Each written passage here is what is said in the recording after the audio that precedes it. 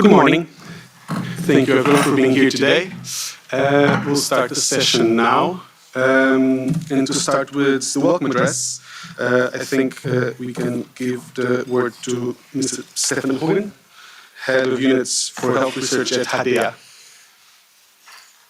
Thank you. Please. Thank you very much. It's a pleasure to be here, an honor to see this closing event of this project. And given the opportunity, I thought we could give you a quick glimpse of what is the Health and Digital Executive Agency, how it works with the European Commission. This will be short, I reassure you. Thank you. So we are. Okay, which way am I pointing? Thank you. So we are an agency that was established by the European Commission to implement programs on behalf of the European Commission. And our particular agency works in the area of health, food, space, industry, and the digital area. We report for the health research program, the health component of Horizon Europe, to 4 departments of the European Commission. They're called Directorates General. That's DG Santé, DG Research and Innovation, DG Connect, and DG HERA, the European Health Emergency and Preparedness and Response Authority. We manage a number of programs, and overall, for the 7-year period of the financial framework, we jointly manage a budget of just over 20 billion euros. As you can see, just over half of that is dedicated to health, partly implementation through the EU for Health program, and another significant part for research to the Horizon Europe Health Cluster, which has a budget of just over 5 billion euros for that period. And briefly, this is more or less, if you know a little bit the structure of the framework program. There are varying components. You're familiar with the Pillar 1 for excellence, with the European Research Council, the Marie Skłodowska-Curie actions, research infrastructures. Whilst we work in Pillar 2, which is more directed to support competitiveness, and it is more innovation-oriented, and within that, we have 6 clusters. These are the different thematic areas. And within the agency, we manage the health cluster, which actually is managed by my team, and as well the digital industry and space cluster. And roughly how we work is that we implement, we take over from, once the European Commission has decided jointly with the member states on what it wants to do in any particular year to the annual work programs, which are then published. We, through calls for proposals, we then implement the process. We organize the evaluations of the many proposals we receive, such as yours was a few years ago. Then once for the proposals that are shortlisted on the basis of the experts' evaluations, we prepare the grant agreements with the consortia. Then the rather longer part of the process is that we monitor the projects over their lifetime. And as you know, a project can span over 3, 4, 5, 6 years, sometimes even more. And this includes periodic reviews, amending the grant agreement if needed, either because you have a change of orientation of the work or because consortium members are changed. And then finally, we also have a duty to report back to the European Commission, what we call feedback to policy. And through that, we try to highlight some of the outputs of the projects to the policymakers at the European Commission and other policymakers. Oh, sorry, I think I skipped one here. This is just to give you a glimpse of what's going on right now, this year. So this year we're allocating just over 500 million euros through 2 types of calls, what we call the 2-stage calls, where the first proposal is rather a short proposal of 10 pages and only examined on 2 of the 3 criteria. And then we, again, with the support of external experts, we shortlist a number of proposals which are then invited to submit a full proposal at the second stage. And as you can see, for the first deadline, which was in September, we received just over 1,000 proposals, which was probably the largest number we ever received for one of our calls. And just under 150 of these have been invited to submit full proposals. And of course, at the second stage, the success rate will be much higher. We expect at least 30% success rate for these second stage proposals. Other topics are evaluated in single stage, the more traditional approach, full proposal from the onset, and all those deadlines will be next month, and we expect to have the outcomes in July, and then start with the process of the grant agreement preparation, and then the projects will run probably from the autumn onwards. We also oversee the Council Mission work program, and these also annual calls. We haven't yet published one for 2024. We are waiting for the Commission to finalize the work program, but nevertheless, we expect this to be published next month, and then the deadline will be in September. So that's a quick snapshot of what we would do in any particular year. Of course, the work programs you're familiar with, they're always available some months in advance. And then we also oversee, so I mentioned we oversee projects. We also oversee projects that are still ongoing from the previous framework program, such as your project, IDEAHL, which was a coordination and support action, so a little bit of a particular type of project, not a typical research and innovation action, but also a very important strategic type of action that we support on behalf of the European Commission. We still have over 300 projects running from Horizon 2020, and then from Horizon Europe, the current program, which started in 2021, we already have almost 400 projects ongoing. And just to give you an idea, the average grant size for research and innovation actions is around 7 or 8 million euros. But we have some outliers. We have, for instance, coordination support actions, which are sometimes 1, 2, or 3 million euros. But we also have some very ambitious, what we call partnerships with member states, which involves co-funding from the member states. So in addition to what they contribute through the framework program, they also match the funds that come through the framework program. So this is our biggest project, the PARC project. Through the framework program, the EU contributes 200 million euros, and this is matched by the member states. So it's a 400 million euro endeavor. Oh, sorry, again, skipping slightly, coming to the end. You know this. Sorry, there's a lag, and we have to be patient.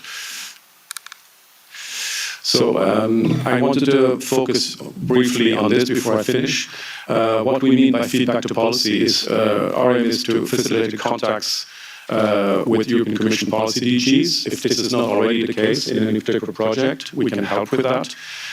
We also foster clusters of projects. So if there are a bunch of projects which have come from a topic which are addressing a similar issue, we will encourage them to work together. Sometimes this is actually a request from the Commission through the framework program. Sometimes it is something that is just a possibility that we facilitate. We bring the projects together. We bring the policymakers from the European Commission also in the room, and we see if there is an appetite for further collaboration between projects. We also encourage engagement with stakeholders, sharing good practice, but of course, I think in many cases, such as this project, you are doing a good job on your own. And finally, we encourage and support dissemination. And we have a number of tools which can help further disseminate outputs from and results from projects. Yeah, and just to finish, this is our little photo of your project. And this is, again, what we call a strategic project. The coordination support actions are very important. And we were very pleased to see that in this project there are 14 partners from 10 EU member states. I think we take for granted now the power of the framework program in bringing researchers together. I think it's something that is unique in Europe and probably in the world, that you can have 14 partners from 10 member states and actually another one from Australia involved in a project. And I think we really value this dimension of the framework program. So I realize your project is about to end, and this is probably the closing event, or at least the closing event towards stakeholders, but I've heard that there is a great appetite to continue to work together, and I really salute and endorse that. and I think we will be there to try and help you if we can. And I apologize on behalf of the project officer, Sarah Brazis, who could not be there until the last moment. She was planning to be here, but for personal reasons, she could not make it. So a big hello from her, and thank you on behalf of the Health and Digital Executive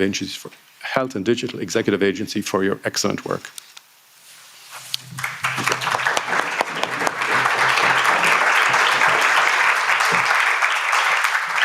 Thank you so much, Mr. Hogan. I will now welcome MEP Lina Lisi, who very sympathetically is hosting us, to please take the floor. Thank you. I will speak Italian because it's better for me. So you will have the patience to listen our translator. Ringrazio. I would like to thank the head of the unit for health research at IDEA. I'd like to thank all of you for coming to hear me. Thank you for coming to the European Parliament to present your work. I'm delighted to open the Improving Digital Empowerment for Active Healthy Living conference, organised by Open Digital and the Central European Initiative. We previously hosted Building an Ideal Europe here. That was a first step to discover the IDEAL project financed by Horizon Europe. One of the first file I worked on as a shadow rapporteur, and when I came to the Parliament in 2019, was this. It is an extremely important topic, and I really enjoyed working on it. 1 year on from that event, because it was on the 7th of the 3rd, 2023, that we heard from you before. I'm delighted to be hearing from you once again at this closing event.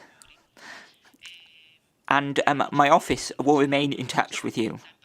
Digitalization has transformed our lives, in particular over the last few years, and we can only assume that it will continue to transform our lives in future.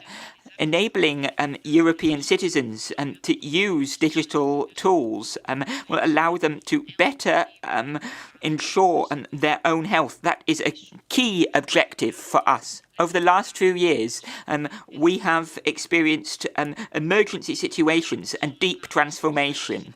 Data is an essential resource in the digital transition.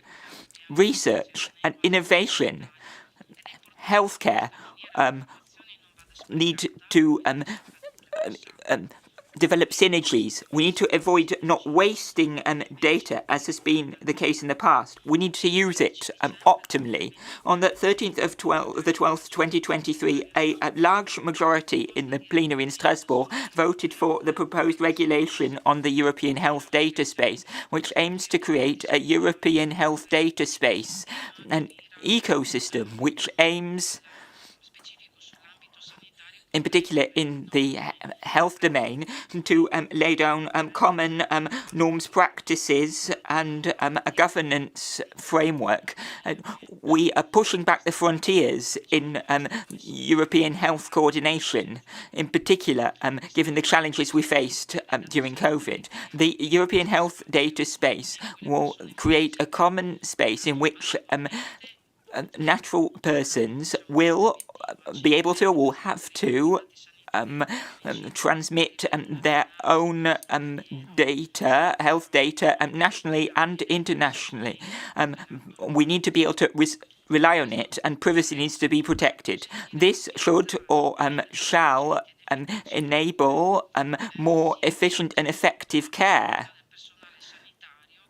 And I'm talking about the perspectives of the healthcare workers and patients, both at a national and international level. This shall or should allow authorities and researchers, and that is important for you given your role, to better help pharmaceutical companies to respond to health emergencies and to create medicines which save lives, for example, fighting from cancer, or in the fight against new and old illnesses.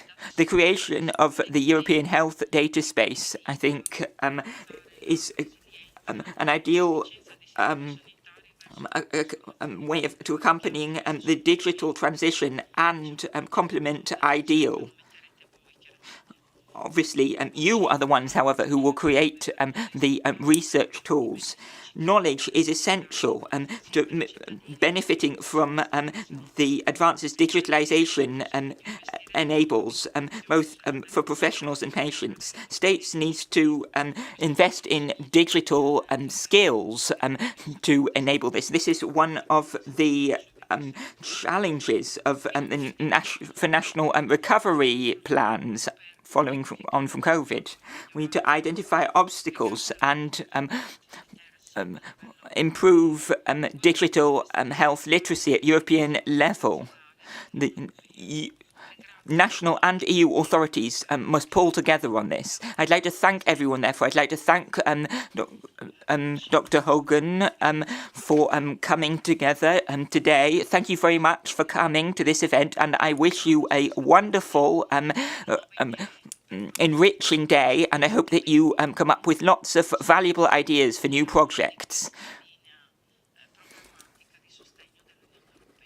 And I hope that my introduction has given you an idea of the direction the EU wants to go on. And I'd like to thank you very much for what you do, not just today, but every day. Thank you. Thank you so much, MEP Elena Lisi. And Mr. Hogan, thank you. I would then close this welcome address and would move forward to the keynote address. And I would invite Mr. Ryan Duchange to take the floor.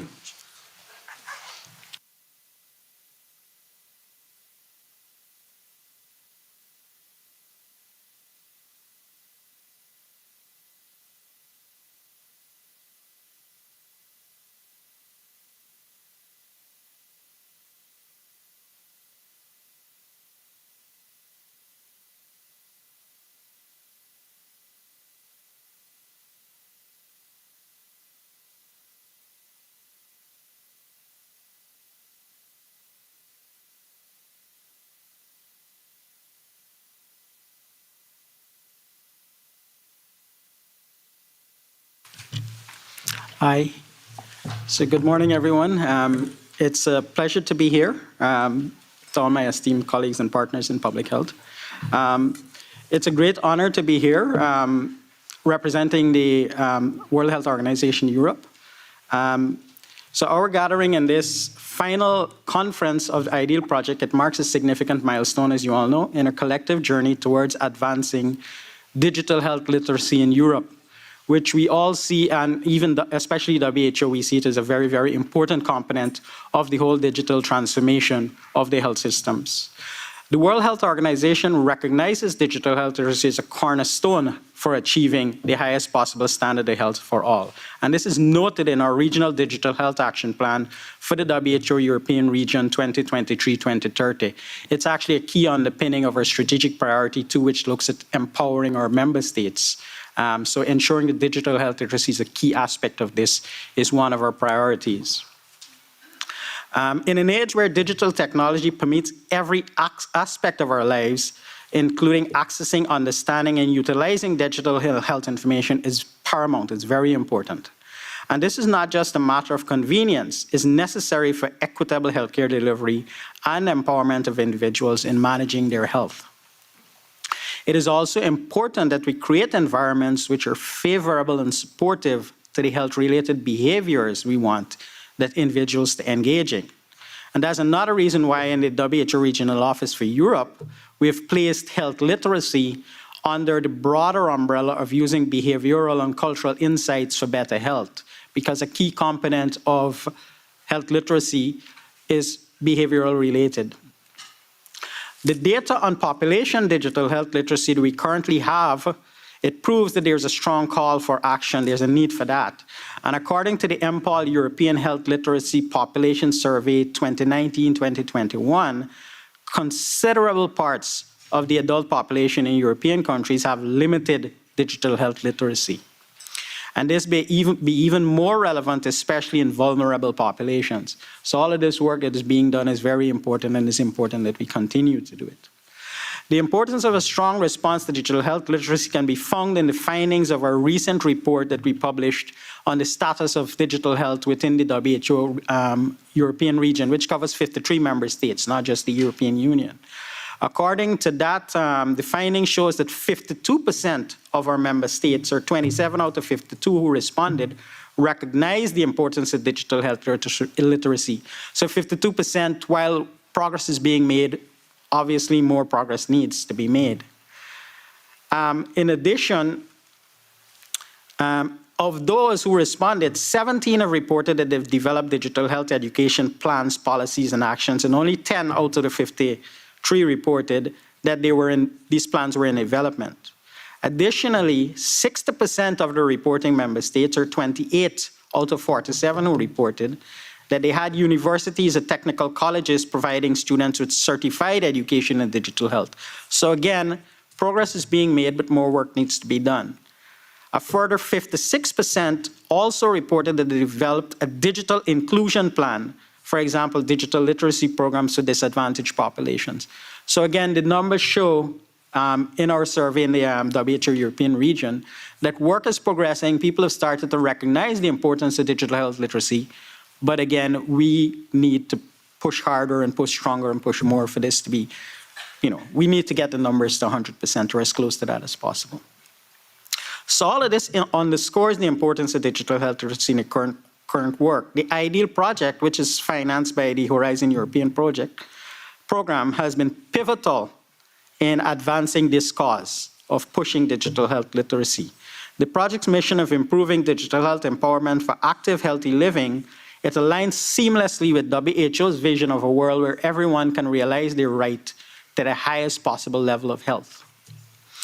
So let us reflect on the accomplishments that you all in this room who've worked together on this project, what you've done. The ultimate purpose, as we all know, is the empowerment of EU citizens in using digital tools to make a more active role in the management of their own health.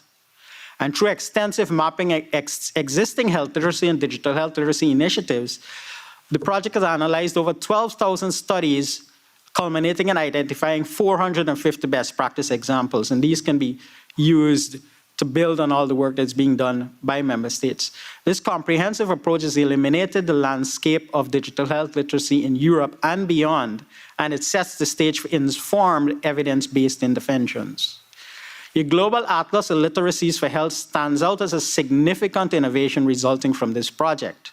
This tool showcases the interactive data on digital health literacy levels and tools, and is a testament to what can be achieved through collaborative research. It offers policymakers, educators, and health professionals a powerful resource to inform strategies and policies.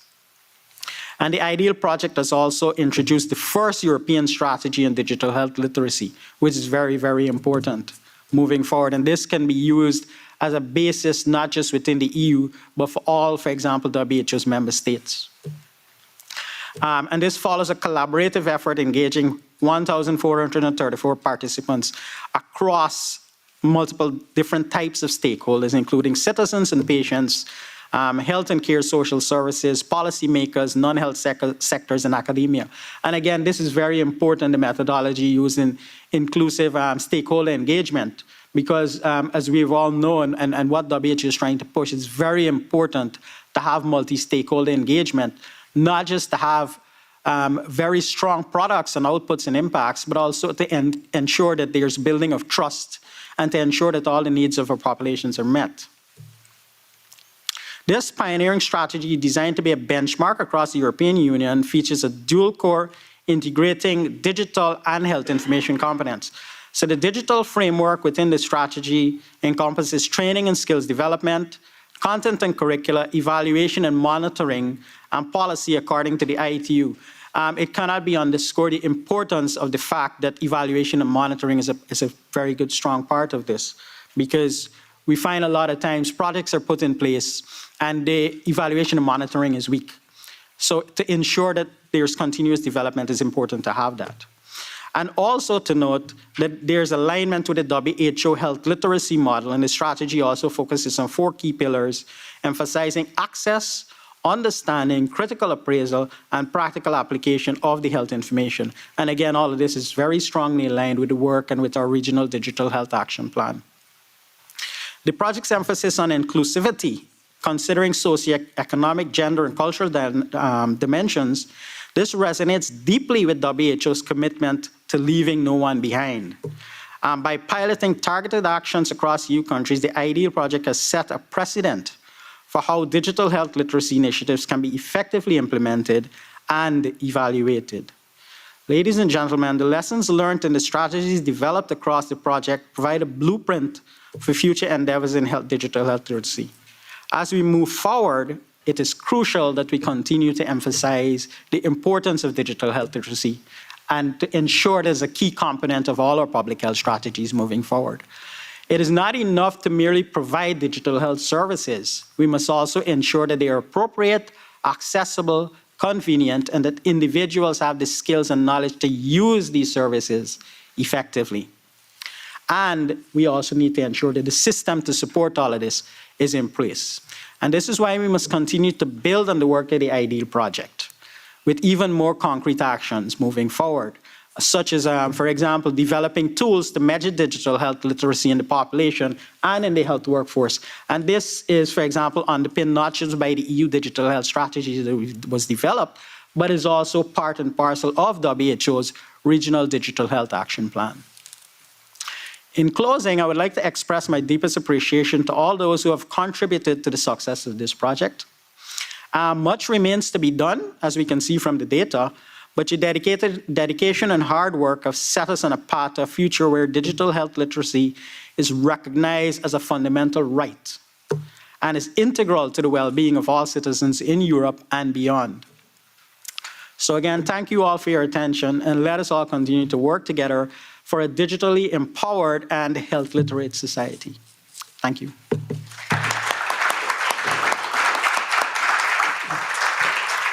Thank you very much, Mr. Reinders, once again, for your time and patience. I would move on. We're a few minutes late, but just fine. I would then invite Rosso Pisano, our coordinator, to the floor to present to a short introduction on the project and our milestones.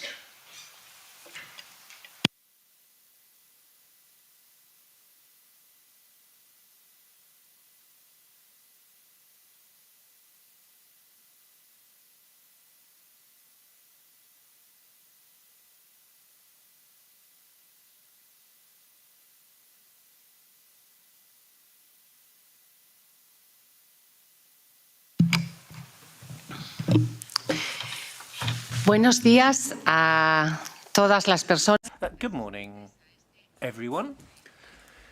Thank you for coming to this significant event. I'd like to welcome those of you who are in the room, plus those of you watching us on streaming. It's a pleasure to have you here as we come towards the end of the IDEAHL project.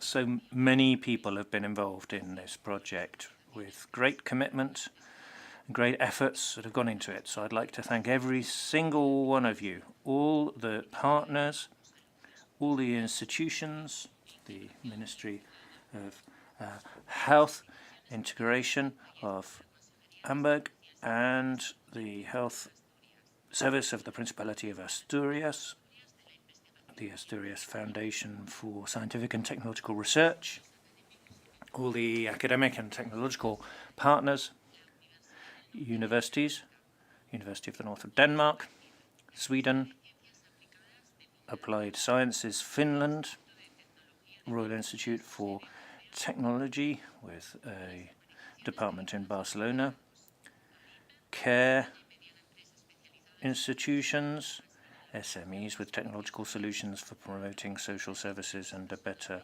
quality of life for the elderly in Spain, housing and assistance to the elderly service in Italy, Caritas Coimbra, Portugal, EU and civil society bodies, Women's Health Ireland, Central Europe, headquarters in Italy, Improving Digital Capacity in Europe Institute based in Belgium, and Visenius NGO France, Business Sector, Canary Islands.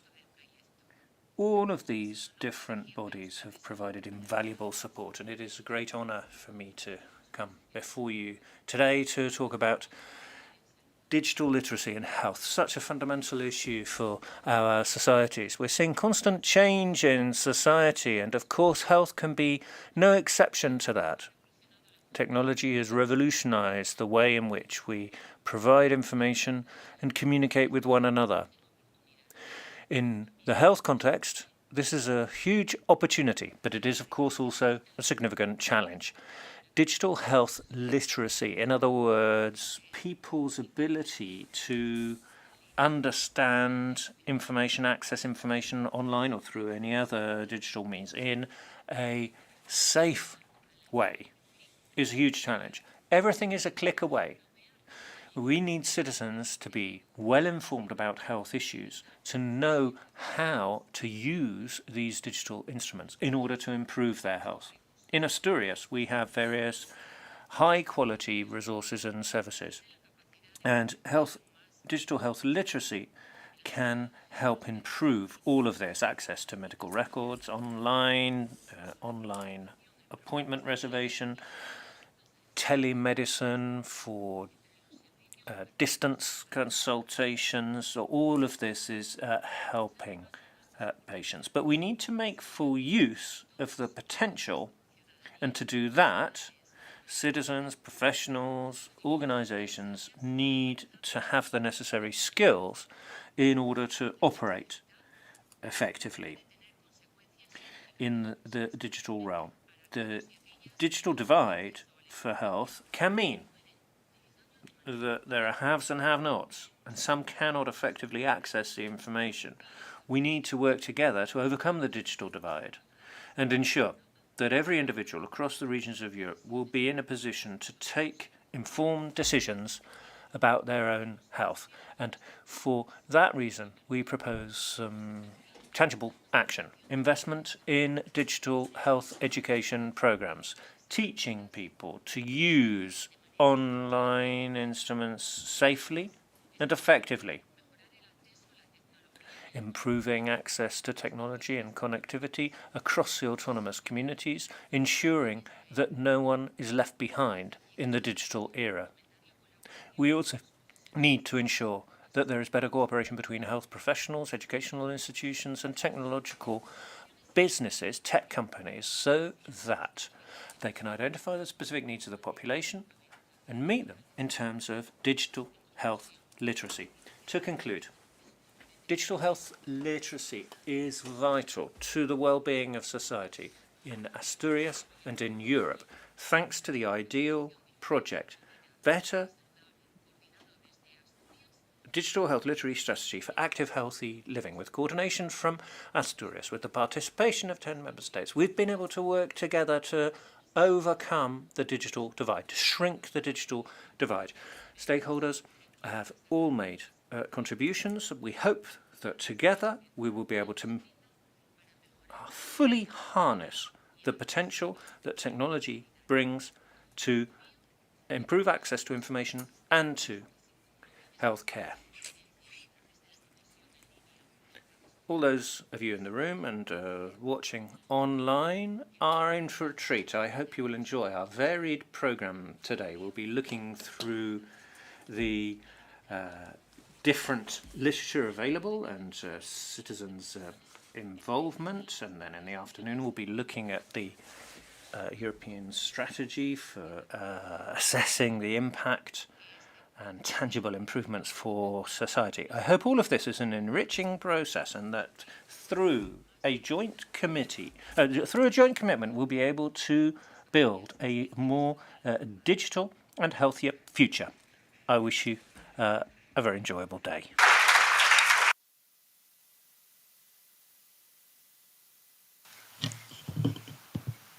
Buenos días. Buenos días a todos y a todas. Yo continúo. Good morning, everyone. I'll continue in Spanish since we've heard from the Director General for Care, Healthcare of the Principality of Asturias. I've got a presentation for you. See if I can get it up and running. People normally end their presentations with all the thank yous. Thank you for coming, thank you for watching online, thank you for being in the room. But I'd like to start with that. This is a picture of a year ago when we were kicking off. Thank you to the organisers. Thank you, Alfonso, for all the work which you've done. Alessandro Paradin, I don't know if Alessandro's in the room. Thank you.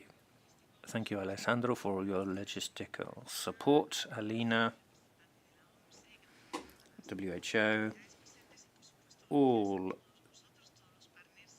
those stakeholders, partners who are present, thank you for the work which you've done, which has made it possible for us to offer the scientific community and the political community this account of what we've done. We're beginning to see the first glimpses of results and of potential for the future now. So what we have is a set of products, and we can discuss together where to go from here, how to disseminate this, and as Ryan said, how we can ensure that this is useful and that we do improve the digital health literacy of people in Europe and beyond.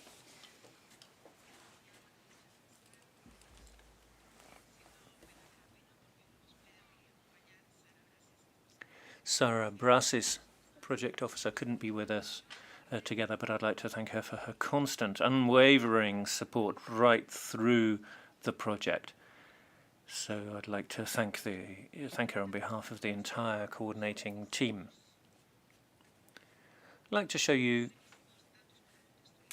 some data to put the project in context if you're not familiar with it.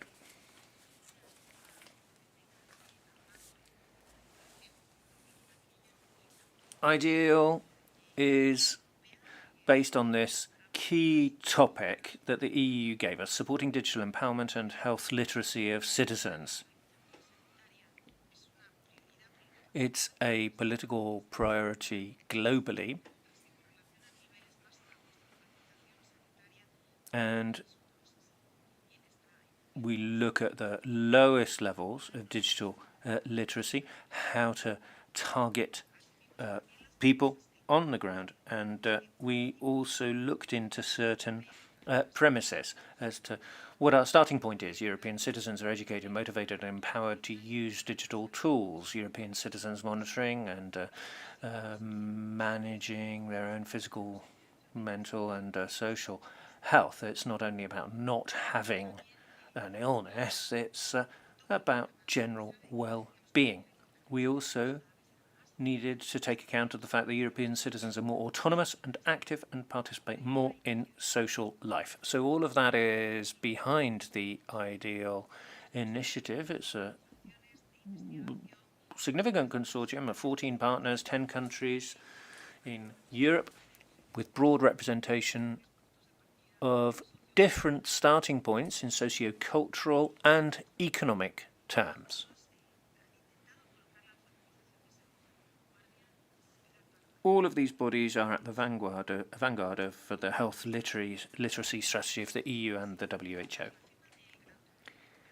Following signature of the grant agreement, we got under work with the kick-off in 2023 in Asturias, working on health tech as a driving force for improving the situation for professionals and patients on preventable risks linked to the chronic diseases which are prevalent in Europe.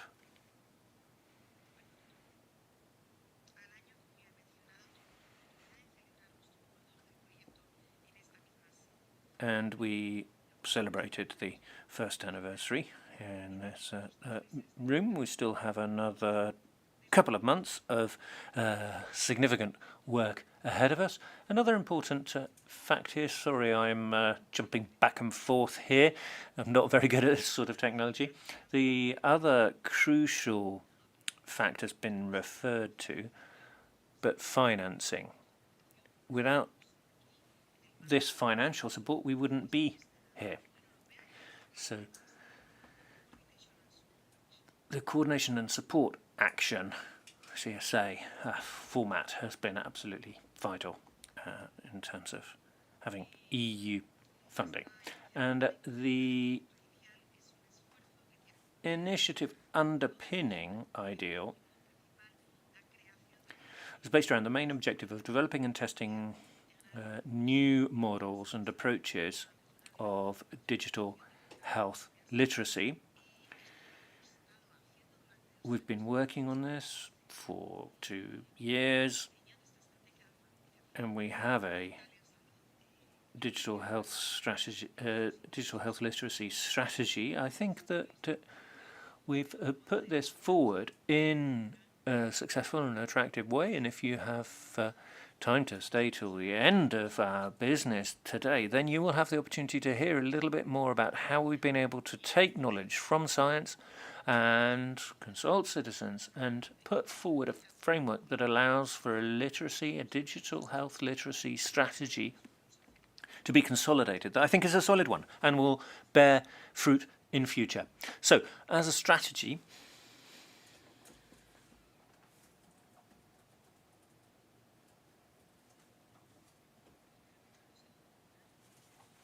so I'm not sure where I'm pointing at here. So as a strategy, it involves the formulation of DHL promoting policies, the recommendation and testing DHL strengthening interventions in Europe and beyond. Health professionals have to develop and prescribe, but it's citizens who, of course, the target audience, and political decision takers are, of course, involved in terms of developing skills and empowering in the digital field. So these are 3 different target groups, if you like, at the core of the digital health literacy strategy. Another key point that we must not forget, and indeed we have not neglected in developing this strategy,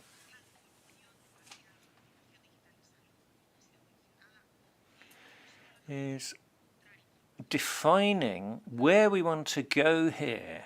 The digital health literacy strategy is not just about the ability to seek, find, understand and appraise health information from electronic sources, but it's also applying the knowledge gained to addressing or solving a health problem. So as citizens access digital services, they can self-manage more effectively, and that is particularly of interest to the most disadvantaged groups. What we don't want to do is see a growing digital divide, which would then worsen that situation and those healthcare items. So to sum up, the value propositions of IDEAL are a wide EU representation, one consortium covering the whole value chain of health and digital transformation, a strong focus on social innovation and co-creation to promote a participative and inclusive approach, a special attention to various aspects of the strategy, tight connection with policy makers.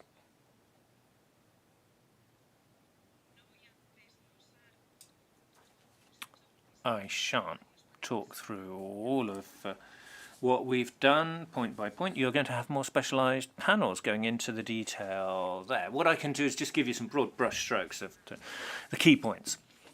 And you can then hear more about these later on during the day. So, mapping. A scoping review. That was the first key point.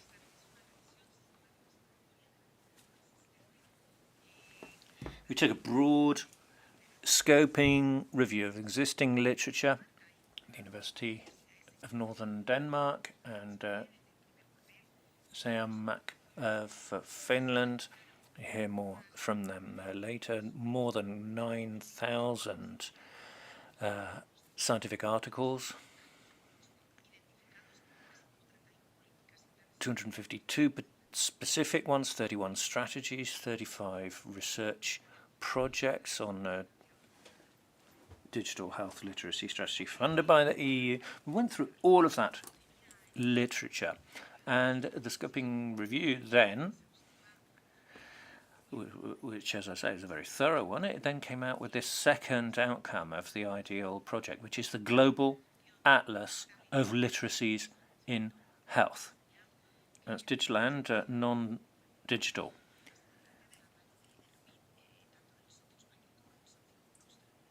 And you'll be hearing from Amit, the Spanish and Australian partners, in panel 1 on that.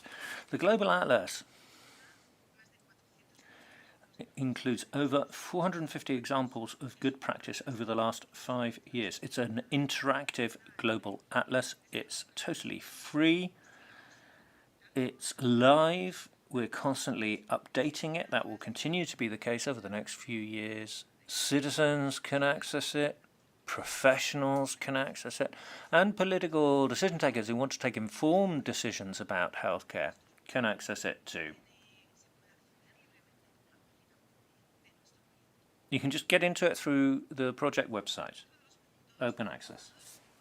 Another innovative aspect of the IDEAHL project is to share strong points as well as weak points and lessons learned. Co-creation is a key way of pooling this. There's another value element as well as evidence review and analysis of what people's opinions and beliefs are. All of that broader consultation process brings together all of those dimensions. Co-creation puts all interested parties at the heart of the strategy for health and healthcare. It's a rigorous methodology. Regardless of the position of the individual, it is putting them at the heart. 19 target groups, 140 co-creation sessions. A whole range of people. So you can see here, different backgrounds, different, stronger, and weaker points. These are the target groups across member states. This is who's been involved in the co-creation. You can see these huge variety there of different backgrounds, and that I think has fed into the strength of the strategy. So, IDEAHL has a lot of information. There's a lot of results coming out, but in terms of key summaries, there's a white paper, information document, dissemination document, summary of conclusions. There's a link to the atlas. That's up on the website. You can download the white paper from the website. So all the languages of the consortium will be covered soon. We also put forward an interactive summary. We don't have it in the room as an interactive tool because we were worried that there might be some sort of technical hitch, but you can access it. As you can see here, it's fully interactive. The idea is to focus on different aspects. You can go across the key points that you want to access and kind of build your own atlas that way with the data that you're most interested in. So, EU Digital Health Literacy Strategy, interactive presentation. It's in the entrance, it will be on the website. We'll also be distributing it soon. There's an index, everything that's in the strategy, so you can access it directly, summary, objectives, mission, vision and values, methodology, ethics and privacy, monitoring and evaluation. I shan't go into all of that detail. There'll be a panel after lunch going through the strategy. What I would like to stress, though, is that in conceptual terms, we've tried to bring in all the information on the revision, co-creation. We have a framework, obviously, from the WHO. That's at the core of what we're trying to do in the strategy. There are various recommendations from others as to the best way to use digital instruments, and of course ethics, privacy, gender, inclusivity, accessibility, sustainability. All of these are covered. There's a lot of information in there. From the outset, there's been a very hands-on approach. It has a very practical focus. So the strategy toolkit is macro and micro. You can look at what you want to develop, what you want to update in terms of your digital health literacy strategy. There's a very interesting section on monitoring and evaluation of the strategy.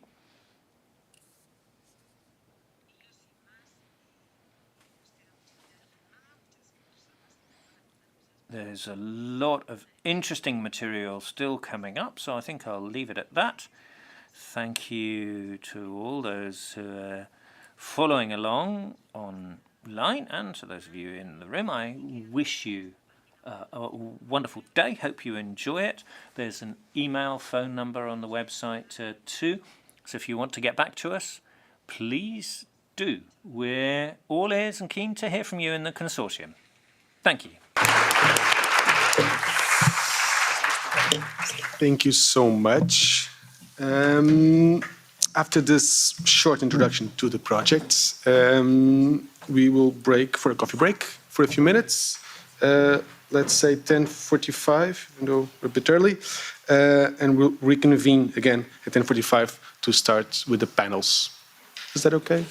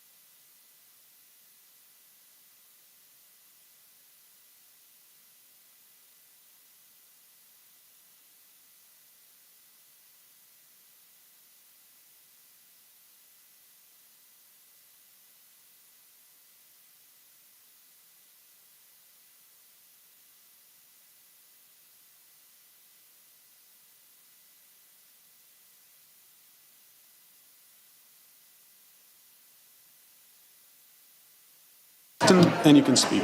And if someone else is presses, this one. I know.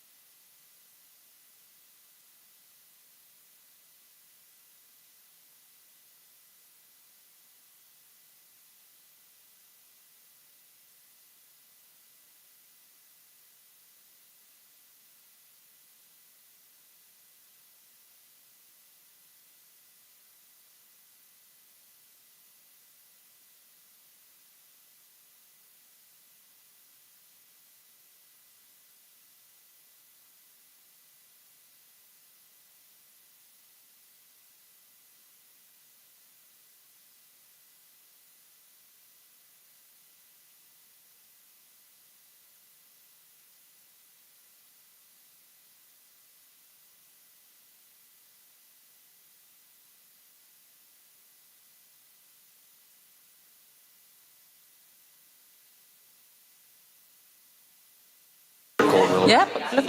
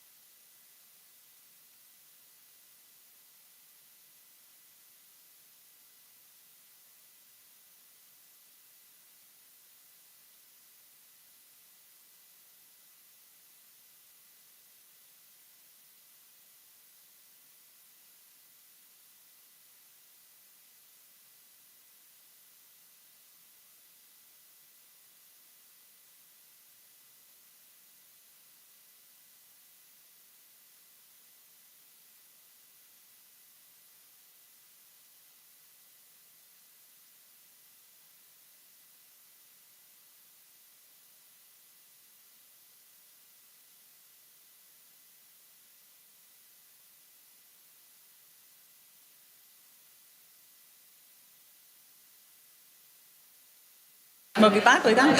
Nej, han har ikke tænkt sig at gøre noget her. Nej, okay. Are you ready? Ja. Yeah. Welcome back from the coffee break. So, we hope you enjoyed the break, and I hope you can hear me. Good. We have been looking so much forward to come today to present the results of the IDEAHL project. It's an EU strategy, as you have heard, about digital health literacy.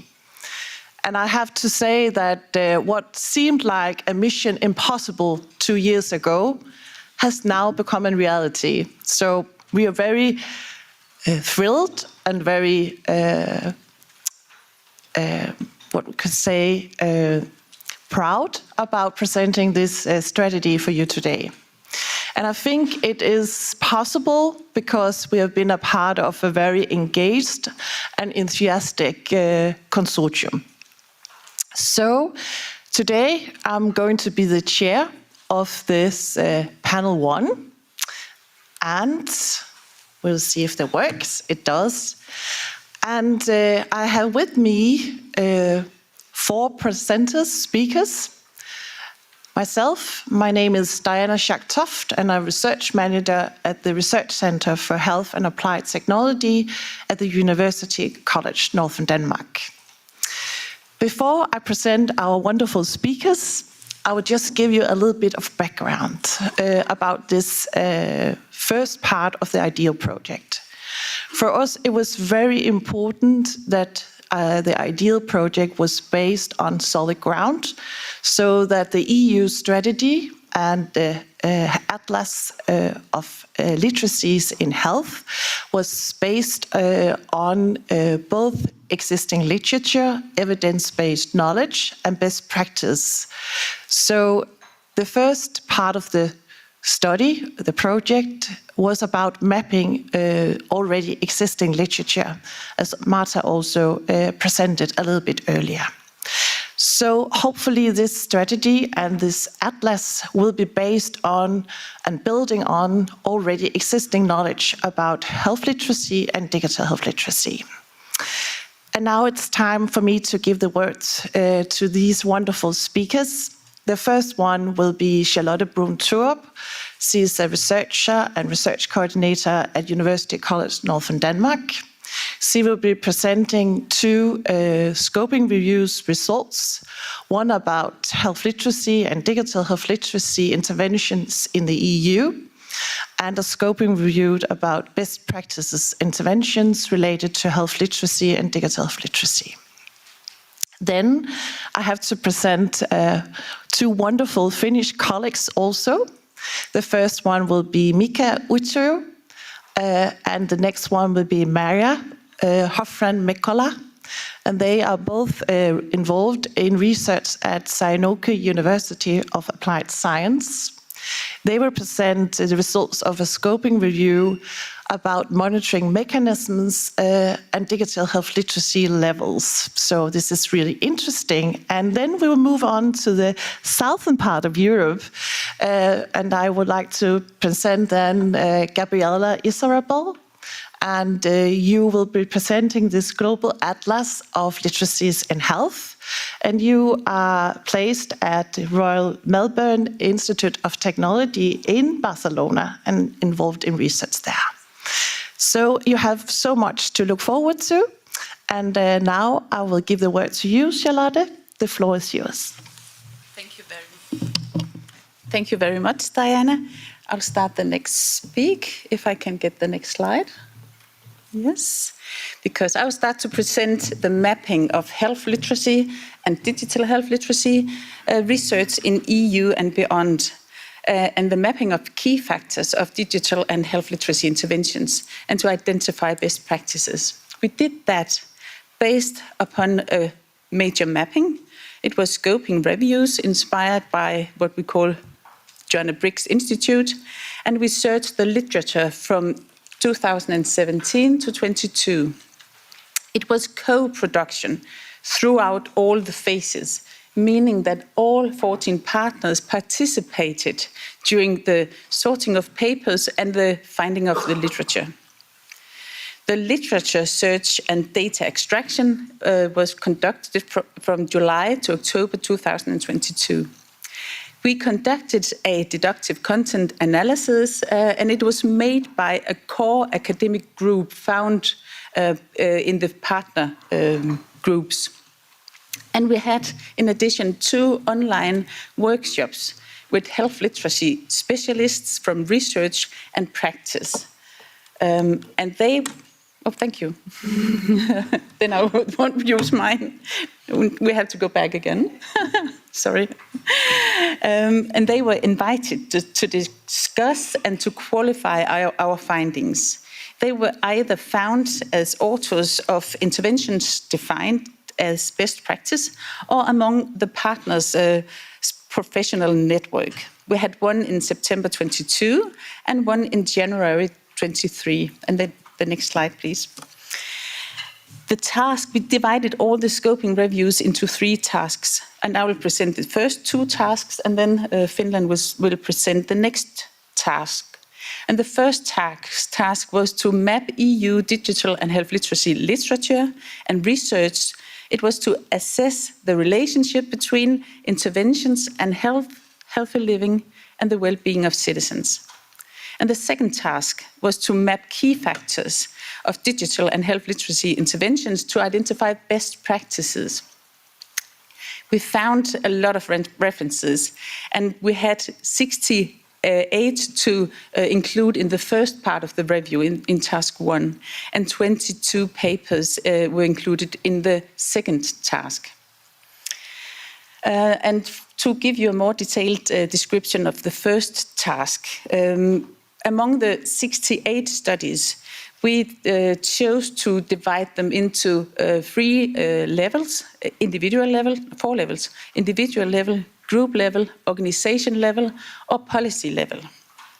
And across all the studies, there were no clear understanding of the relationship between health literacy and digital health literacy and healthy living.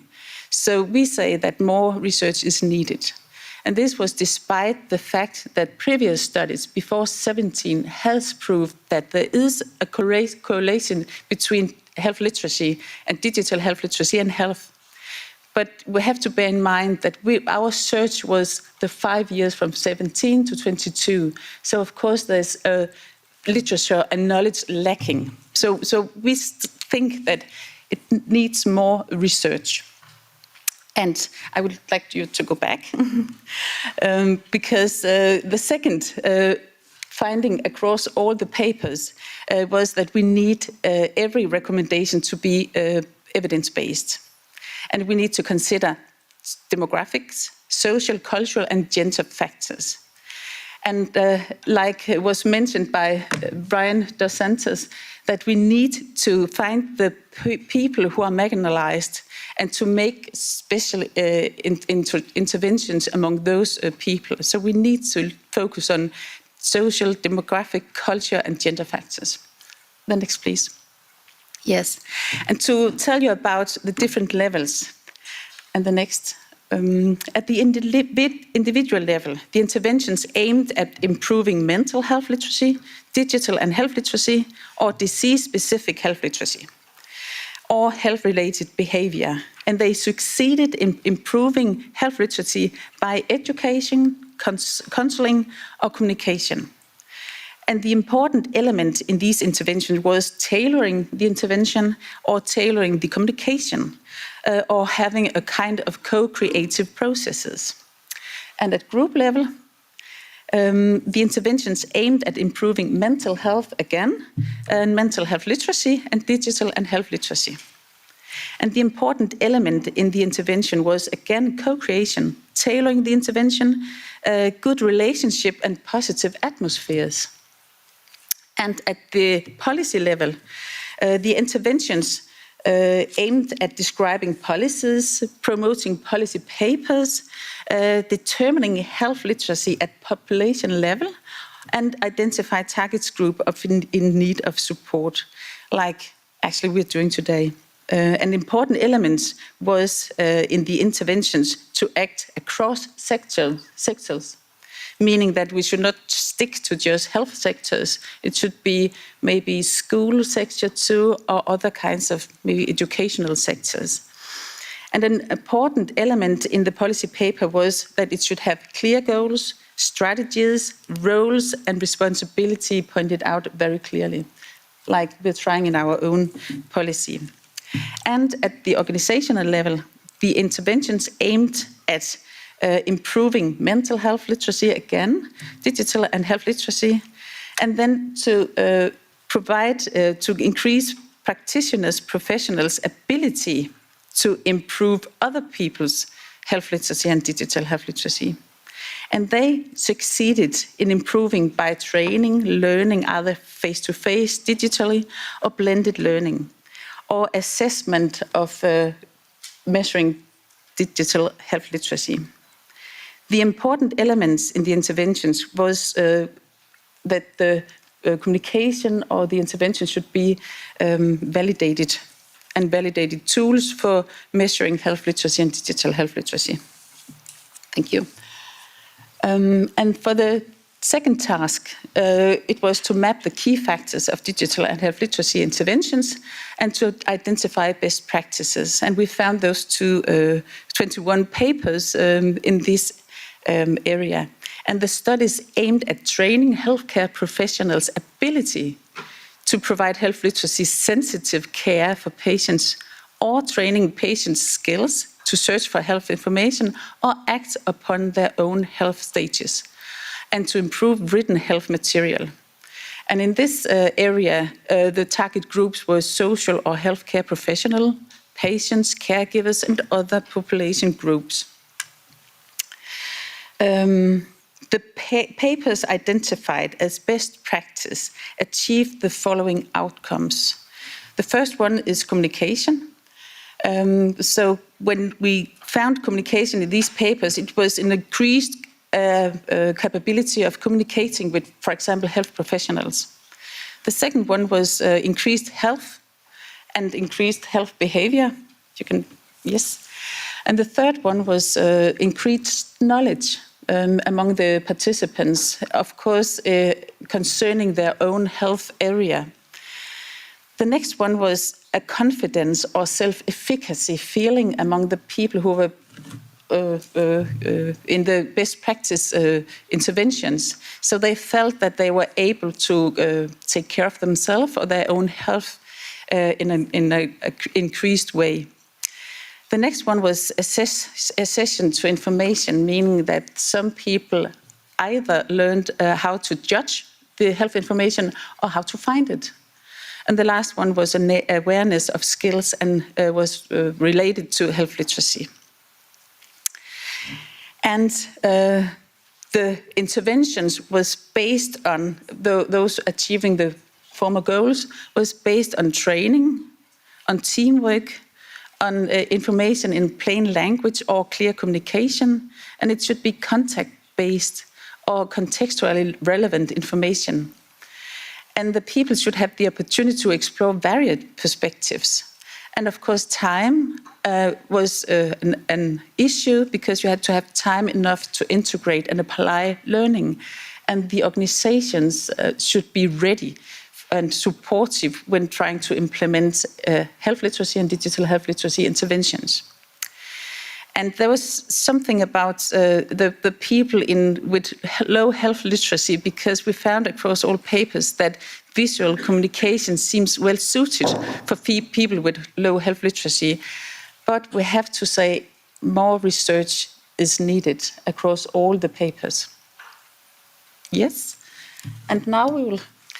Thank you very much, Charlotte. It's very interesting to see how you have got different overviews across those two scoping reviews.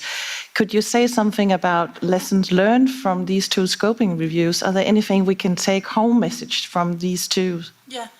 Could you go one back? Yes, because I think one of the most interesting thing is that contact-based education, contextual relevant information, and with the other review I told you about, it has to be tailored, the intervention. So there's something about being specific with the person or the group of people you are trying to increase their health or health literacy, that it should be focusing on that particular group.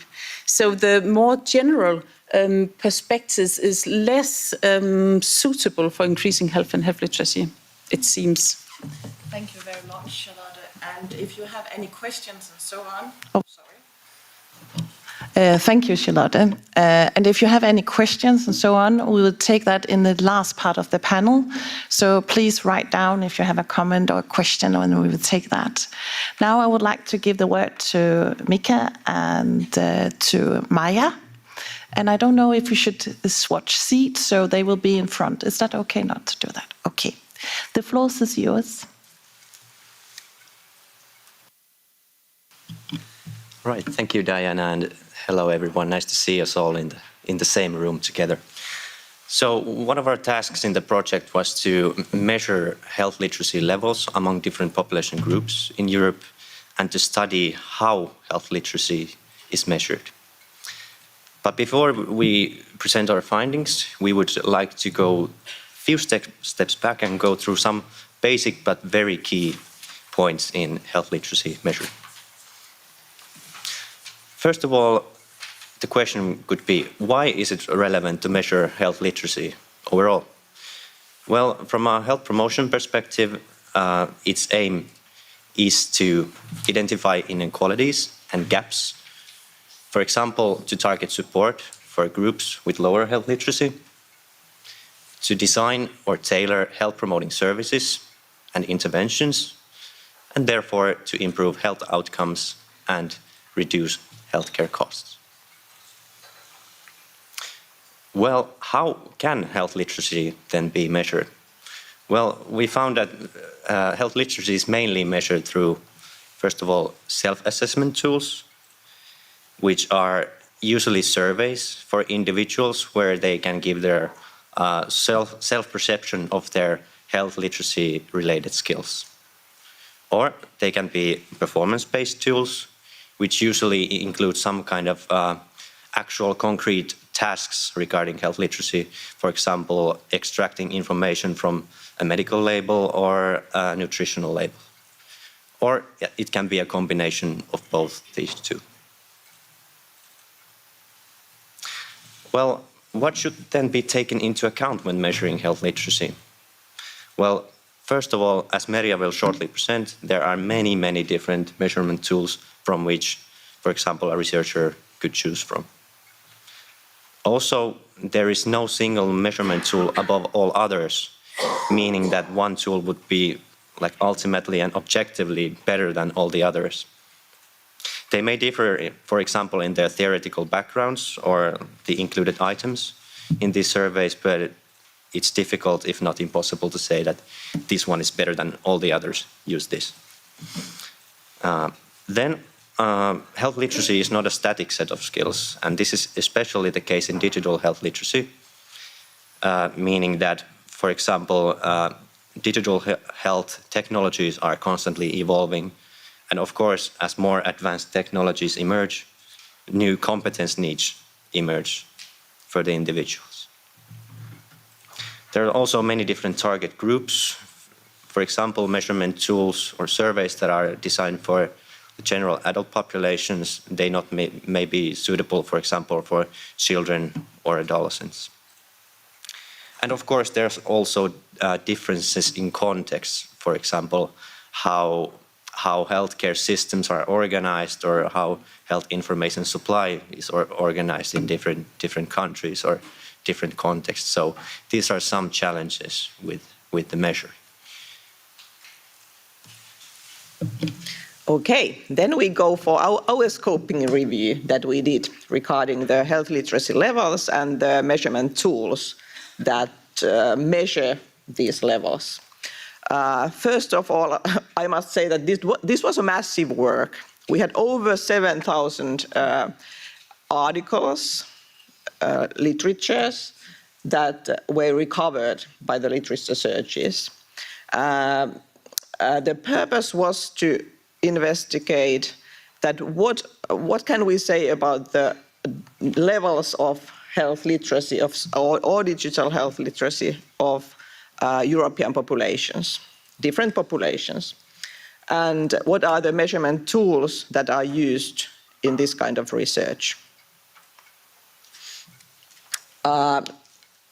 When we started with over 7,000 articles, we ended up with 163 articles that were relevant for our research questions. We found out that 22 out of 27 EU countries had at least one article published during this 4 years period from 2018 to 2022. So we can say that health literacy is a popular topic in European research. Most of the articles were from Germany, but followed by a lot of countries with at least one article. 1/5 of this research was targeting digital health literacy. So that's not that popular. So far, it's rising, but it's only 1/5 of all the health literacy research. So not even half of the EU countries had at least one article published about digital health literacy levels or the measurement instruments during this 4 years period. There were many populations measured, different kinds of populations. The most popular ones or the most articles covered general, mainly adult populations. They differed a lot from their, for example, the age scales, which they included in the articles. Thereafter came the patient populations and student populations. And then much less articles were about, for example, older adults or healthcare professionals or migrants, but they were also among these articles. As Mika said, there are a lot of measurement instruments that can be used in this kind of research type evaluation of health literacy levels or digital health literacy levels. We found 55 different measurement instruments during this 4-year period in the articles. Most of them, as research is only concentrated on health literacy in general, they were the health literacy instruments. And the most common ones are these two European health literacy scale instruments with different amounts of questions. And then 13% of the tools were digital health literacy tools. And clearly the most common one was the IDEAHLs. It can be also said that 55, over half of the tools had only been used once in these articles. So there's a lot of variety in the tools. We wanted to conclude something about the health literacy levels, and the one that we could conclude based on the most representative articles, we can say that around 40% of EU citizens have some kind of deficits or has a low health literacy level. That can we say, and that's actually in line with recent reviews that are published on the topic. But we cannot say, based on our review, we couldn't say anything about the health literacy levels of certain more specified population groups. There's not enough data to conclude about those. And also, there's too little research, at least in this 4 years time period that we investigated to draw conclusions about the digital health literacy levels. Still more research is needed. Okay, take-home messages. We can say that health literacy is a popular topic in Europe, but not that much digital health literacy yet. We cannot conclude so much about that. It's quite difficult to compare these, when we do research like this, that we take all the measurement instruments, it complicates the conclusions because they are not that comparable, the measurement tools. Again, it's not that easy to conclude about the health literacy levels, for example. And as Mika said, we cannot recommend any instrument above the others because they are different kinds of instruments for different kinds of purposes and for different kinds of target groups.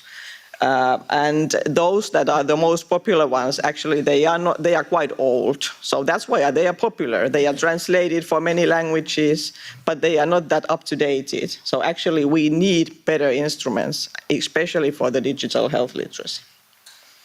And we can also conclude from our research that children and adolescents, they are quite understudied population group, especially regarding the digital health literacy. They use digital channels a lot, but we don't know about their digital health literacy levels. So, recommendations for the future based on this scoping review. We can say that especially digital health literacy instruments, they should be updated and adapted. So we need in order to compare the results, we need more newly updated instruments. But still we need many of them because it's probably not ever possible to just choose one instrument that fits others, fits for every purpose for every user group. And we need, if we want to compare, for example, European countries or European populations, we need more research with nationally representative samples. We don't have that kind of information. And in addition, we think we should concentrate on these groups that are the most vulnerable ones, for example, in using digital tools and digital services. So we need to target research also for these groups. Thank you. then we continue for the Atlas. Yeah, and thank you, Mika and Maria. I have a couple of questions for you, if that's okay.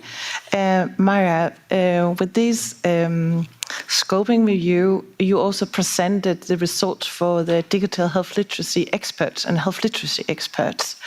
What was their opinion, feedback on that workshop where you presented some of these results? Yes, yeah. That was interesting. When we conducted the scoping review, we were amazed for the amount of the number of the instruments that we found out. And we thought that this is really a problem. But I think it became quite clear when we presented the results for the champions that it is quite natural, and we need these many kinds of instruments. So I think the idea came from there that it might be a problem that there are that many, but there's never a possibility to choose only few ones. So I think they supported the results, but they also said that we need many kinds of instruments for different kinds of purposes. Thank you. And I know, Mika, that you have continued some of the work in looking into some of these measures in your PhD. So how do you work with some of these results from IDEAL into your PhD? That could be quite interesting to know. Yeah, thank you. Well, first of all, there are 3 aims in my PhD. The first one is to study how have the roles of citizens evolved through the evolvement of technologies. The second one would be, what do the digital health experts see as the most relevant digital health literacy competences today and onwards? And the third would be translating and validating a measurement tool for Finnish population for digital health literacy, since that is currently lacking from us. So we can see an influence from IDEAL going right to Finland also. Yes, thank you. Now we'll move on to the presentation of the Global Atlas of Literacies in Health. So Gabriella, the floor is yours. Thank you very much. The next. Okay. So, hello, I'm Gabriela Irrazabal. I'm from RMIT, based in Europe, RMIT University. First of all, I would like to thank all of you to being here and listening to us, to Diana and Charlotte and all my colleagues at the Work Package 1 that we worked so hard, and also to acknowledge Karen Butler-Henderson, which was our CI and leader of the team in Australia, Mary Lam, and my colleagues here, Maela and Aiden, who also work in the Atlas. So we worked really hard on how to translate, because I'm going to take what you said, Maria. It was difficult to compare, very difficult to compare. And one of the tasks that we have to do was to develop a visualization tool, yes, an online data visualization tool, so that we could benchmark the countries with different levels of health literacy and digital health literacy. But as there were so many scales, so many instruments, so many different measurement tools and so on, it was very difficult to start doing that. So we decided to make an online data visualization tool that shows the levels of health literacy, best practice, interventions, initiatives in Europe and beyond. And we develop it, we manage it by RMIT University, and we partnered with a technology company which is called DMAT, and we use their technology to benchmark all of these levels and results, because what we needed to do was to geo-reference every level of health literacy that we found in the literature review. So we want the Atlas to be a comprehensive resource. We want the Atlas to be a tool for teaching and practice and developing this understanding of tools and digital health literacy, and a resource, of course, to promote health equity and digital empowerment at the UE, at the Europe and beyond, because you're also from Australia and Asia, where we are promoting the Atlas as well. So the next one, please. This is a very small chart that you cannot see very well, but we developed a method on how to extract the data from the literature review that our partners did in the work package 1. We also contributed to the review, but what we did is to develop an extraction method of the levels, exact levels of health literacy that every single article reported. It didn't matter if it was a best practice article or a monitoring article. We did extract the data and we developed a data set, many data sets, and then we uploaded it to the map, exactly to visualize. And we also did it by designing it with digital health experts, because we have many workshops that we did with digital health experts in Europe. We also have a co-creation session with healthcare students and professionals. Here you can see a picture of one of the authors of an article that found herself in the atlas and was discussing on the way that she saw her article was well summarized and represented. So we discussed with authors, with digital health experts, with students. We also had a long list of articles in a spreadsheet that was kindly reviewed by the president of the Health Literacy Network in Spain, which is here with us today, Eulalia Hernandez. So thank you very much for doing such a hard work. And we also had to include, after all of these workshops, we had to include more data, because experts said that, okay, yes, you did a review till 2022, but we need more articles to be shown there. Everyone wanted something to be highlighted on the atlas. So we had to conduct another review that was kindly supported by Laura Bruneda from the coordinating team, and Marta also, thank you so much. And we had to upload many initiatives that we find that were not part of the first review. So saying that, this was the method we co-created with experts, students, healthcare professionals. We also had a review of our spreadsheets, and this was the method that we developed within the atlas. The next one, please. I am going to show a video and now of how the atlas works. So it's going to take a few seconds to be included, to be shown, but what we wanted to do is to highlight our atlas also in our university website so that students can access to it. We are encouraging professors to include it in the syllabi of the subjects. We are doing many things so that we can also promote the atlas in our university community, and because we have also a campus in Australia, Vietnam, and Europe, right? So we are trying to make it usable for our community. So when we access to the atlas, we can see we have an explanation on how it works. That is part of the IDEAHL project, that is based on the extensive report that the Work Package 1 has produced. So people can download, they can read the report if they want, or they can click and access the atlas and visualize the data. If we go down in that website, we can have also some information about the project. People can go to the project site if they want as well.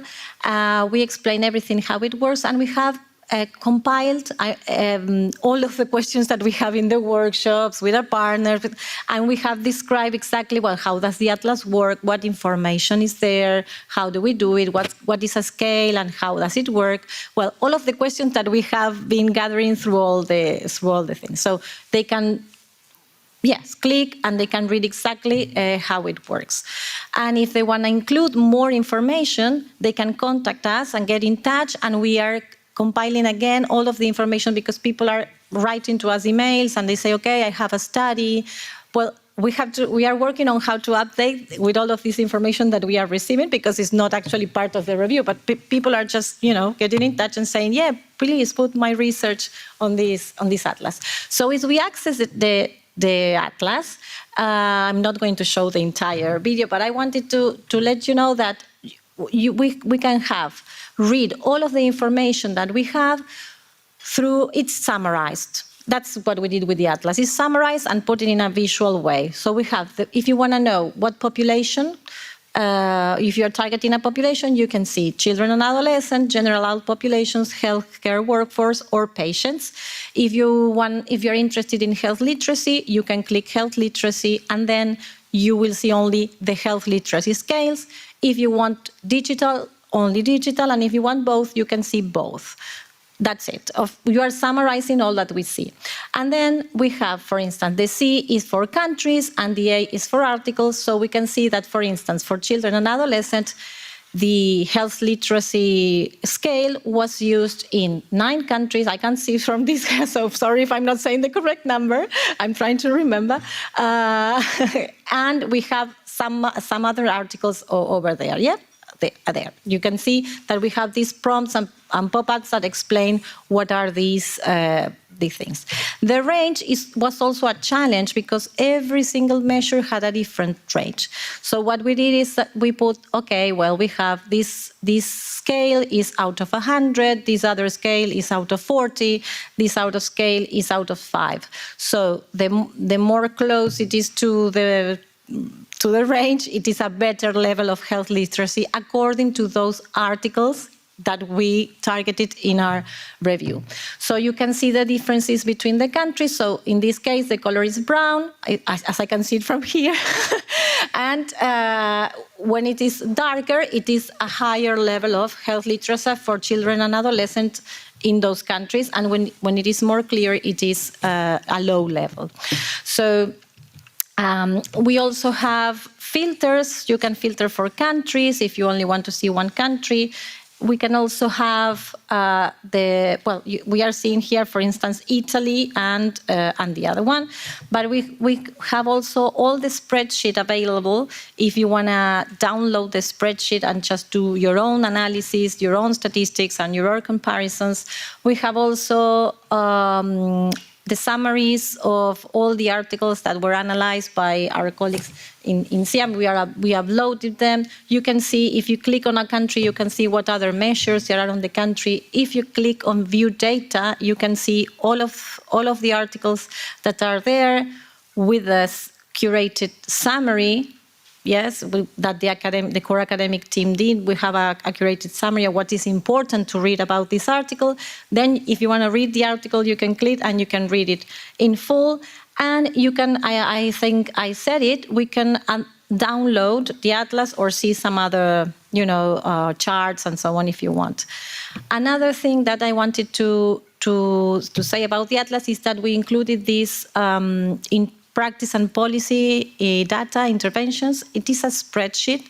It is not interactive, and people can download it and do their own analysis because we have many. It was like more or less there. I'm showing how you can export it and do your own thing. But the practice and policy data was so massive and was so big that it was not possible to clearly visualize it. So we have, for instance, 100 initiatives in Spain of digital health literacy that were not published in scientific papers, but they are ongoing in initiatives and interventions. So you can go look at them, have a look, do your analysis, and so on. So the idea of the atlas was to, well, it is working while I'm speaking, but the idea was to summarize and to make it easy for other people to gather information if they want to know the state of the art of health literacy nowadays in Europe and a little bit beyond, which are the best practice, which are the interventions that are working nowadays. So the idea was to make it a usable tool for practice, research, and also teaching, especially as we are a university. And the next one, when you want, then I can share the presentation if you want to see it. But we are very happy because the atlas is actually being used in our, at least in of what we see, because we have metrics on analytics and so on.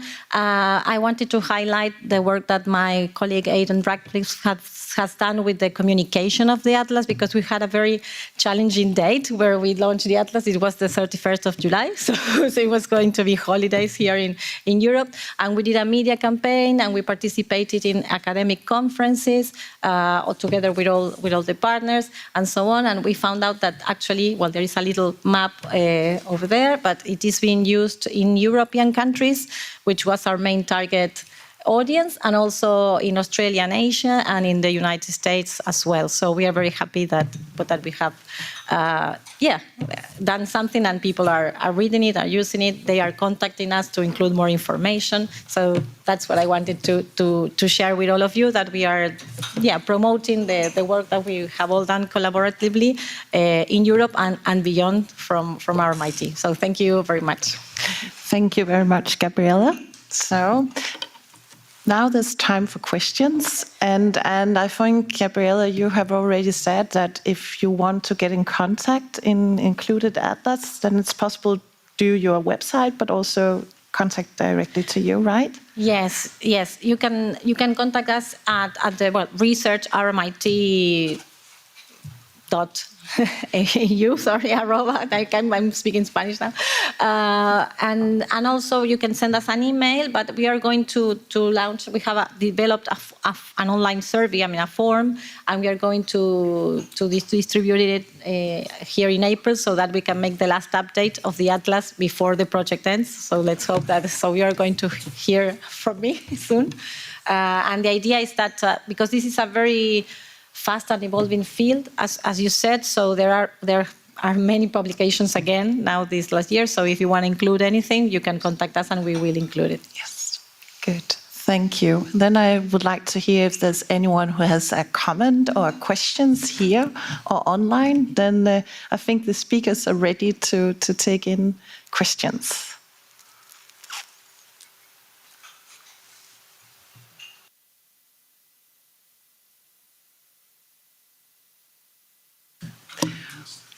While you are thinking, I would like to share a little bit information about how these scoping reviews was conducted. So I think, Charlotte, could you tell us what made these scoping reviews a little bit different from a traditional scoping review? Thank you, Diana. Yes, as we mentioned early on, we had co-creation throughout all our review studies. And that's not the traditional way of doing review studies. But as you also know, we had a lot of material, a lot of papers. So we thought that co-creation could be a good way. So we divided some of the tasks into our partners who worked in sorting the papers or extracting the data. And as I said before, it's not traditional done in that way. So we were wondering ourselves, we were looking critically at ourselves. So we started our own sub-study within this study, trying to reveal what does it mean to have a co-creative aspect when you do scoping reviews. So we conducted 2 focus group interviews, one with the people we call leaders, either the work packet leads or people who were involved in deciding how to do this extraction of data. And then we had another focus group interview with people who did the extraction or did sorting the papers. And we are in the middle of analyzing the data. So what I'm going to tell you now is kind of preliminary, but I would just say very few things, because what we learned is that if you're going to involve so many people in making a review, you need to be very structured in your instructions. So we had, fortunately, we had made movies and we had written instruction on how to do this. And another aspect, I think that is important when you're doing big studies like we have, or big consortium programs like we have here, is that the beginning where everybody was involved in maybe a big part of it or a smaller part made people feel that they're a part of this project. So in work package 1, where we started, everybody had a task and everybody had this feeling of being a part of it. And I think that has made a ground for the rest of the work in IDEAHL, because we knew each other in the beginning. That's, well, anyway, what's said in the preliminary results in our focus groups. Yeah, but I have to say too that we used an instrument called Covidence, and every single of these many papers has been seen by 2 people. And if these 2 people disagreed, a third person should decide do we include this paper or not? So it's still very structured, despite the fact that we did it as co-creation, and we haven't seen that done in other reviews. So I think that our small study here on critical study on ourselves is also interesting. Yes, and that's why we can say it was a very engaged and enthusiastic consortium. I can see there's a question coming up. Please. You need to press the button. We can't hear you, sorry. I did. It's ready? Okay. Good morning, Nancy De Jesus from France. Since you said that this is a non-traditional project, I wanted to know what were the barriers that you encountered when you have done this this big initiative. Thank you. What the reason why we started our critical view on our own way of doing it was because we were thinking people had different levels of pre-knowledge on how to do reviews. So some of the participants were researchers and some were less experienced. So how is the process to make people who are not used to maybe read such scientific papers to understand what is the most important to extract or what is the most important to look at? So that was the reason why that could be a barrier of having a lot of people looking at the same amount of papers. Okay, thank you so much. You're welcome. There was a lot of mentoring and guiding in this process. So, yes. Any other questions? Good. We have a small video that we would like to present then. We need to make sure it works. So it's always a little bit scary if it does. This is seen from a Danish perspective. In relation to both mapping the existing literature, but it's also trying to give a good introduction to the next panel about co-creation, because it also presents some of the experience that the Danish team experienced in the co-creation activities. So fingers crossed, this could be a good introduction to the next panel. We will say thank you from panel 1 and hope you will enjoy the rest of the day. Thank you.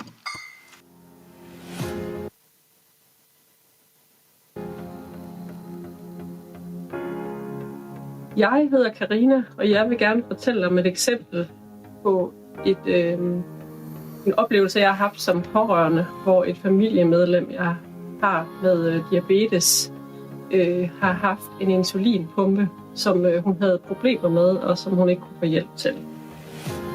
Det hun oplevede, det var, at softwaren til insulinpumpen ikke virkede, og derfor så kunne hun ikke regulere sin insulinpumpe korrekt. Hun kontaktede det sygehus, som hun var tilknyttet, og fik at vide, at hun selv skulle rette henvendelse til det firma, som stod bag den her software og den her insulinpumpe. Det kunne hun overhovedet ikke overskue, og derfor så valgte hun at frasige sig den her insulinpumpe. Og så gik hun tilbage til at bruge insulinpenne simpelthen. Selvom der er bedre belæg for at sige, at de her pumper, de virker bedre til at regulere diabetes. Så som pårørende var det utrygt at opleve, at hun ikke kunne få den her hjælp. Det kan være svært at anvende de digitale teknologier, der er i sundhedssystemet. Samtidig er sundhedssystemet i en rivende teknologisk udvikling, og hvis vi skal have det optimale udbytte af teknologierne, så vi undgår mere ulighed i sundhed, skal borgere, pårørende og sundhedsprofessionelle klædes på til at bruge teknologierne. De skal være digitalt sundhedskompetente. Det betyder, at de skal kunne søge på og vurdere kvaliteten af informationer og sundhedsapps og hjemmesider. De skal kunne bruge de apparater og digitale platforme, som sundhedsvæsenet stiller til rådighed, f.eks. videokonsultationer. Alt dette for at forbedre egen sundhed. Jeg hedder Monika, og jeg er nærmest pårørende til en, der har rigtig meget med sundhedssystemet at gøre. Min mor er kroniker, og jeg oplever, at det er rigtig svært at navigere i alle de forskellige sundhedssystemer, vi har, og den måde, man får informationen fra det offentlige.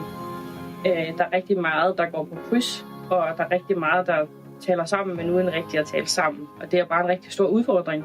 min mor, og det er dermed også en stor udfordring for mig som pårørende at hjælpe hende igennem det. Og det tager naturligt på den relation, som vi har sammen, og at vi bare skulle have lavet noget andet end at bruge tid på de offentlige systemer.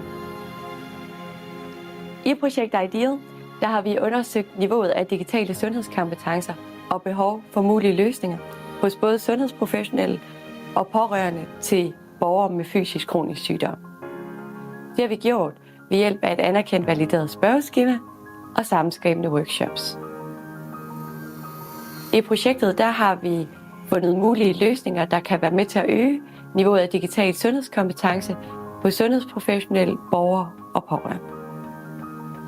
Helt konkret der har vi fundet frem til 3 mulige løsninger. Løsning nummer 1, det er, at sundhedsprofessionelle de skal være i stand til at kunne afdække niveauet af digital sundhedskompetence hos borgere og pårørende. Løsning nummer 2, det er, at organisationer de skal prioritere ressourcer til at kunne afdække pårørende og borgeres digitale sundhedskompetence. Den tredje og sidste løsning, det er, at organisationer de skal have et setup, der kan være med til at støtte de sundhedsprofessionelle borgere og pårørende, der har svært ved at anvende digitale teknologier. Mit navn er Annette, og jeg er en del af ernæringsteamet i Rebild Kommune. I forhold til ernæring arbejder vi også med tandstatus, og vi arbejder med borgere, som også har en dårlig tandstatus. Nogle gange vil de gerne søge tandlægehjælp og begive sig ud i den komplicerede proces, det kan være. Der skal man kunne rigtig mange ting. Man skal have gode digitale sundhedskompetencer. Man skal både kan finde hjemmesiden, man skal bruge sit NemID, man skal ind og lave en kvalificeret ansøgning, man skal kunne uploade en film, man skal få ting fra måske sit forsikringsselskab, sin bank. Det er så kompliceret en proces, at vi nogle gange oplever, at de giver op på halvvejen. Og der er det så, at vi sundhedsprofessionelle må gå ind og prøve at se, om vi kan støtte dem i den proces. Men vi må også holde tungen lige i munden, selvom vi egentlig selv synes, at vi har gode sundhedskompetencer. Sundhedsprofessionelle skal videreuddannes, så de bliver i stand til at vurdere borgere og pårørendes digitale sundhedskompetence. Og vurderingen skal være en del af behandling og pleje af borgeren, så de sundhedsprofessionelle kan støtte i brugen af digitale teknologier i det omfang, der er behov for.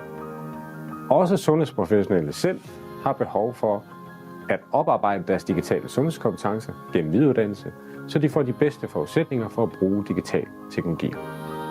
Der er brug for, at ledere prioriterer ressourcer til at implementere vurdering af digital sundhedskompetence og efterfølgende støtte, når det er nødvendigt. Det kræver både tid, videreuddannelse og eventuelt nye indsatser, der kan støtte borgere og pårørende med lav digital sundhedskompetence. Det er vigtigt, at dokumentation af borgerens digitale sundhedskompetence giver mening for den enkelte medarbejder, og gevinsterne af at dokumentere borgerens digitale sundhedskompetence skal være tydeligt. Organisationer skal have et setup, som sikrer, at IT-udstyr er opdateret og fungerer i praksis. Det skal sikres, at borgere og pårørende og sundhedsprofessionelle får grundig viden om fordelene ved og brugen af nye digitale teknologier, som kan motivere borgere, pårørende og sundhedsprofessionelle til at bruge dem. Der er behov for at afmystificere digitale ydelser og uddanne borgere til at kunne navigere i digitale tjenester. For eksempel etablering af en åben og tilgængelig rådgivningsenhed, eller udvikling af formelle stillinger eller funktioner som borgerrådgiver, tovholdere eller proceskoordinatorer. Men samtidig så viste projekt IDEAHL også, at der er behov for digital, tværsektoriel deling af information, så ansvaret for deling af information ikke afhænger af borgeren.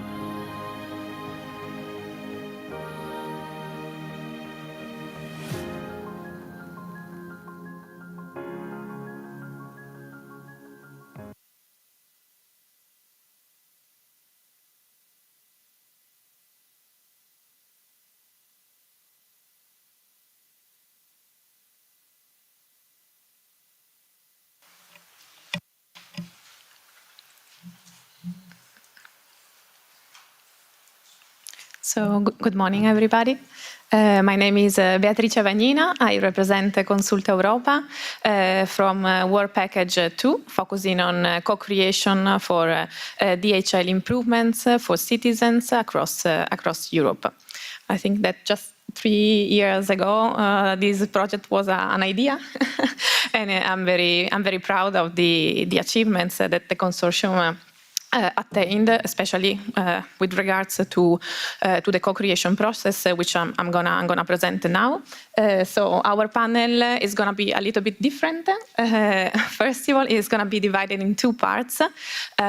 First of all, I'm gonna present you with an overview of the overall co-creation process that our project attained last year, and in the second part we are gonna enter into a more lively discussion with our colleagues to better understand how they managed co-creation in detail in their own countries and also with different target groups. Starting with my presentation, I think that the first let's say the first concept I wanted to introduce, so we start from the same basis, is the concept of co-creation. So what we mean by this. Co-creation is defined as a collaborative process of creating a new value with experts, with professionals. Sorry, I don't know why it's moving. Can you go back, please? Okay, thanks. So it's defined as a collaborative process of creating new value and new solutions together with experts, civil society, and other relevant stakeholders. In the last few decades, co-creation has been applied more and more actually to the policy domain, and in this case, it can be intended, let's say, as a participatory problem-solving process promoted by decision policymakers with the active engagement of stakeholders to tackle certain social challenges. This concept has been also applied to our project IDEAHL, with the final aim of developing what is called the IDEAHL European Digital Health Literacy Strategy. So this is really the main outcome of our project. It has been introduced by our coordinator Marta before, and there will be a dedicated panel on it afterwards. So how we attained this result by involving over 1,400 citizens and professionals across 10 different European countries. And divided across 19 different target groups by organizing more than 140 co-creation sessions. This whole process lasted approximately one year within our 2-year project, so it has been really a huge effort from all the consortium, and it was divided in 3 main phases: preparation, implementation, and wrap-up, let's say, reporting and evaluating the results. Next. So starting with the phase 1, preparation and recruitment, I think in this context is interesting to mention that we prepared a co-creation methodology. This is a deliverable, public deliverable from the project that can be downloaded already from our project website, and I think it's very interesting because it's a huge document with a very comprehensive planning that we have established for the project partners in order to carry out their own co-creation activities at country level. So this methodology includes very practical information, including recommendation for recruitment, co-creation techniques based on the target group, a timeline and a calendar, of course, to stay within the commitments of the European Commission, and also a description of procedures and tools for reporting and monitoring. Also, I think it's important that to mention that this methodology includes let's say a chapter on a more theoretical background and state of the art that you see on the slide. So these results stemmed from a specific task we had within our project called setting the framework. And this meant really an in-depth analysis of existing policies related to DHL in the European regions and beyond, and also an analysis, a further analysis of the findings that were coming from Work Package 1 that has just been presented. And why? The aim was to formalize the targets and, let's say, the context that we needed to reach by the strategy to be developed, and also identify certain elements that might be interesting to consider during our co-creation sessions. We did this kind of work always thinking about four main domains, which were also given by the European Commission since the very beginning. So health promotion, disease prevention, treatment, and self-care. You can find the results of this setting the framework both in the deliverable but also in the link that you see on the slide when you will be receiving the presentation. In that part we have a very nice, I think, infographic that summarizes the work that has been done. So after preparing and organizing the recruitment of stakeholders, we passed to phase 1, so really the real game, the implementation. And what we achieved with this implementation. First of all, I think it's important to mention that we really managed to engage a wide range of target groups, from policymakers to healthcare professionals, informal caregivers, social agents, and really a variety of citizen groups. And afterwards, you will see some examples, and we will also discuss about that in the panel.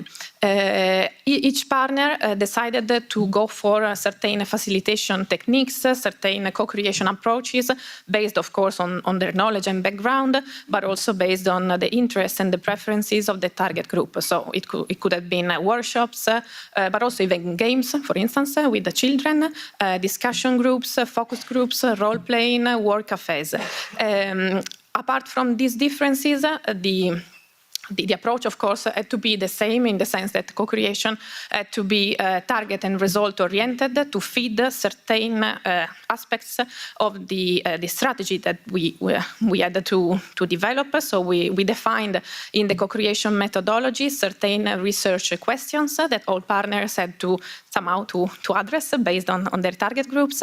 And the overall approach was threefold. So first, to introduce and discuss the understanding of the DHL concept, also in a way to, let's say, to break the ice with the participants and to create an environment of trust, and also to understand what was the level of departure. I don't know why it's... Okay. Then the second step was to identify and discuss the main barriers and areas for improvements, and then finally define and create, really co-create examples and ideas for potential interventions for the benefit of the DHL skills of citizens. Here you can see, next. Okay. Here you can see some of the pictures. I don't know why. Thanks. Okay. Okay, I think I will let you pass the slide. So you can see a few pictures from the many we have from the co-creation reports. We started actually last year in this exact month, 2023, with the policymakers with the first co-creation session here at the European Parliament. And then we engaged not only really professionals and experts, but also citizen groups. And you can see, for instance, children in schools, but also young women, seniors, migrants, really to show the variety that our partners could achieve. Next. Let's say to complement the inputs that were emerging from the country-based co-creation sessions, we also did a more transversal online action, which was like a sort of media campaign. This media campaign was aimed to inform the general public across Europe and targeted organizations on DHL benefits, opportunities, challenges, also to, let's say, disseminate the country-based co-creation sessions that we were implementing, and also to share certain drafts of the DHL strategy. And the media campaign was composed by three main, let's say, online actions. First of all, really the use of social media with a calendar of posts, targeted actions, targeted advertisement to disseminate as much as possible the results and the activities we were implementing. Then we also created an online questionnaire to gather feedback, specific feedback on the draft of the strategy that our coordinator was preparing. And this was open to policymakers and public health experts, and it was launched via the European survey, the tool from the European Commission. And also, let's say, I would say a new activity that was new to all of us, also the engagement with the social media influencers. Next. At the end, I think even if this was a new activity for us, it went very well, and we could get the support of certain project ambassadors from Spain, from Denmark, and from Belgium. And these people had quite extensive audience at regional level. Some of those, you can see, they are young medical residents that are talking to a quite wide young audience. So this was something that we piloted to complement the country-based sessions. Next. So outcomes and conclusions. We come to the last phase of our process. Next. What we can say with regards to the output, the concrete outputs from our co-creation experiences. So first of all, the most important and concrete output is really the development of the IDEAHL strategy on DHL. You can find the link there, and afterwards we will have a panel to present this. This is really the core of the entire project. But we have also other exploitable results, which to me are quite interesting. First of all, a replicable methodology. So a methodology that has been piloted and can be reused for planning and implementing co-creation for healthcare-related policies, strategies, or solutions. We also achieved, I think, really a wide-based awareness-raising campaign for the first time across Europe, showing benefits and opportunity of DHL and really talking about DHL to different target groups. And another exploitable and interesting result is the analysis of our co-creation experience and the lessons learned. Specifically, in this regard, I think it's worth mentioning that we are going to have a deliverable soon in the next months, because it's under approval by the European Commission, focusing on the partner reports. So all the reporting and the evaluation at country-based, and also summarizing general conclusions, which I will present afterwards. We also are working on a scientific paper to be published on a high-level scientific journal, and this process has also inspired a PhD thesis by Ines, so we will know more about that later. I have a question on this. Next. So in these two last slides of my presentation, I just wanted to summarize very briefly the main results and perceptions we got from this co-creation process. In the deliverable, there are very many details on that, and this is very interesting. So I really recommend to check periodically our project website, because the document will be updated there as soon as possible. And preliminary, we already have some more summarized documents that you can use for your own research or knowledge. So overall, I think it's important to mention that we have seen that the use of the internet and the social media is very widespread to search for health-related information. At the same time, there is also frequently a problem of trust, of confidence with respect to the source, the trustworthiness of the source where the health-related information is looked at. And also overall, participants in co-creation were pointing out that communication on health is not very easy accessible for several reasons, from linguistic barriers, because of the use of a specific terminology, and also sometimes because it's delivered through the wrong channels. Next. We also wanted to point out that participants were aware of the potential, but also of the challenges related to digitalization of health.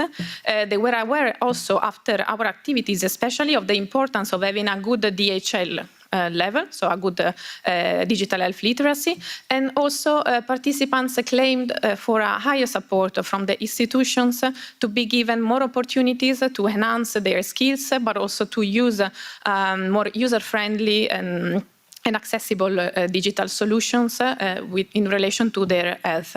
And I think also another point I want to mention is that many were also pointing out at the general practitioners. So this target group is really the first contact point with citizens. So they were claiming for a better training of general practitioners in order to deal with this digitalization with respect to health. And finally, with regards to the co-creation process, I think we can summarize that overall most participants were satisfied with the co-creation sessions we have implemented, and we have checked this also, surveyed this with a specific questionnaire by all project partners. The approach seemed to gain a positive response because participants really felt like involved, listened to, legitimized to give their own point of view, and also valued in this decision-making process, which I think it's really the added value of our experience. So that's it from my side. I hope you have gained an overview, a general overview of our co-creation experience. Now I would go more into details. We have 4 panelists. The 4th one had some kind is missing, so we will need to improvise.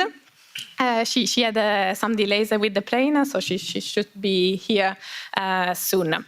So the idea was really to have a discussion and to understand more about the differences within the countries that we have. We have a representation from Finland, from Spain, Italy, and Ireland that is coming later on. So first of all, I think it's important, it would be nice to have a short presentation of our panelists to understand who they are and which partner organizations they represent.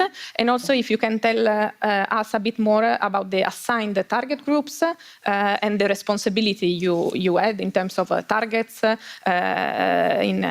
involve in the co-creation.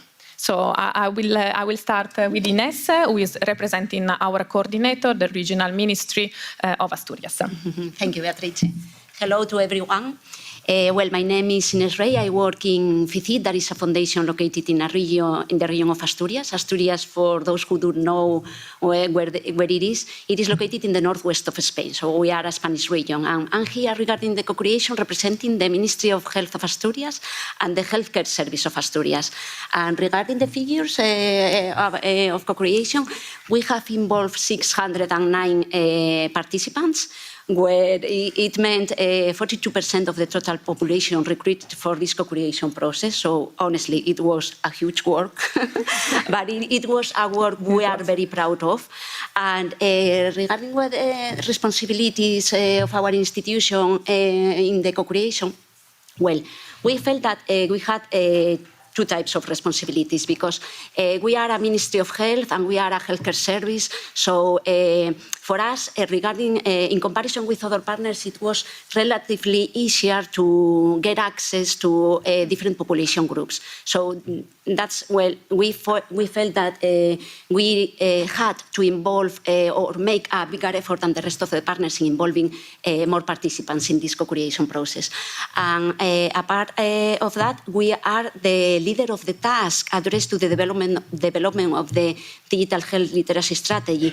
So we envision the strategy as an inclusive strategy that involves the entire population. So we thought that as many population groups we involve, the richer and inclusive and more inclusive the strategy would be. So that's why we made a bigger effort on the co-creation. And splitting the figures, we involve 98 healthcare professionals and social workers and elderly health carers. We involve 53 students, children. We involve 10 pregnant women. We also involve 133 prisoners. I will talk a bit later about this because it was very specific. Also, we involve 101 informal and formal caregivers. And 117 people with low social income and low social index. So, well, it was very huge work. Yeah, indeed, a very, very huge one and very, very diverse. I have then afterwards a specific question on prisoners because I think it's an interesting target group. You had easier access as well to this kind of target group being a regional ministry, and I think it would be nice for the public to hear more about these experiences. So thank you very much, Ines. Katia, you can feel free to go ahead. Okay, thank you. My name is Katja Valkama, and I come from Finland. Me and my team, we represent a higher education institution called Seinäjoki University of Applied Sciences. And Seinäjoki, probably everyone knows where it is, but it's in the central part of Finland. And the population isn't that high, even in the southern part of Finland. So we are a country of long distances. So that's why this is a very interesting project for us. And I work as a principal lecturer, so I mainly do research, and I also teach on master level students. So our focus in this co-creation was on competences. We are educating the future professionals in healthcare and in social work, both in bachelor and master's level. So we did co-creation with students and our lecturers, but also health and social care professionals in our area. And we had around little over 50 participants, mainly students. And I think we really wanted to focus on what kind of competencies the future professionals should have when we are entering this more digitalized social and healthcare sector or services. And also I want to point out that in Finland we have done a major structural and organizational change in social and healthcare sector. So that's why I keep on talking about social and healthcare, because we have put them together. They're not separate anymore. So. Thank you, Katia. I think it's also a good perspective and a focus on the future professionals. So this is why we also wanted to have this point of view in the panel today. I think we can go next with Adele. Good morning, everyone. My name is Adele De Stefani. I work as project manager at ISRA. ISRA is a service provider targeting older adults population and informal carers partly. ISRA is based in Treviso, which is located in the northeast of Italy. It's a medium-sized municipality. And of course, based on our experience, our expertise, our target groups were older adults and formal and informal carers and partly social agents. More specifically, we reached out to 18 older adults. 30 of them were older adults in a fragile condition, and 50 of them were autonomous. And then we reached out to 50 formal and informal carers for a total amount of 130 citizens. Another thing that I would like to add is that within the Work Package 2 framework, we supported Consulta Europa with the monitoring and reporting on the co-creation activities. So I hope you had the chance to have a look at the deliverable. That is very interesting because we go into detail with what came out from the different process of co-creation with the target groups. Perfect on time. Thank you, Adele. I think it's also interesting to have this perspective. Israel is dealing mainly with senior people, so it's also a kind of difference. And perfectly on time. Excellent. We couldn't be more coordinated. We have also Ireland, our colleague Vanessa Moore from the European Institute of Women Health. Vanessa, I think if you can introduce briefly yourself and explain a little bit to the audience what was your responsibility in terms of target groups and numbers, just to have an idea. Thank you. Can you hear me? Yeah. Apologies for being late, but I was actually just on time, so that worked out very well. So good morning, everybody. My name is Vanessa Moore. I'm a senior researcher at the European Institute of Women's Health. It's a NGO based in Dublin in Ireland. So for this task, we were tasked with 3 groups that we were doing the co-creation activities with. So we had 2 meetings with healthcare professionals, 20 healthcare professionals, with one first meeting, then the follow-up meeting. Same setup again with young women, so between 18 and 30, 20 women as well. And then the third and final group were members of the Women's Health Task Force in the Department of Health in Ireland. So this was, I suppose, trying to capture the policymaker perspective. So the Women's Health Task Force was set up in 2018, 2019, on foot of some issues around women's health that had been neglected kind of historically and contemporary as well in Ireland. So the Department of Health set up a Women's Health Task Force that were tasked with looking specifically at issues affecting women, whether it be more overarching or specific, the female-oriented illnesses. But we wanted to focus on the women's health group because they would give an interesting perspective, both from the point of view of, being involved in the Department of Health, but also because it would have the specific angle of looking from women's perspective in terms of all the additional things that come with that. So we had 5 policymakers from the Women's Health Task Force for the co-creation. Yeah, and so that was Ireland. Yeah. Thank you very much. Yes, indeed, I think it was an added value of having this task force on board to retrieve feedback behind the policymakers we had involved last year also at the European Parliament. As you remember, if you paid attention to my previous presentation, I was saying that the co-creation was divided in 3 phases. We had to follow 3 phases. So the first one was really the preparation and the recruitment. So I would start with a quick question on this, how you have practically organized the co-creation, how you have recruited your participants, what worked very well and could be a lesson learned, or what didn't so much. So, yeah. I think with 600 participants, it would be difficult to summarize, but please go ahead. Thank you, Beatrice. Well, in our case, we start with all the preparations very well in advance because it was a lot of work, and we involved a lot of people in the region to help us with the co-creation.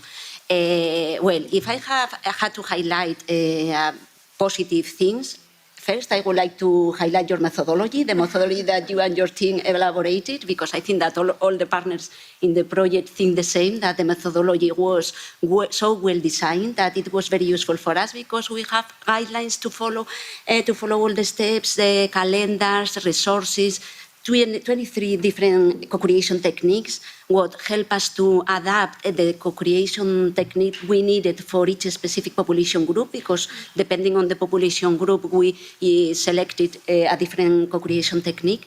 So for us, it was a very positive point, and I would recommend that if other region of other country with different contexts want to use the co-creation process to develop a new strategy or a new policy, I would strongly recommend them to follow this kind of methodology.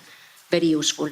And also I would like to highlight another point that in our case it was very useful that we involve the role of the multipliers. The multipliers are intermediary persons or institutions that work very closely with different population groups in their daily lives.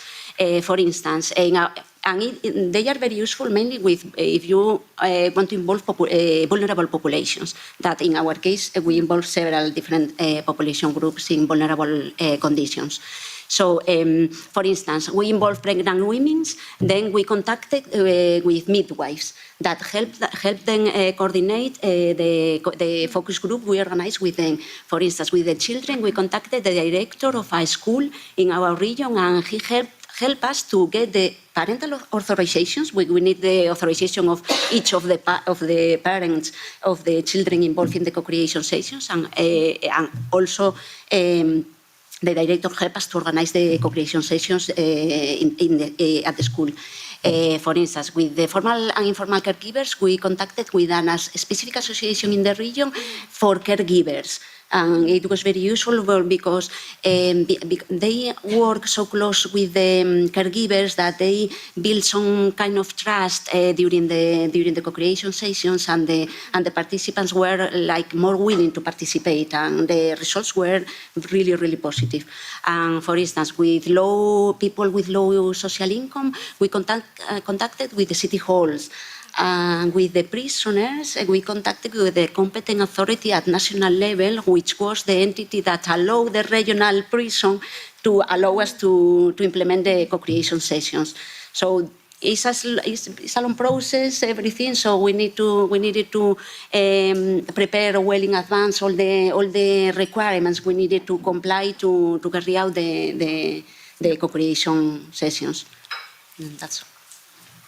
Thank you. Yes, indeed. I think with all the work and the recruitment, sometimes it takes time. So it's really good to start in advance. Also because we had the ethics part, all the informed consent procedures, which were not easy and fast. And I think also the role of we could call them local leaders, let's say, can be really an added value to engage people, because people know them and they trust them, so they are also more actively willing to participate. Katia, what was your experience with your students from the university? Of course, we kind of had to have a jump start, because we plan academic year already before. So we kind of, when this project started in May, we had to start talking with the lecturers in the coffee rooms and asking what kind of classes and groups and what's happening next academic year, what's going on, and where could we squeeze ourselves in.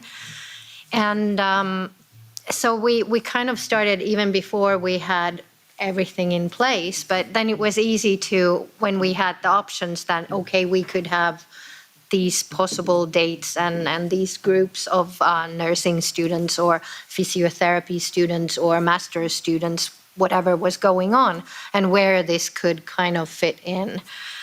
For recruiting students, we were allowed to have info sessions in the classes. So we went in and explained that this is the project and this is going on and we need you to come. And it was, I thought that recruiting students was easy. I didn't find that difficult. And it was easy to recruit lecturers too. The only difficulty was with the professionals. You should never do anything like this when the whole system is in change. The change started 2023 from the beginning. We had new organizations and everything new, and then we come in and say, hey, we have some more things. This could be interesting. Join us. They were not that happy. They were overworked, and they said it's interesting, important. And at the moment, we have more discussions, and it would be great to have this co-creation going on now, because now it's getting they know where they are at, and it was terrible. We felt so bad asking, and yeah. Yeah, but I think this is good feedback because you have to imagine also bigger organizations like the ministry or the university, and we need also sometimes to fit the reality of the project and the commitment we have practically in the grant agreement towards the commission with the reality of the organization that also can suffer from changes, transitions. But you managed very, very well. Yeah, we reached the number we aimed, so that's perfect. And I don't know, Adele, what was your experience with the senior people? Well, in, with the your senior municipality? people, we choose to adopt several different recruiting channels since they are very different. Of course, older adults are a very different group with different kind of people, different background, different health conditions. So we at first reached out to older adults who had previously collaborated with us or worked with us in the framework of other projects or ISRA activities. So we called them, we sent them a message. It was, well, I would say that more easier channel because at the end, they had previous good experience working with us, and we built a relation of trust. So when you have trust, I say you have more or less everything. So this was quite easy. Then we, of course, made contact with senior centers, organizations, and associations working on the territory. That work, of course, with other adults, offering cultural or recreational activities. And they used to have a very good connection with the local environment. So they play, let's say, as a sounding board. When you, let's say, when you make contact with them, it's easier to reach out to citizens. And then when it comes to fragile older adults, the situation was a bit different. But as we provide services to seniors, we have turned to our internal professionals, such as psychologists or educators, who supported us in reaching out to fragile older adults living, for example, in our retirement homes. However, since many of the older adults living at ISRA premises have some cognitive impairment or major impairment, we weren't able to reach the numbers, so we turned to other organizations like us working on the territory, and they provided the support. So at the end, we were able to reach the target number. And for what concerns formal carers, well, we targeted ISRA healthcare professionals, such as educators, nurses, physiotherapists, psychologists, doctors. So we have plenty of healthcare professionals. And finally, when it comes to informal carers, we mainly approached relatives of people that receive support by our staff through home care services, like those that are devoted to persons suffering from dementia or cognitive impairments. And this was the channel that we used for them. What worked?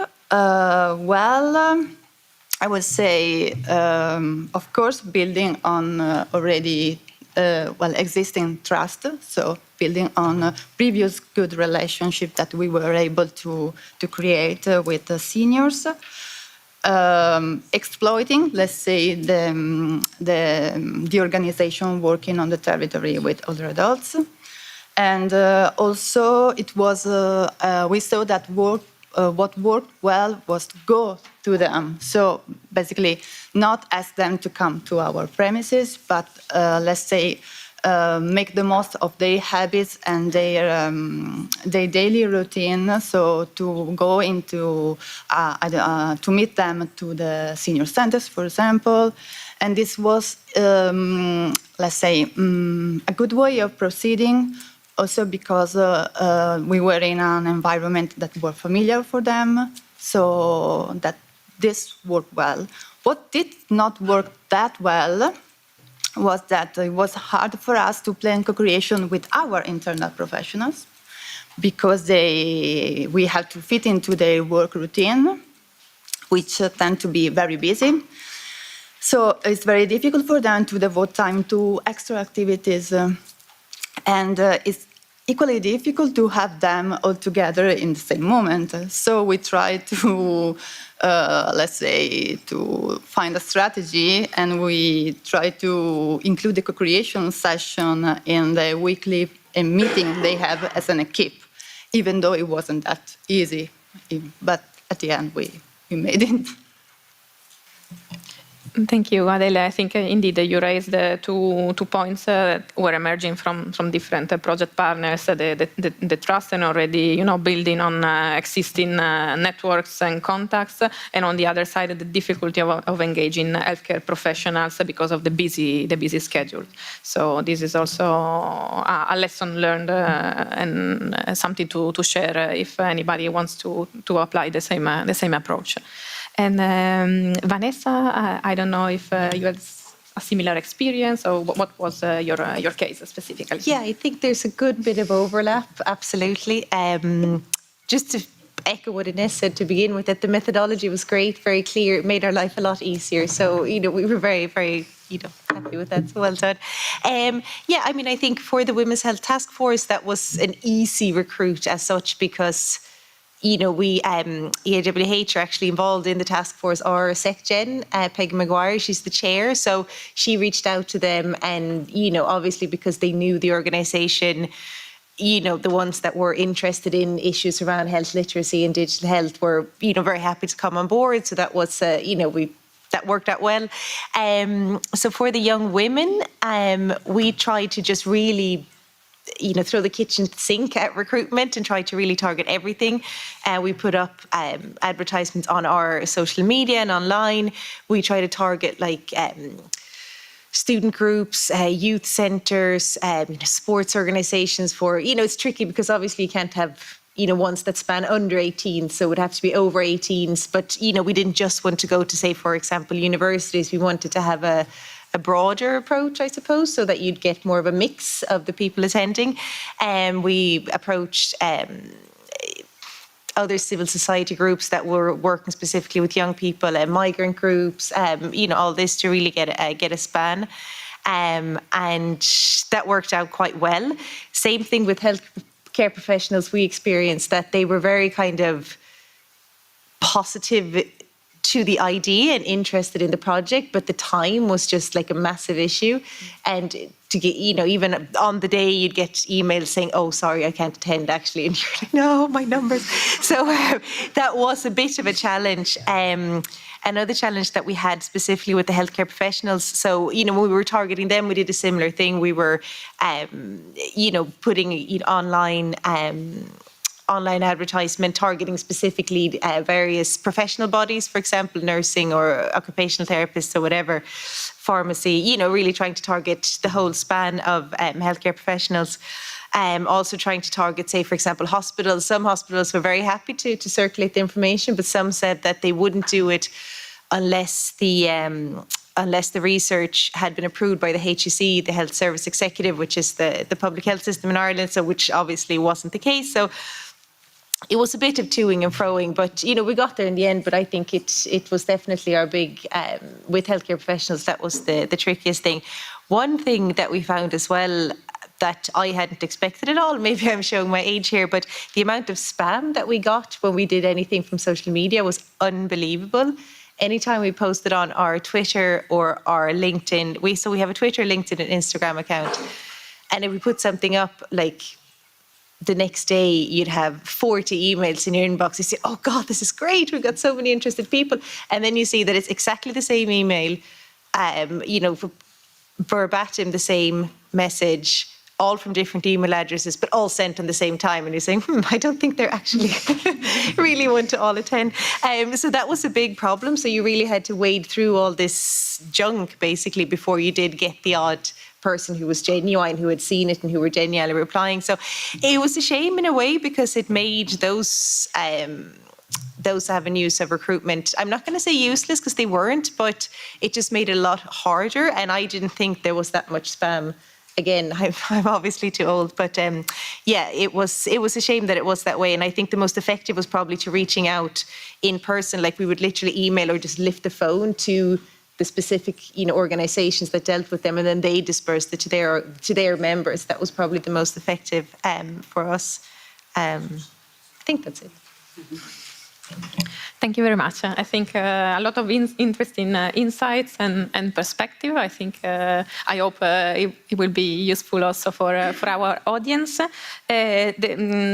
Of course, after preparing and recruiting stakeholders, we said that the core of the co-creation experience was really actually to implement the co-creation sessions. We have talked about this already a bit, but I just wanted briefly to know if you have used a specific sort of techniques or if it worked well online or on site, and overall what was a bit the involvement of stakeholders. Were they positive? They already had some knowledge on DHL. If you can provide me with some insights in this sense. Well, in that sense, in our case, we organized 26 co-creation sessions. And we use different, most of them were in person because all the multipliers recommended us, because of the different population groups, it was more recommendable to do the sessions in person. And we use different co-creation techniques. For instance, with migrants, we used photo voice. Photo voice is a technique that is very, very common in community research and education, and it consists on we put different pictures related to health and digital health on a wall, and then each of the participants had to select one or two with which they identify in a better way regarding health and digital health. And then after the selection, each of them we initiated a discussion in which of them told us about needs, about their difficulties regarding those images, and then the debate generated, it was very, very useful. For the analysis of what was important to fit the strategy that we were thinking about. And what else? Regarding prisoners, for instance, we used brainstorming techniques, but I think that many of us have ever participated in a brainstorming session, but they usually consist of that each person say what they think, and then they provide ideas on the matter they are discussing. But in this case, we prefer to tell the prisoners to write down their opinion on the questions we have made to them on a post-it, because this way we wanted to avoid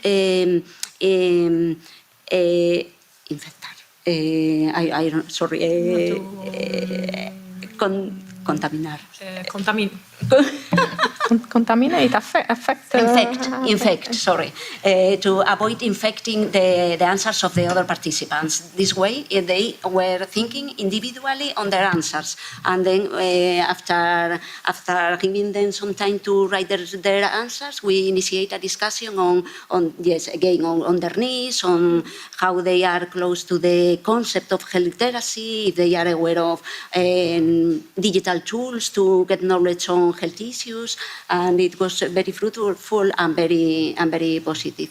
And regarding, for instance, professionals in the field of healthcare and social work and elderly carers, we contacted with one of the main hospitals in the region that helped us to recruit the professionals, and we gathered all together in a big room. They were 117, and we split them in different groups, and we used the technique of World Cafe. That consists of that there were several different groups with a person leading each of the groups, and in 6 minutes' time, the leader had to ask a question to each of the tables, a different question in each table, and then had 6 minutes to answer and to initiate a discussion. And the leader took notes about the discussion. And then the participants, not the leader, but the participants moved throughout the different tables, and this way it helps cross-fertilize the answers received, because they were combining the answers and the discussion made before in one table and then go to the other, and this helps to enrich somehow the discussion, and it's very, very interesting technique, as well. Thank you very much. I think very, very interesting, and with larger groups as well. So you have to be very coordinated and well organized in advance. And Katia, in your case, we arranged 5 sessions for the students. Some were online and some were in a classroom. And then for the professionals, we only had online, but for lectures, we had in place and hybrid and online. Yeah. But if we were present in the classroom, we used sticky notes, like brainstorming and the problem tree, kind of adaptation of it. Okay. We used with the students the problem tree method. We adapted it a bit because we didn't have such long sessions. And if we were online, we used Jamboard, because you can use sticky notes there too, and had divided them smaller groups if it was more students.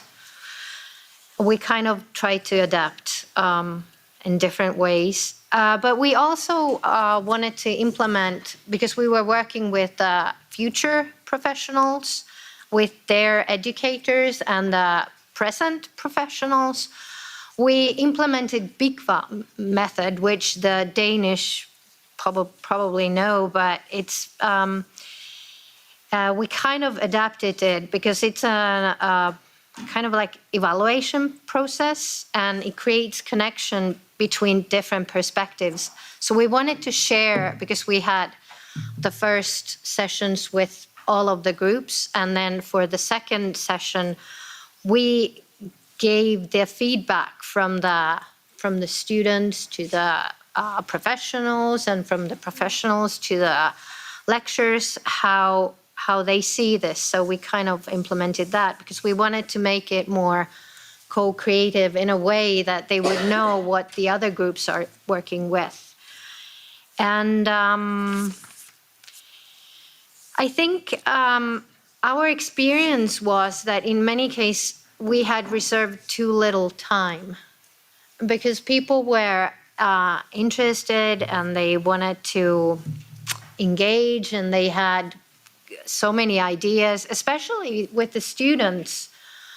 They probably haven't heard health literacy or digital health literacy before, but when we started talking about, oh yeah, we know, and they were so good, and we had to some point say, okay, we are over time this much. You probably have some classes waiting for you. We need to stop.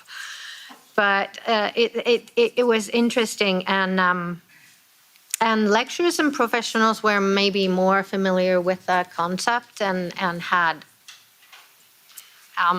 it was easy to start working with them. So maybe that's the main. Thank you very much. Yes, I think you highlighted a nice point of the co-creation process, that even if you don't know, you're not familiar that much with the topic, once you break the ice, and if you can build this safe environment, people are always willing to provide ideas or their experience. We had the same case in our case with the young women. Once we started, they had a lot of ideas, but they didn't know before about DHL. So that is something also to highlight.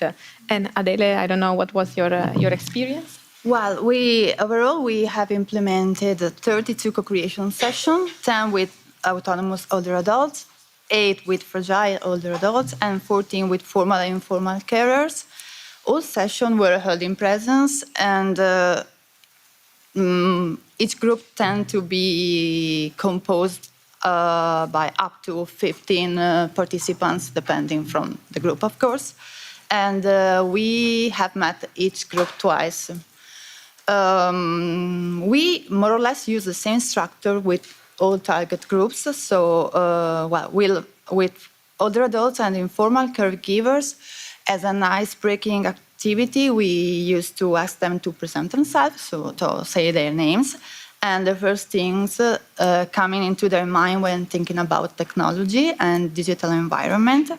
And this was useful for them to present each other, of course, to get to know each other a little bit better, let's say. But it was interesting for us also because we were able to gather a general idea of their positioning in relation to technology and also to the digital environment, let's say. Then, in order to gather their habits when it comes to using technology, the digital environment to support their health or to look for information on health, let's say, we use an approach, I don't know how to call it, but we prepared two posters, let's say, with a question, with some questions, and supported by some visuals in order to help them to understand what was our purpose, and providing some answers. Then we asked them to use a sticky note to let's say, to write down their answer, and then we hung after each poster the answers. I don't know if it is clear, but at the end, when we were working with them, it was useful for us to have an overview of the situation regarding their habits. And it was also useful for them to understand who was more skilled and who was not, which were the main challenges in using technology in daily lives, let's say. And it was useful also because it helped us to, let's say, to break the ice and create a more informal environment for them to feel more free to express themselves. And then for going into depth with the specific DHL areas to be investigated, we use a focus group inspired approach. So then we made some questions and gather their feedback, then try to validate them, to let's say, summarize a bit what came out from the discussion, and some key concepts, key ideas. And this worked well, let's say. The same way to proceed was used also with fragile older adults, even though we tried to adapt a little bit the questions and support them if they had some difficulties in understanding or writing or whatever. And same goes for the formal carers, but it was not necessary in that case to ask them to present each other because they already knew each other. And we try to focus on technology applied to their daily routine. So how to integrate, which are the challenges that you experience in your daily work when you have to integrate technology and digital apps or whatever softwares. And this was very interesting. And I would say that both informal carers and older adults were very happy to share, to be listened to, and because the topic of health is very relevant for them. On the one hand, because digitalization is affecting their way of managing health, let's say. Things are changing, and they sometimes need support, and they appreciate to see that they are not alone in this big change, a huge change, I would say.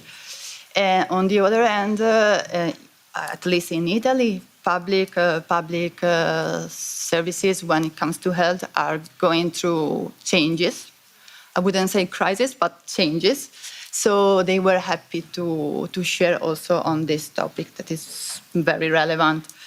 And when it comes to the formal carers, even though it was not that easy to devote enough time to work with them, to co-create with them and to gather their opinion. They were happy to be listened to, especially because they don't have space, don't have room usually to talk about the challenges they encounter working with technology and having to integrate technology in daily practices. So this is it. Thank you very much. I think this is very, very interesting. And I don't know, Vanessa, if you want to add something else from your experience. Yeah, just to say that, so what we did, we had all the co-creation sessions online. We wanted to do that to kind of facilitate national participation so that, it's a lot easier for people to dial in. For the Women's Health Task Force, they're all obviously in Dublin because it's part of the Department of Health, but so we gave them the option to meet in person for our second session to, might be nice to meet up in person, but they actually requested to meet online. So I think it's just easier, it's easier for people to fit it into their agenda. They don't have to leave their desks. So everything was online. We found as well that we needed a bit of kind of ice breaking with the younger women. So for the Women's Health Task Force, because they knew each other, that was very, the conversation started kind of straight away. And also with the healthcare professionals, I think there was a need of both groups to vent a little bit because digital health in Ireland is very, very behind. Paper files are still the norm. Like if your GP needs to, send you somewhere else, he has to type out a letter and put it in the post, and then the hospital type you the letter and send it back for you. Because it's very inefficient, and there's no unique identifier number for a person. It's very, very behind. So we got a lot of insight into that, to put it diplomatically, and we got a lot of interest from both of these groups about this project because they thought it was so interesting, and to hear the other experiences. For the young women, they were very good. It took a little while to kind of break the ice, but once they did, they were very chatty. And it was funny because they were sometimes a little bit bemused. And we were asking, oh, right, so you go to TikTok for medical information. And they were a bit like, yeah, why wouldn't we? But it was interesting because we kind of, through the conversation, we talked a lot about misinformation, and they were very conscious of that, which was interesting and, good to hear, obviously, because there is so much misinformation out there. What we did to break the ice, which again we didn't have to do with the other two, was to just try to keep it as open and as friendly as possible, because in a group like that you have such group dynamics that there might be one or two that are chatty and then the rest are kind of quiet. So to get people come out of their shells a bit, we did one of these toward the table first. So I asked people to introduce themselves, where they were dialing in from, and then a silly fact about themselves. Now, usually those things are quite cringe and, people don't want to do it, but either way, it still does break the ice, even if everybody goes, oh God, I can't believe we have to do this. That breaks the ice also. So that actually did work quite well. And, I started and I had a silly fact, and, it was a nice way to kind of, I suppose, de-dramatize it, because they weren't quite sure what exactly it was we wanted to know, what we wanted to do. And so then by the time we got to the second session, it was more, it kind of all fell into place straight away. So that was good. I think, I think that's more or less it. This is also interesting because we experienced the same with the young women, but it was a bit difficult at first, and we used also funny cards with cats doing activities and silly things, and they had to pick one to break the ice. But once they were very conscious of digital tools for health, and they were very interested, and they were looking for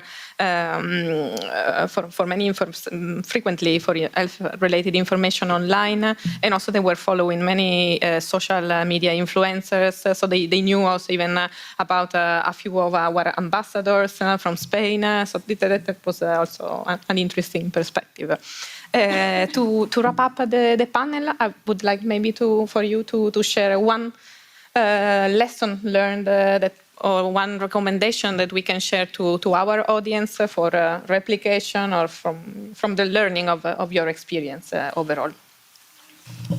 Well, in our view, the co-creation process is a powerful tool for every policymaker or healthcare manager that want to implement any or develop any new strategy or a new policy, because it was very useful and very easy for us to get valuable information from the citizens, from those that will be the end users of those policies and those strategies.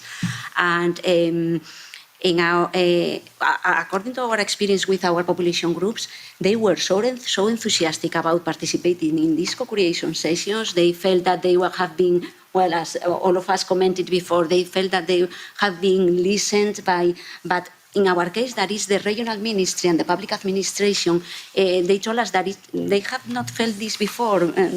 So that is not very often that the public administration goes to their site and asks them about their needs, about their difficulties, and then they were very enthusiastic. Some of the sessions were some kind of emotional, because, for instance, with the caregivers, we were discussing issues regarding health literacy issues, but in the end, they ended up talking about personal difficulties, personal needs, and they expressed so much gratitude at the end of the sessions that from our side, it was very positive. The organization of these co-creation sessions addressed to this the development of policies and strategies at regional level. For us, it was very important. And in our case, as a regional Ministry of Health, that we implement a lot of health programs, not only regarding health literacy, it is important. These co-creation sessions are very useful, not only for the development of new strategies or policies, but also for the improvement of those that are existing at the moment. Because if we get the feedback from those that are the new users, we can maybe modify or adapt somehow the programs that are already running in the region. So for us, it was very positive. Thank you, Ines. Katia? Our experience was also very positive, and especially because we educate.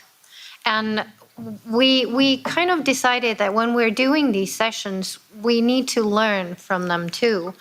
And that's why in our next work package, you had to pilot something. So we kind of used this in a way to figure out how to teach this topic, how the students would be interested in learning, and what are the things that they are interested, and what does the field, the professionals think we need to be. So it was very useful for us for creating these, because in the piloting phase, we created a master level course. So we kind of had an idea what we need to have in the course and what things are needed. And also when we created this open badge for professionals to do, we could use the co-creation material also for that. So it's good. And from our perspective, we need highly educated professionals. It's crucial for this. It's not just an individual matter. We need also the service providers to be knowledgeable and aware of these things. Thank you. Adele? Well, I will say that our experience is quite close to that of Ines, because one lesson learned and that we bring home from this experience is that people highly appreciate to have the opportunity to share and provide a point of view on such relevant topics as health for them and for the community as well, not only for them.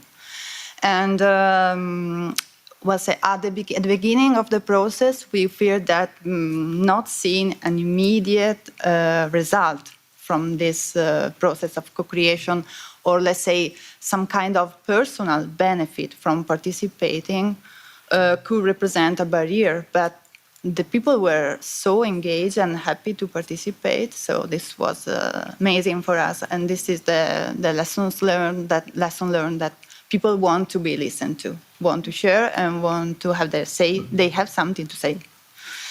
And then, I will share a practical tip that we learned from working with seniors, but maybe with citizens in general. is that it's very important when you engage them to provide them with feedback about the results of the process, the research they have been involved in, because it's important to highlight what has been achieved thanks to their contribution. And not only to highlight this at the beginning of the process, so explain then why you are involved in this, but then show them what we have reached thanks to your involvement. This is a way to say thanks, and also to show the broader meaning, let's say the general meaning of the contribution in a huge framework. I don't know if this is clear. So it's not only your opinion. Your opinion is part of a panorama where there is the opinion also of the other people, and all these opinions put together can make a difference, let's say. And so this is a tip: give feedback to people you involved. That's it. Thank you very much. Yeah, I mean, I think, I'll go with everybody else. It was a very positive experience. I think one thing that worked really well and that was really noticeable in all three groups was that the second session was a really good idea to divide it up into two, because, people have had the introduction to, the topic, the project, they knew more about it, they'd kind of warmed up a bit. So when the second session started, they kind of hit the floor running, and they were, maybe they'd even thought of things in the interval between the two meetings. So I think that was really good from a design point of view, that it was divided up into two. It made a big difference. I think there was a big interest from all the participants, again, echoing what everybody has already said, like to be heard, I think, especially for the healthcare professionals, because it's been a kind of, this political issue in Ireland for a long time, that things don't modernise, that things don't move forward. And, it was interesting to hear how it impacts them to their daily life, and what, because there's a lot of small little projects going on to try to improve the situation, and how you have people that work very hard with these, but then if they don't get the necessary support or funding, it can't go forwards. There was a lot of sense of frustration. It was very interesting just to get an insight into where these blocks can be, and the healthcare professionals' own solutions to this, and where they kind of thought that there was more action needed. And I think, again, especially the healthcare professionals, but also the Women's Health Task Force, were very interested to hear about the project and what was happening on a European level, and that there is such a, that is so much going on around it, because I guess they're probably hoping that it would nearly shame the government into action a little bit more. But I think that's really important, you can actually frame that in a positive way, because it's a way whereby, you can influence something positively by saying, oh, this is going on, we need to catch up. And that's a good thing that that we've realized that, it doesn't always have to be a stick, it can be a carrot as well. And I think as well for the young women, I think they probably hadn't really thought of the fact that, they are these, digital natives, as you say, they've grown up with it, they've always been around it. And so to kind of think about what, that people were actually interested in their experiences, I think that was kind of they thought it was kind of fun nearly. And it was nice as well, because it was, especially the young women's group was very mixed. There was a lot of migrants in it, which was really nice to get the different experiences and where they might experience some kind of barriers, like language, for example, but then in other areas where they didn't experience any barriers at all. So no, I think definitely it was very worthwhile. And I think everybody who participated really enjoyed it as well. So, yeah. Thank you very much for this valuable feedback. I hope you can bring something home with you. And overall, I think really the co-creation process has been a lot of effort from all the 14 project partners, but really a big success.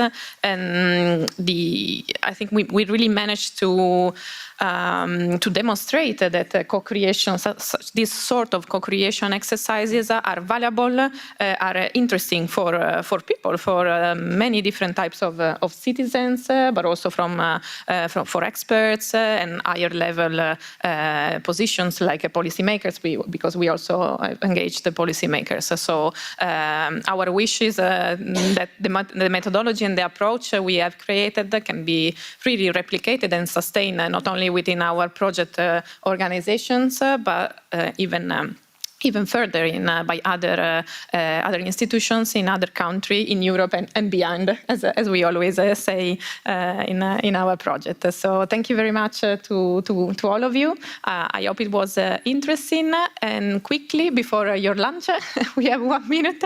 If you have any questions, we are happy to take them.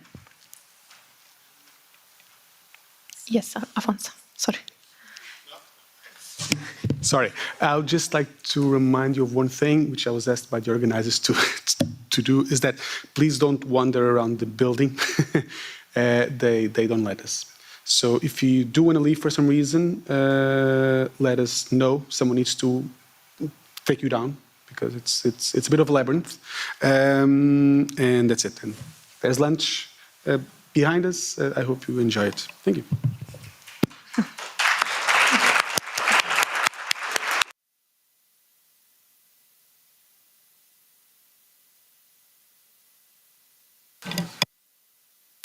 Before you go to lunch, could we ask for a group picture that the coordinator wanted to take? So before anyone leaves after lunch, in case we grasp all people. And thank you very much again for your attention. If you have any questions on co-creation, you can also contact us or check our results online. Thank you.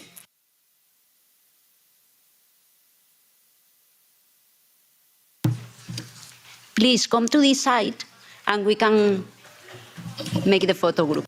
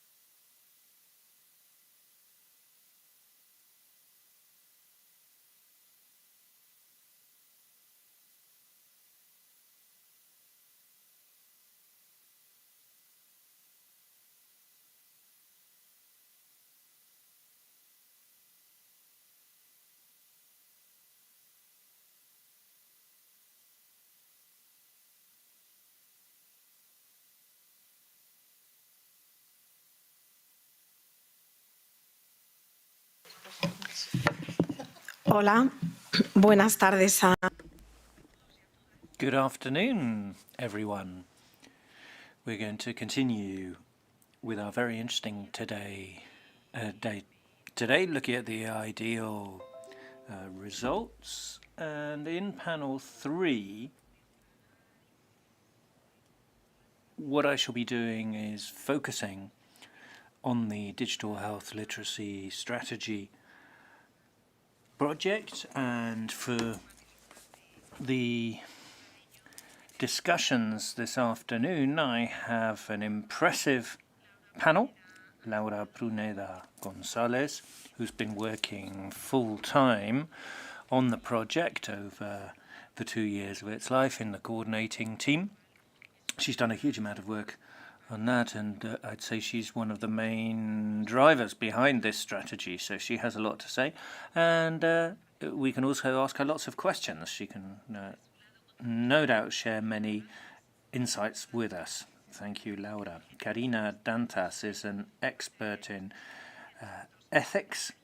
She has more than 20 years of experience bringing innovation and research to real-life environments, making a difference for people's lives. Thank you very much, Karina, for being with us. Rocío Illande-Díaz has worked in several aspects of public administration in Asturias. She's now Secretary General for Care and Social and Health Care Coordination. She's working on design, monitoring and evaluation of improving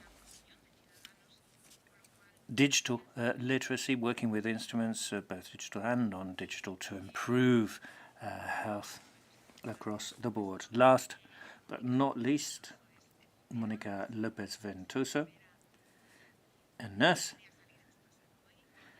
And if I didn't mention that, she wouldn't let me out of the room. But with an impressive CV on project management, hospital management, surgery, quality evaluation, working on designing the digital health literacy strategy too. So thank you, Monica, for coming. The panel will be in 2 parts. We want to look at the theoretical side of what the strategy does, how it was created. We will also be looking at the toolkit on gender and equity, and we will be taking advantage of the fact that Rocío's political profile means we can have a Q&A amongst participants too, to look more at the practical aspects of how this can be applied, how we could use this strategy in our regions or institutions. So, without further ado, I think I have the easiest job. I'm reading some of this out because if I don't stick to the script, then I could go off-piste. It's a live document. This strategy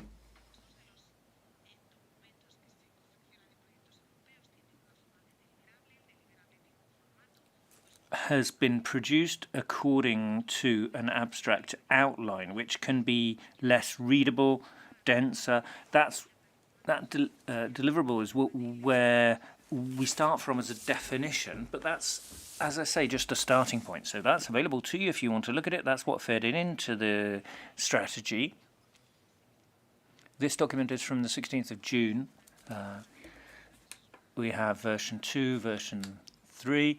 The idea here in terms of deliverables is this is what has done to feed in the information which has arisen during our work.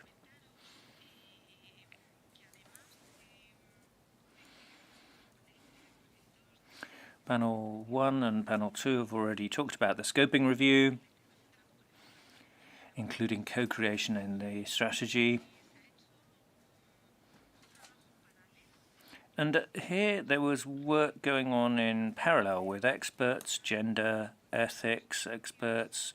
We brought together the champions that we've identified, or we invited champions we had identified to the scoping review for revision of the strategy on the basis of qualitative methodology in such a way as to improve our work based on their knowledge. So this turnkey on gender and ethics was used to, this toolkit on ethics and gender was used to put forward the first version of the strategy.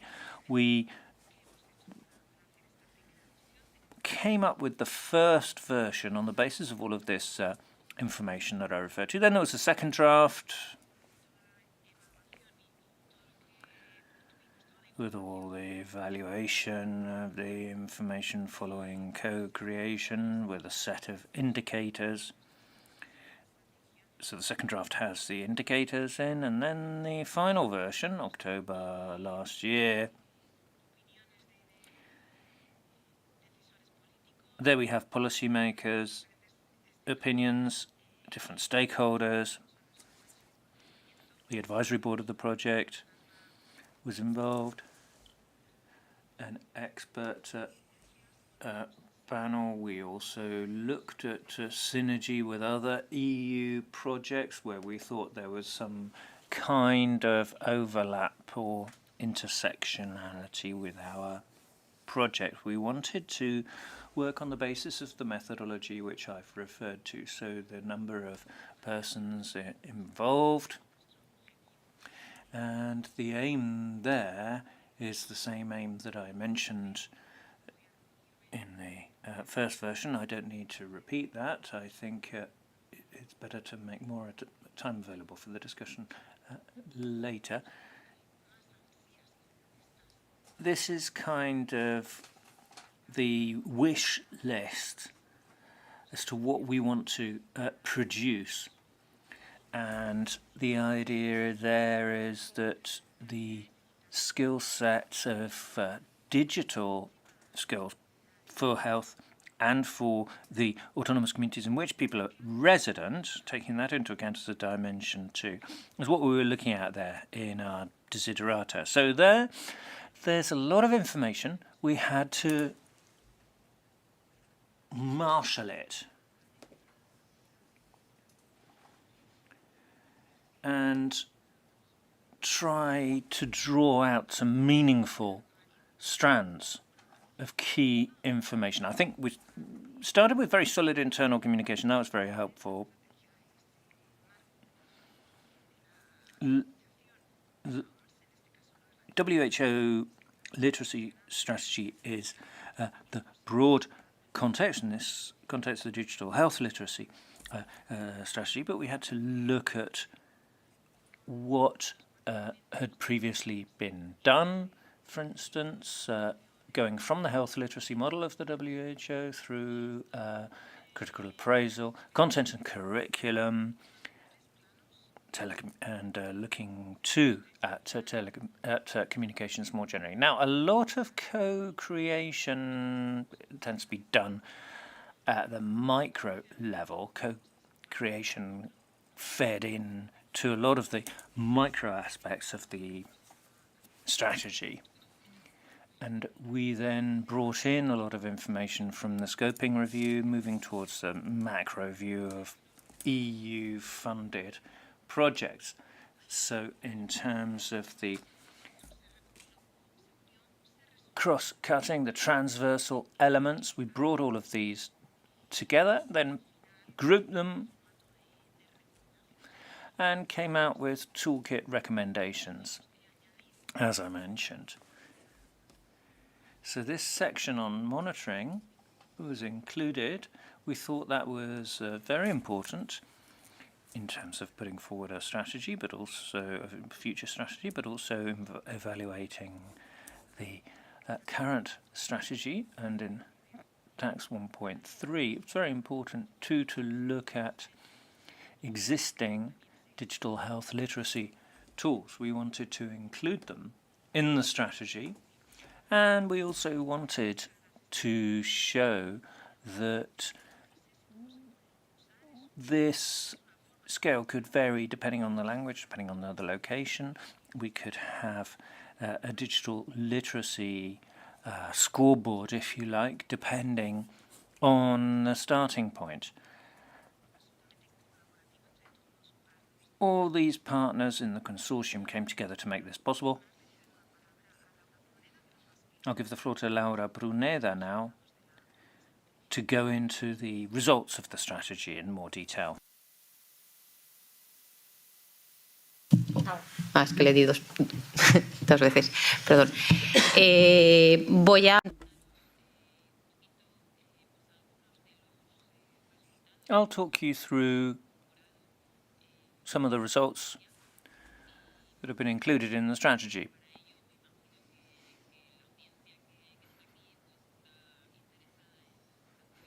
Now, the fact you're here means you're interested in digital health literacy.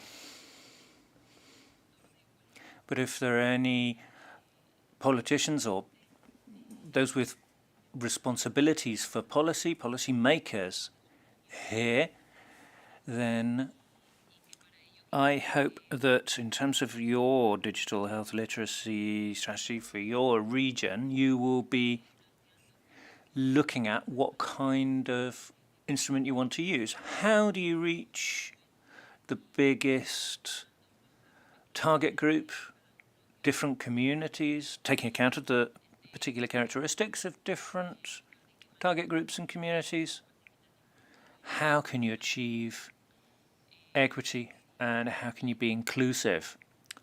If that's what you're doing, if I'm right, that some of you are in that position, then I can tell you you've come to the right place. What we have here is a raft of recommendations and a kind of checklist that any initiative or plan dealing with digital health literacy should follow. And I hope that the questions which I just quoted can be answered in this way. As Marta said, the strategy is based on a core which has two key blocks. The first of these is the digital components. You have to start there.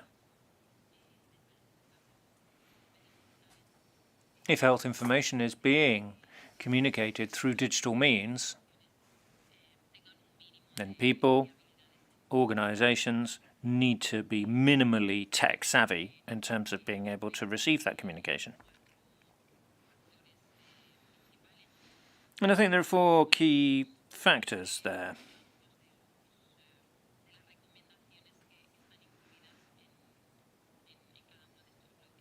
These are recommendations for each blog.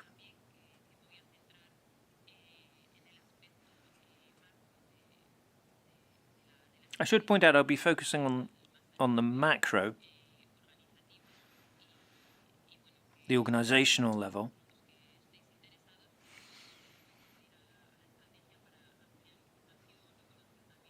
If you want more information or you want to consult the individual recommendations to citizens or to healthcare professionals or to organizations or other bodies such as hospitals and healthcare centres, then I would invite you to consult the strategy document itself. So, first key component, training and skills development. Digital skills.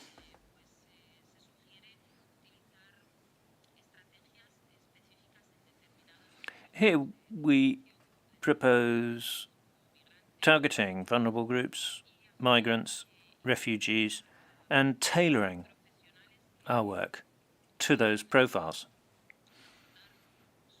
We also need to involve trained professionals who can provide valuable expertise in developing effective content and curricula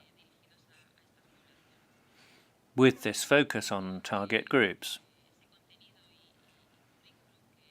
In order to prepare that content and curricula for specific target groups, the strategy recommends the creation of a centralized platform scientifically endorsed by the competent authority in your country or in your region,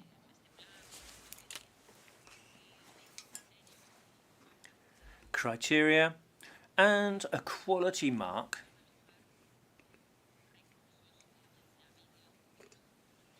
for online health resources to enable people to access reliable and comprehensive health resources such as informative articles, videos, interactive tools, and so on. The other key component in this blog is evaluation and monitoring.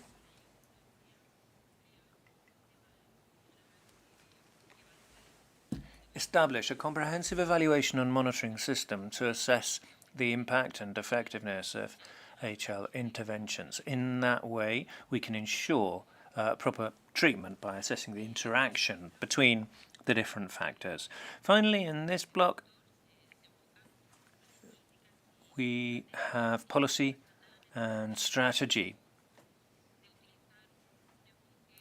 Here, we need a nationwide focus, which will look at digital health literacy across different policies and the healthcare systems. There, we focus on the need for intersectoral cooperation. It's cross-cutting. And municipalities play a key role in health promotion and health literacy.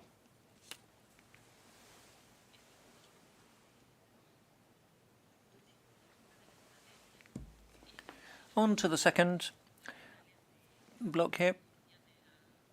We have the 4 key points from the WHO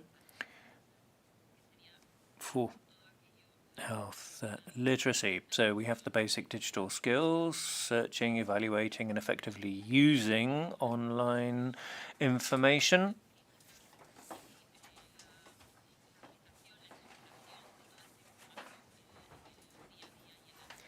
The way in which people are able to make use of this information in their day-to-day lives. That's crucial there.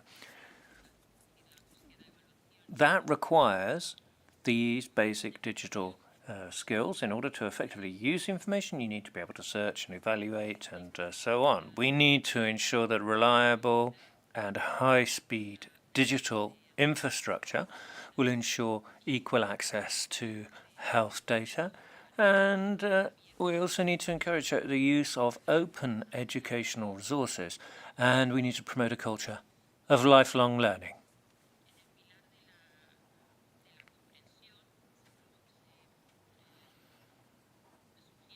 Understanding of information. Here, we promote the idea of ensuring that information is available from a very early age.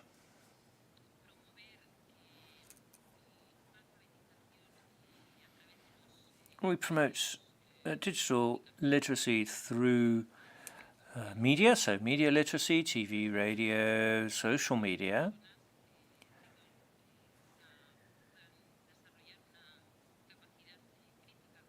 The idea there is that people will be able to sift information, evaluate its trustworthiness for themselves. We also need to ensure that we have the right policies in place to help people ensure the accuracy of information.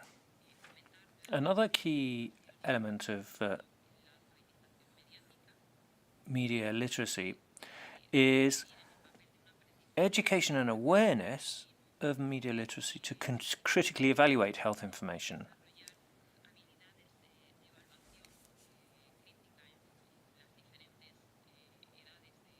This applies to different age segments of the population. We need to ensure both the digital skills and the critical thinking. In order to apply all of this, we also need to create an enabling environment. This means policies promoting patient-centered care and supporting people in the application of health information. Policies need to address health inequities and ensure equitable access to health services. So there's this main core, but there are 9 transversal aspects. To add a little bit of a nuance here, of course, there's some overlap between them. But what we've got here basically is a range of criteria that's a basic sort of checklist for what any health policy or strategy should be able to do. You should be able to tick all these boxes. I'll just take you quickly through the accessibility points. Diverse formats to accommodate different preferences and needs. Readability. User-centric and friendly approach. Uniformity and consistency. And reduction of bureaucracy. Cut the red tape for accessing information. The social environment. As I said earlier, we need a favourable environment which will also encourage positive behaviour that will help build trust, so that people trust the policies which are being followed and implemented. There we need to stress equity of access for all age groups, different cultural backgrounds. We need to invest in digital health literacy across the board, taking account of any possible language barriers, disability-related challenges, and drawing upon the local learning opportunities of each location. It should be a holistic, community-centered approach overall. Encouraging participation. There we propose a collaborative approach for universal access, identifying barriers to access, educating professionals who are in contact with particular minority communities in society, taking account of cognitive and emotional dimensions too. Overall, what I'd say is it's about recognizing the differences between different groups when it comes to recommending the use of digital or healthcare tools to the end user. You tailor your advice. We need to involve all stakeholders too. For instance, if you're targeting children, you need to listen to parents. If you're working with an organization, you need to talk to the employers and the employees.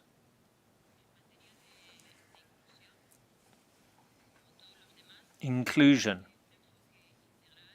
A comprehensive approach is required, as for everything else. We need to look at accessibility, stakeholder engagement.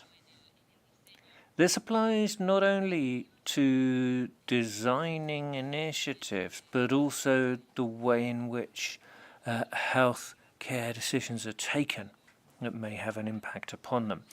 Universal digital access is also very important. We need to ensure that there is simplified access, that we improve the skills of professionals who are making these recommendations and of those who will be using these digital means at the end of the day. So they all interconnect. They're transversal, as I said earlier. They're all interconnected. Gender, that's another significant aspect of this strategy. There is some minor variation in adults, but this is still an area around which we should be vigilant. And when it comes to health information, we should take account of specific reproductive health issues for women, mental health issues with specific dimensions for women, chronic illness management too, where gender can be relevant, so that we take account of the culture and specific needs of each community, so that the programs are culturally sensitive and tailored to the specific needs of each communication. And like I say, all of these components interact with gender. Gender in the strategy overall does get its own section. There's a broad set of recommendations specifically on gender.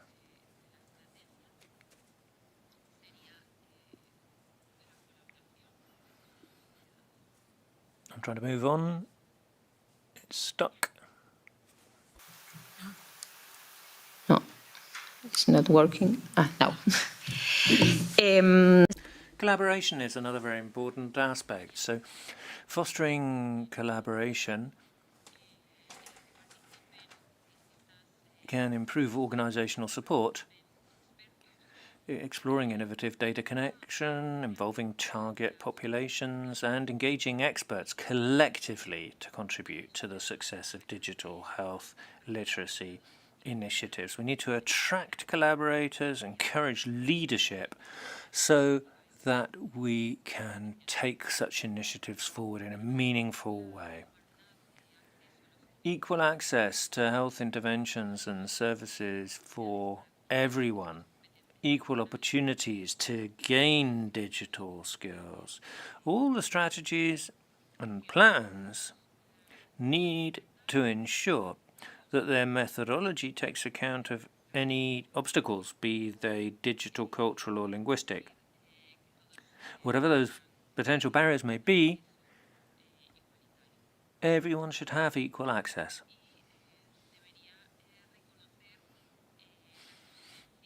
There's also a need to recognize possible differences in terms of digital literacy, possible critical evaluation capacity, the difference between, say, a young person, a digital native, who may need more critical evaluation of information that they're receiving, and someone who perhaps has a more developed critical evaluation but is rather weak on other aspects of their skills. So in order to achieve true equal access, you have to start by looking at the needs of each group. To that end, politicians need to be providing clear guidance, user-friendly guidance to target groups.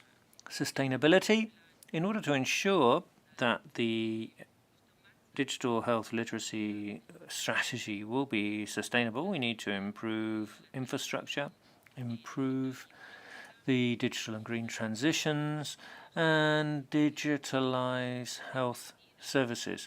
We also need to reinvest. So if there are any savings made by applying the strategy, then that should be ploughed back into self-care and improving the health service. My recurrent theme: use inclusive practices so that the solutions being proposed or being put on offer will be accessible to all citizens rather than just those who can afford to pay for them. The last transversal point, I took these in order. They're all interconnected, of course, as I said earlier. But here we have ethics and privacy. We need an across-the-board approach here, although, of course, it's interconnected with the other issues. There's confidentiality. There's confidential data, depending on the legal situation in each country or region. We need to respect privacy. We also need to ensure interoperability.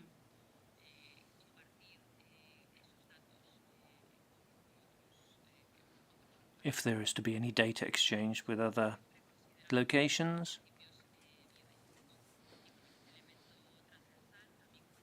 And we also, of course, have to take account of bioethical principles. So, broad recommendations, and I'm sure that Karina will be able to go into more detail on this. So, as Marta said earlier, any plan, any strategy will need evaluation and monitoring if it's to be in any way successful. For that, you need indicators for each of the factors or areas which I've shown you today. You need to be able to identify positive points, strong points, and you also need to identify where there is scope for improvement so that you can replicate what has been achieved elsewhere and ensure that your initiative itself is reproducible in other times and places. Espera, que yo creo que tienes que apagar. Muchísimas gracias, Laura. Thank you very much, Laura. It's a complex strategy, and it's always difficult to implement a successful strategy. It's not the case for a digital health literacy strategy too, but having heard all of those aspects, I think it is even clearer to us now quite what a far-reaching issue is, how many interconnected elements there are. But I think it was very helpful to hear Laura talk us through those main points. Karina Dantas is now going to talk more specifically about ethics and gender. Thank you also for the introduction and for the pleasure to be here. I have a presentation, but I don't know if it's there. Yes. Okay. Next. I need to put it to go. Okay, thank you. So I don't know if this exists in other countries, but in Portugal, where I'm from, there's a cake which is called Cake King that we eat on Christmas, and there's a thing called fava. And if you get the fava in your piece, then you need to pay the cake for the next year. And this is what happened to us today, because we are after lunch. And now I'm going to talk about ethics. I'm very sorry for this. I will try to make it painless, because I really feel it was our fava to present a lot of things now. But I'm very happy because most of the colleagues earlier today already explained so much about ethics, and now also you too, because the main idea of IDEAHL and why I think it's so well developed, and I don't know how to work with digital things. I also need, yes, digital literacy. So the good thing about IDEAHL is that actually ethics was very much embedded throughout the whole project. So we have this toolkit, of which I will discuss a little bit now. But the main point that I would really like to highlight is that ethics is not a request to an ethics committee, or is not just complying with regulatory or legal aspects, is to be sure that throughout all of the project, we considered all of the things that will make it inclusive, that will bring the voice of people into the discussion, into the development. And you could hear this, and I will put it again, sorry, so many participants that were involved, 1,400 plus, and so many co-creation meetings.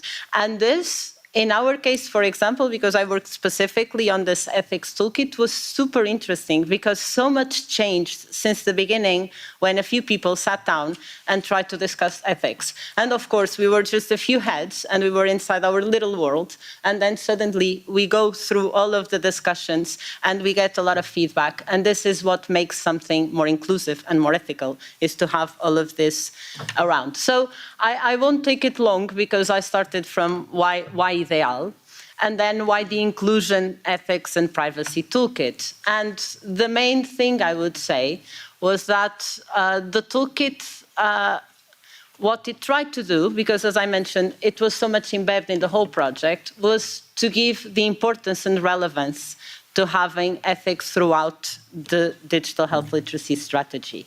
And when we put it into a specific module, a specific output, then we are shouting out loud saying, look, this is something that you should consider when implementing the policy.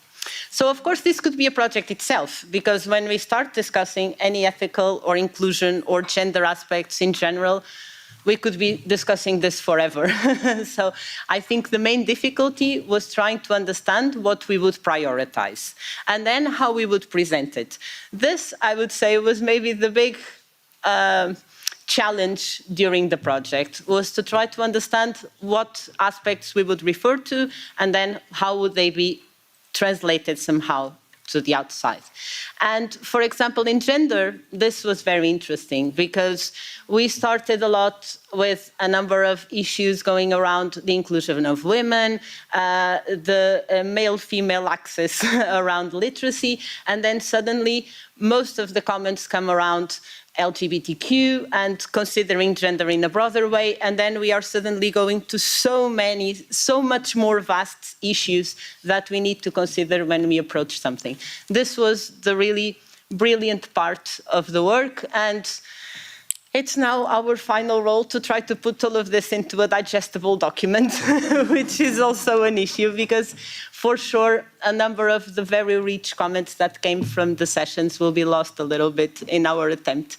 But it is still very interesting that in most of the co-creation sessions and the feedback, so many of these points are seen as important in implementation. So I take a little bit the comments from before. If policymakers are also here, please do consider this part of the work because it can bring an extra added value and also make sure it will work. Then the other part, which was also quite discussed, was ethics more connected to data, to privacy, to all of the issues now, mostly on the policy side as well, because of the health data spaces and how data is now being transmitted, if people understand this, and how can this be also leveraged forward. So I will just make 3 or 4 highlights of things you should go and see. I won't explain them today because then you would all be asleep and I would be alone here. But I will just say why you should go to the ethics toolkit. It's because you have several different recommendations. All of these lines are just an example of these different aspects that are important, and they are targeted already to different target audiences. For example, policymakers, health and care professionals, common citizens. So the idea is that this toolkit can be a bit of a shopping list of things you can pick up and use on the daily implementation of the strategy. And then also, you have some schemes where you can discuss and present, for example, if you are going to present a strategy back in your organizations, in your countries, to cluster some of the areas that were discussed. For example, I can easily say from here or represent here some of the main aspects that were discussed. For example, all of the aspects connected to data, then of course the education of citizens, healthcare professionals and others, and how this can contribute to equity. So this is a way, for example, to start a conversation around these issues. And then you also have the recommendations. So this is the part where we say, what you should do when you start doing this. And here they are also clustered for different types of stakeholders and for different types of areas. And they all come in different colors and shapes and formats. So again, if you want really to use the strategy forward and implement it in different aspects, and propose it also in your countries and regions, you can pick up from these different parts of the recommendations and try to promote them further because they will hopefully be relevant to do that. The same, for example, for health and care professionals. There were so many practical things that we were overlooking in the beginning. And when we started discussing with the health and care professionals, small things that happen every day pop up. I'm sure you have other examples in your own countries and regions, but for example, I imagine it also happened to you during the pandemic that suddenly primary care was all working by email. And now I was very happy because I work well on email. It's very convenient not to go to the primary care center and to have, for example, a prescription directly. But now that the pandemic is over, we have a lot of mixed methods all scrambled in. Sometimes I have an answer to an email, but other times I need to call. But when I call, they send that they will call me back. But then, so suddenly there's a lot of different aspects of the pathway to approach healthcare professionals and different parts of the system that have changed a lot. Before everything was in presence, then suddenly everything was online, and now it's kind of a big mess in a number of things. And it was already difficult to navigate the systems, so now it's a bit worse. So maybe the healthcare professionals understand this very clearly, because in many ways they feel the effects of this, and they can be the right vehicle to explain what needs to be changed. And this is why it is so important to have them included in the daily implementation of the strategy. And just to close, I would say that a little bit of the conclusion of the whole ethics and inclusion, ethics and privacy and inclusion toolkit would be, one, to try to improve the quality of communication between the different stakeholders, not only to the population, but between all of the stakeholders, like I was giving an example now. Finding a way to actually provide skills. And this part is a bit more than just having a website where you can have a digital skills course. Giving skills to people imply that they can actually apply them in their daily life. And this means that we need to work on this since school time, but don't forget also the ones that don't go to school anymore and that are maybe more far away from the services. And then at the end, we always need to think of the weakest link. For sure, as we were saying before, for me it was quite convenient to do things by email, but a lot of people don't have emails. They don't know how to write emails. My mother-in-law cannot read a message in the cell phone. So we need to always consider the weakest link. If we do this, usually things will work. If we consider it for the worst case scenario, then things will work. And in a Europe where money seems to be lagging behind for so many things, where we are all always striving to find the priorities, we shouldn't forget this, because we are only as strong as the weakest one. So we should really bet on that. And I do hope that the work on this strategy will help to reinforce this. It was a brilliant work from partners, and I also wish to provide some congratulations to everyone for this. I think that was it. Yeah, thank you. Muchísimas gracias, Karina. Creo que... Thank you very much, Karina. I think another strong point of the IDEAHL strategy is that it started by looking at this transversally with ethics, gender, and so on, and then moving on to other transversal points. I think if you start with the core elements of content, such as literacy itself, then you can lose sight of those transversal points. So I think taking a holistic approach to ethics in this case is extremely helpful. That first part took a little bit longer than planned, but obviously there's a lot in the strategy, and it's helpful to look at it in some depth, but we can try to be efficient in our debate now. Rocío has a question for the experts. Seguramente más de una pregunta. More than one question. Thank you so much for those presentations. So I'll get to the point and try to ask a focused question. How can the strategy help when it comes to drafting a prevention plan or a health promotion plan? Yo creo que tenemos que ir apagando los... Can you switch off the mic after you finish? Monica. Bueno, esta estrategia... You've heard on several occasions in the presentations that there's very much a transversal approach here. So it's not only macro, that applies to policy, the way in which you could organize policy, but this works from the micro level on. We heard about that this morning with cooperation and looking at the end user, the meso level, looking at the institution itself, looking at the macro level, a health strategy more generally, how you promote health. So in policymaker terms, as Marta was saying, you can look at it from the perspective of ethics and inclusion. You can also look at a project, look at digital health literacy and identify particular steps that should be taken first in order to ensure that it works. A kind of roadmap, if you like, that you need to go through A, B, and C in order to get to D. Para tenerlo de fondo, de recordatorio, ¿no? You need to bear that in mind. Look at the different waypoints, if you like, the collaboration, ethics, inclusion, gender.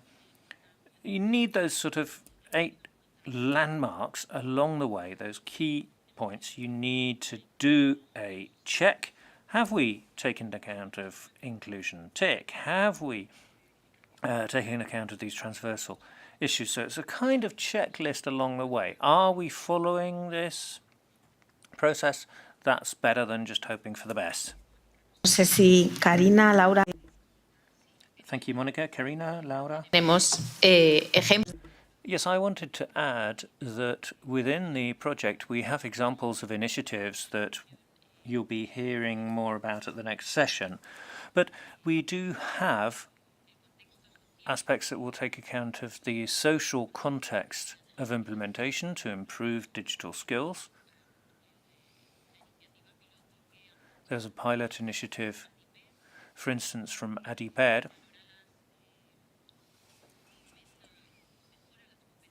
improving digital skills in a rural area. There, they work with rural pharmacies to give information to professionals, but also to give information to people who come in for the first time or people for whom the pharmacy is the only contact with the healthcare system. And that's worked very well. That also helps maintain the sustainability of the initiative. And I believe that in that way, it can be a long-lasting asset to improving digital health literacy, not only at the end user, but also the intermediaries. Sometimes we forget that there are intermediaries, there are other actors coming between the strategy and the end user, and this could be, for instance, people serving in a pharmacy, just as by way of an example. Muchas gracias, Laura. Sé que tienes más ejemplos. I know you have more examples, Laura, but we are going to have another panel. When you can raise these. Karina, anything to add? Perfecto. Pues, Rocío, te dejamos formar. Rocio, one more question. Muchas gracias. Siguiendo con... Thank you. So, following on from that, if I've got a project which is already underway in my region, let's say it's for prevention or health promotion for a vulnerable group, how can I incorporate all the recommendations from the strategy into it? The project's already underway. Voy a aprovechar otro de los ejemplos que también... Well, I know we're going to come on to these examples afterwards. But if we look at the Caritas example from Portugal, they're working with vulnerable groups and they have contact with people. They've learned a lot from their previous work. They can provide training on digital skills and they can continue improving the health knowledge of those target groups. Y siguiendo un poco con lo que decíamos antes, esto en realidad... Picking up on what we were saying earlier, I think this can apply either to a new project or a project which is already up and running. This checklist, what do we need to do? What's the next stage? How can we ensure that the strategy works? You can just work through the checklist. It could be how are we doing this, why are we doing it, for whom, can also be useful questions. Where are we now? How is it going? How is it working? What do we have available to us for the next stage? And the IDEAHL example, we've got a rural area, we've got a pharmacy, not much else. We don't have any other contact points. So let's use the pharmacy to get in there. That's our entrance, our way into that territory. That's also, in a way of applying that checklist. We use the context we have. Maybe we don't have communication, we don't have accessibility. How can we bring this resource to these people? We need to look at how it can work, and that perhaps hasn't always been done well in the past. So that's where you look at your gap, look at what needs doing. And I think we shouldn't only focus on the healthcare assistance. That's the simplistic answer, if you like. There are other resources. It could be the pharmacy. It could be the local council. Could be in politics. It could be in the administration. Basically, it doesn't have to be from the healthcare sector. It's about opening doors. Who can open doors? Who can get access? You can work with a community. You can listen to the community and indeed have people from the community helping you, talking you through what those needs are so that you're constantly improving, researching, implementing, seeing if it works. If it works, keep it. If it doesn't work, fix it. That's a continuous improvement cycle. And as Karina said, we can be constantly bringing in the ethics and gender dimensions. It's kind of filter that we should already have for our gaze so that as we look at the issues, we see them through those filters. Algo en esta pregunta. Karina, anything to add on? Intentar, porque eu tenho lá Right, well, this is the second sort of poisoned chalice of the afternoon, if you like. I've agreed to speak Spanish, which is not my mother tongue, but I'll do my best in Spanish. I was thinking as I was listening to this,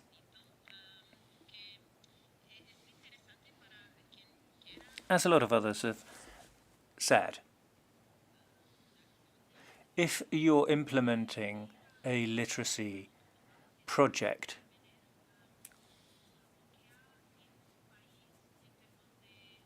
you can have your idealized vision of what you want to get to, but then you can look at what you've already got in terms of questionnaires, surveys, what research tools you have available to you.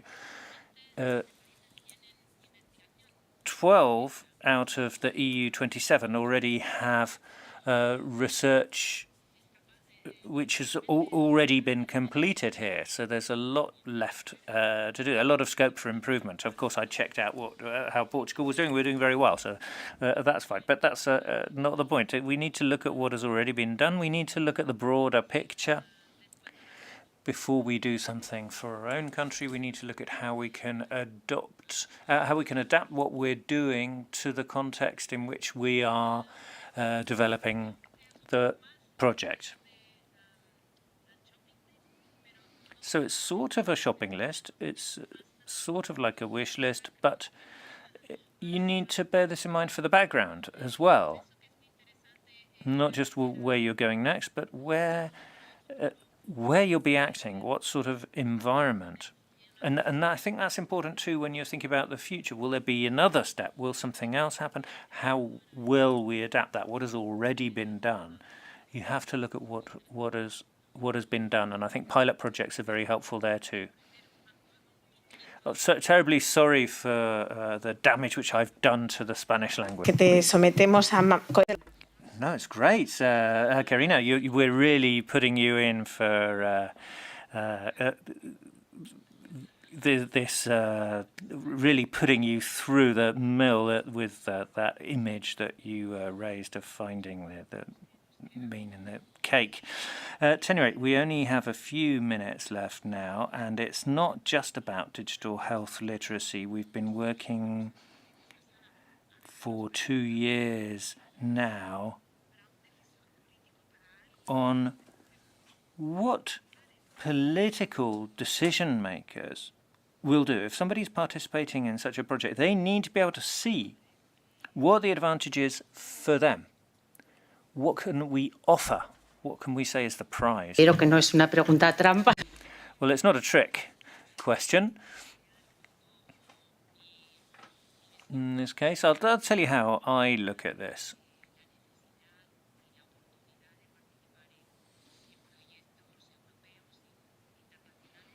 participating in European or international projects has huge value. If we look at the globalized world, we saw this in the pandemic.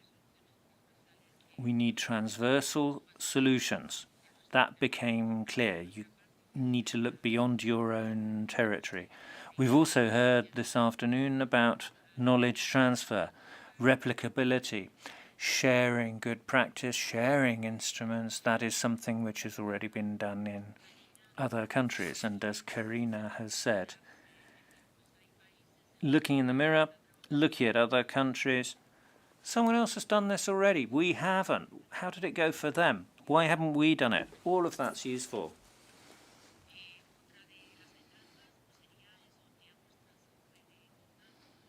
Networking, working with tech, with universities in other countries, all that networking is vital too. We need to step outside our own parochial corner, cast our gaze a bit wider.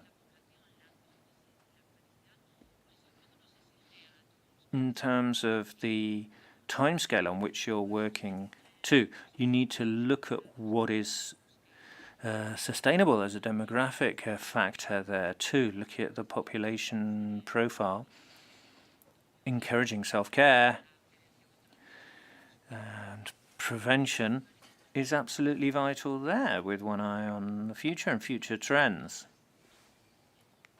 We need to be ever more efficient and sustainable.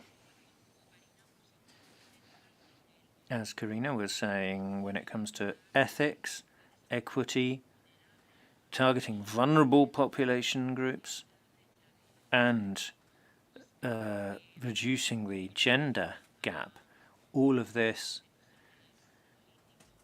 means that all political decision takers, whether it's in the ministry or in the decentralized authorities in Spain, we have the priority of promotion in all of our collaboration projects, but we have the responsibility of taking account of these aspects whenever we act either at European or international level too. Thank you very much, Rocio, Monica, Karina, Laura. I know we could say a lot more, but we're out of time. Continue chatting over coffee. Come and grab the panelists and ask them more specific questions. I'm sure they'll be delighted to answer your questions. Alfonso, did you want to take over, or shall I just tell you a word about what Kai will be chairing? We'll be talking about pilot projects. Kai will be talking us through the replicability of different pilot projects, whether that's been an easy task, what the challenges are, and how that fits into the broader backdrop of our projects. Thank you very much.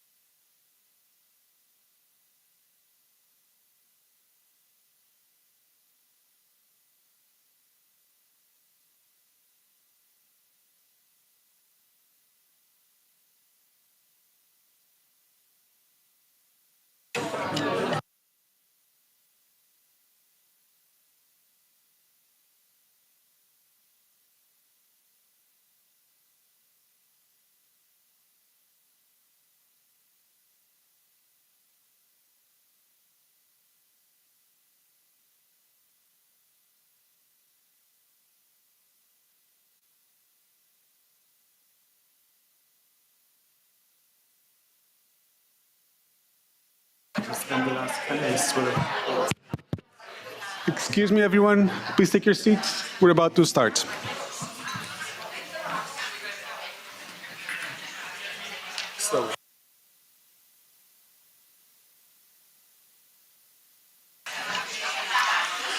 That also applies to the last panelists, by the way.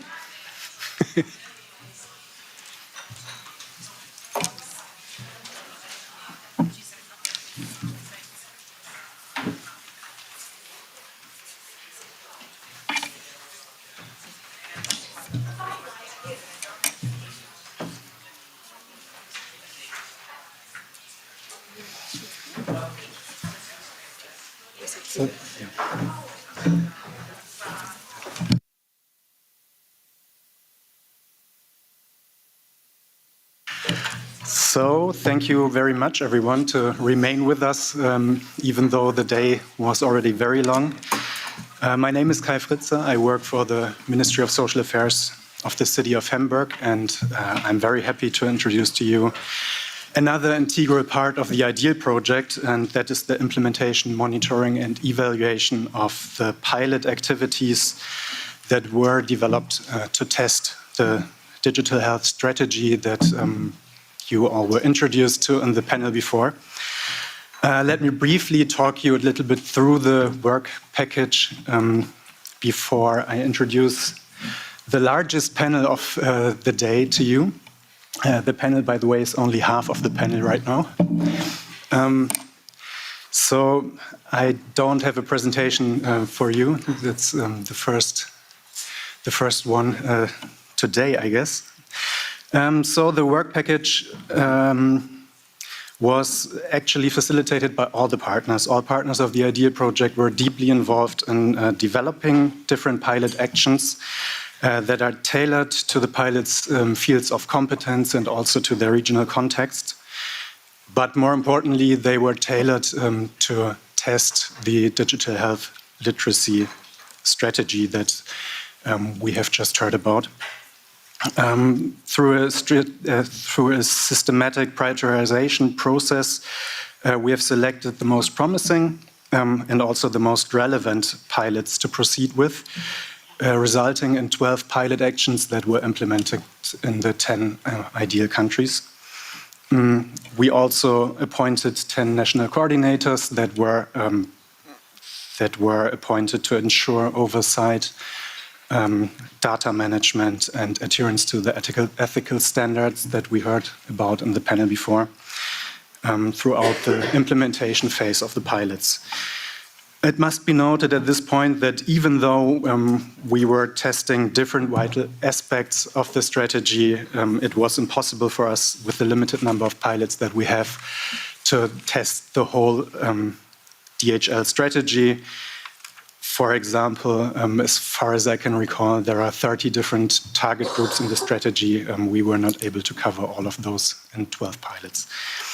Nevertheless, our pilot activities encompass a wide array of initiatives covering all impact levels from micro to macro level, covering a lot of target groups, for example, old-aged people, people with migration background, people with challenging economic situations, but also healthcare professionals and policymakers.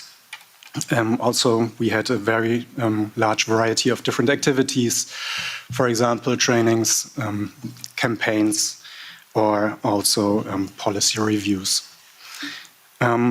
We have implemented a system to collect feedback from our pilot participants, collected through surveys, questionnaires, interviews, focus groups, etc. And this approach ensured that we captured the nuances of each initiative, allowing us to accurately assess their effectiveness and make informed decisions and recommendations for their long-term adaptation after their implementation. Let me briefly talk about the monitoring efforts that we implemented in the pilots. Recognizing the very diverse nature of the pilot initiatives, we developed individualized monitoring systems for each and every of the pilot, formulating key performance indicators for every pilot using SMART criteria, that is specific, measurable, achievable, realistic, and time-bound. and covering all important aspects like input, output, outcome, and so on. I guess everyone in the room knows about the range of that. Furthermore, we decided to test the validated tools for digital health literacy measurement that we were introduced to in the first panel of the day. And we also tried to measure changes of attitudes before and after the initiatives towards digital health solutions. And yeah, we did that by applying, in most cases of the pilots, again, they were very, very different. So it didn't apply for all of them, but we tried to have baseline and endline surveys to have data points in the beginning and in the end to compare. Unfortunately, our work in this work package is still ongoing. The pilots have been implemented from October 23 until last week. So there are no compiled results that I can present to you right now. But nevertheless, I'm very confident that the insights we will receive from the pilots, they will be very, very useful and integral for shaping the DHL strategy further and for making long-term recommendations for the tested initiatives. Before we go on and hear from 4 of the pilots from their individual results and their initiatives they have taken, you might be wondering why there is also the sentence knowledge exchange with replicators on the title of this panel. I would like to give the word to Stefania to explain to us what hides behind that. Yes, thank you, Kai, and good afternoon, everybody. It's a pleasure to be here. And so I'm here, I'm Stefania Silvestri, I'm a project officer representing the Central European Initiative based in Trieste, which is an international intergovernmental organization dealing with the ultimate aim of European integration through sustainable development. So we have been very happy to be part of this really important project, and within this project we have managed the VP5, the activities related to the communication, dissemination and exploitation, also meaning knowledge transfer within the project. So as Kai was mentioning, we have been in charge of the, let's say, the setup of the replication actions. So from the end of October until the end of November, we have opened a call for replicators, which with the aim starting from the piloting actions, of course, of the project, deriving from the strategy. We wanted to try to find some entities to replicate our piloting actions, and we have started just thinking what we could offer to them with this call. And of course, it was let's say some kind of help desk and support services by the whole consortium, and then the possibility to join the project events, webinars, workshops, and also the opportunity to showcase the action at this important event. Just to mention some points, that I will leave the floor to the replicators. So we have identified some assessment criteria while launching the call that were mainly relevance, feasibility, the past experiences of our replicators, as well as the expected impact of the action they would implement, and the policy effectiveness. So all this with the ultimate aim to, of course, transfer relevant knowledge and the scaling up of the IDEAHL strategy. We also wanted to promote a multiplier effect at institutional level, and to do so reaching a mid and long-term impact of the strategy results. All this process was implemented keeping in mind to, let's say, to adapt the replication actions to the specificity of each context and of each country and region where the action would take place. And also there is some key point ensuring also the involvement and inclusion of vulnerable groups within the whole process. So I will leave the floor again to you. Thank you. Thank you, Stefania. We will hear more about the experience with the replication actions from the last panelist due to a last-minute change in the order of pilots that are going to present. And therefore, we will have the second to the fourth pilot that you find on the agenda as the first pilots to present their work and their results right now. And the first pilot will be increase health professionals' knowledge and ability to uncover citizens' and patients' digital health competence. And that one is presented by Lisa Emteker Hesum and Jakob Madsen from the University of Northern Denmark. And the floor is yours. Thank you so much, Kai. Good afternoon, everyone. It's a pleasure to be here, even though it's a bit late in the afternoon. My name is Lisa Emteker, and I'm Associate Professor at the University College of Northern Denmark. And like Kai said, Jakob and I will present our pilot activity conducted in Denmark. And even though I know it's the results that you are most eager to hear, I'll start by a brief presentation of our background. Maybe I should present the agenda first. I'll start with the background and objective. Then Jakob will present the method, recruitment, and analysis. And then Jakob will present key findings. And very briefly, I'll present lessons learned. And then I'll present the background.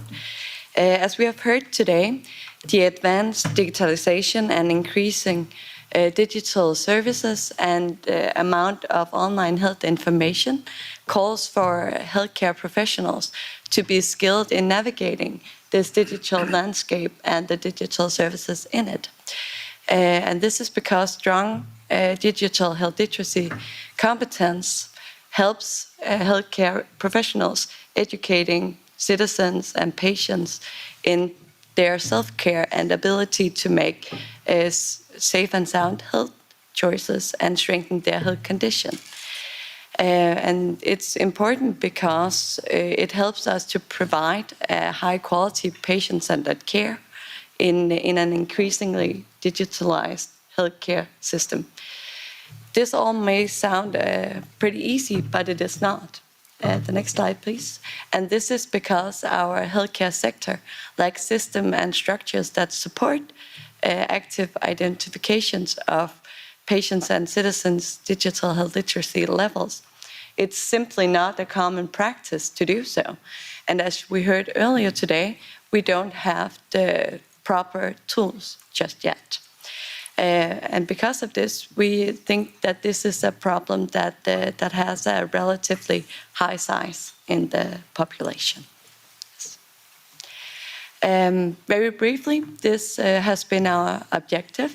That is very short, to gain insight into how to increase healthcare professionals' knowledge of and ability to uncover citizens and patients' digital health competences, and those to support their digital health literacy.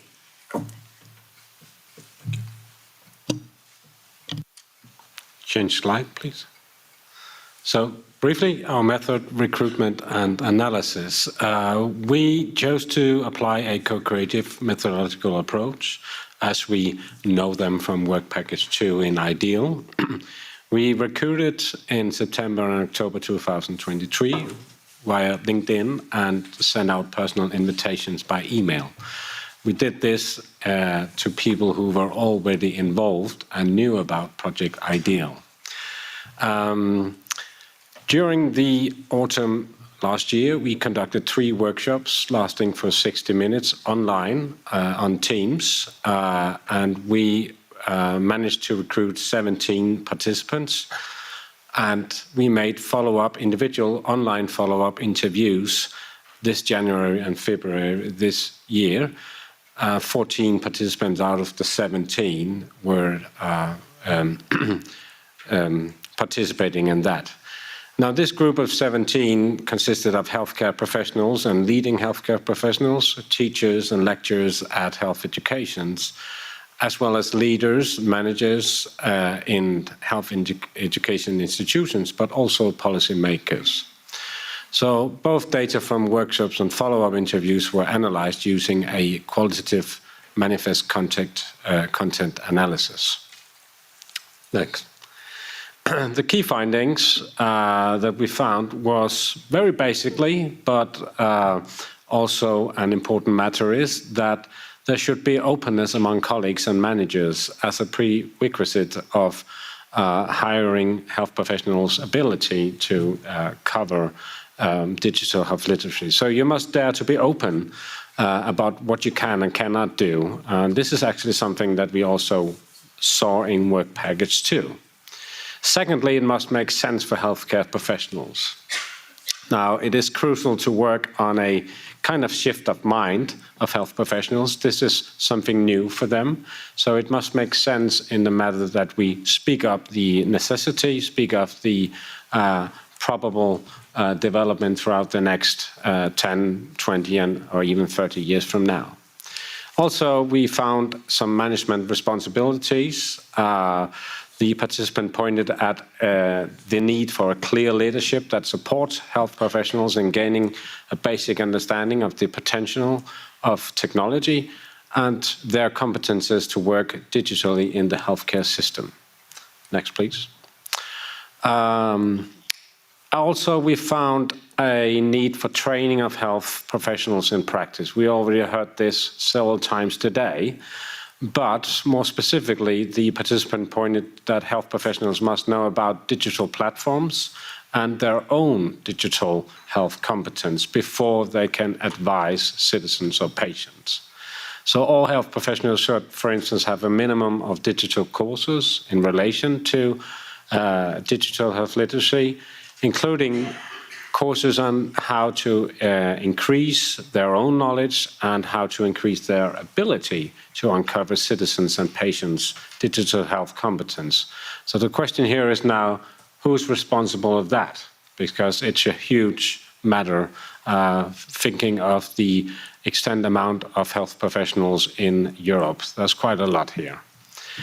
So maybe we should take a look at the educational level, because the participants also pointed at entry-level and bachelor-level education, saying that this is a place where we can actually do something by, how should I put it, this is more easier than changing the whole healthcare sector. So it is a task of educational institutions to educate students so they will have sufficient competences to identify digital health literacy from after their education. And one thing in particular was the screening of citizens and patients' digital health literacy, that all health professionals should have a minimum competence of being able to use tools for screening citizens and patients' digital health literacy. And that leaves us with the final question again, the development of tools and the further qualifying of that particular issue. Yes, thank you. Thank you. And now for the lessons learned, and I'm gonna repeat a bit from what we heard in panel 2 earlier this morning, because what Jakob and I found out was that this recruiting participants for our workshop were really a challenge and really time-consuming. And I have to agree with what Katja said, that in a system that is changing so much, this is a really bad time to want to change even more. So that's a challenge. But however, the good news is that it is doable. We managed to recruit participants, and the best way to do it was LinkedIn and phone calls and sending emails. But we were pretty aggressive in our recruitment, I would say. but we succeeded in the end. Then when conducting workshops and interviews online, we have a few simple points of attention. First of all, the technology simply needs to work.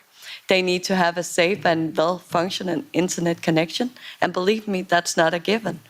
And this speaks a bit with the point number 1 here, where that we have to make sure that the participants all are aware of the digital format. Can they turn on the sound and the camera and so on? Because that's not a given either. Hence what we're talking about today, digital health literacy. The last thing is that we were quite happy about the transcription function in Teams, but be aware that it's only really good in English. We tried with the Danish, it was a bit messy. So, but for the English language, it's really good. Thank you.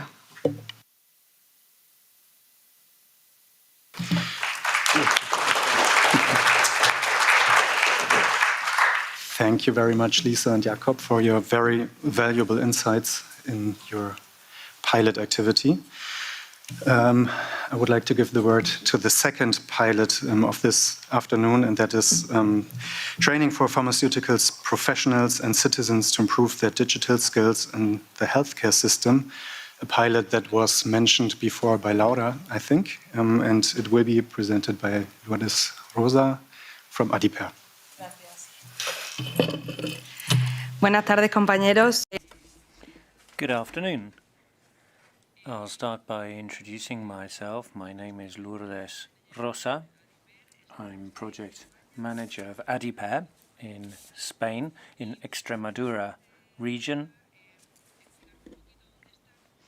I'd like to tell you about our region, the particular features of the region, and the reason for having this particular pilot project and why we had this objective. So this is our location, geographical location. You've got Portugal on the left there, Andalusia at the bottom, Badajoz in the southern province of our autonomous region is the city where we've been based. So it's a very rural area. That's the first thing to say. Older population profile. And last year we saw that older people needed better access to digital health literacy. What they were telling us was that in the pandemic they realized how dependent they were on their families, how dependent they were on the telephone, and how dependent they were on somebody else in order to satisfy their basic needs for health. I'll give you the key points in the limited time available. The title of the pilot project, first of all,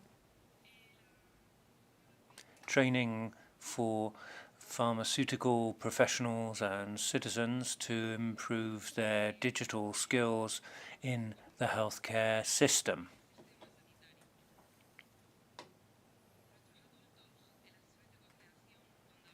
In the co-creation, when we spoke to adults about activities, their feedback was very helpful. We were telling them we want to help you, we want to help people in general, but we also want to put what we can of ourselves into this project. They were asking about appointments. If I'm sick and I can't go in to see the doctor, what do? I don't know what to do. I don't understand it. We said, well, everything's online. What? I can't do that. But who was going to step in and help them? Who was going to give them access to that information?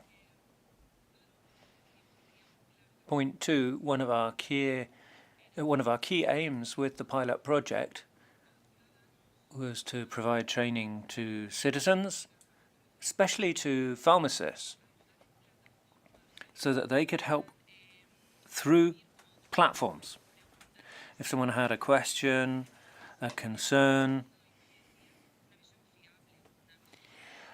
being able to access reliable, trustworthy information rather than just Googling something and using whatever you come up with.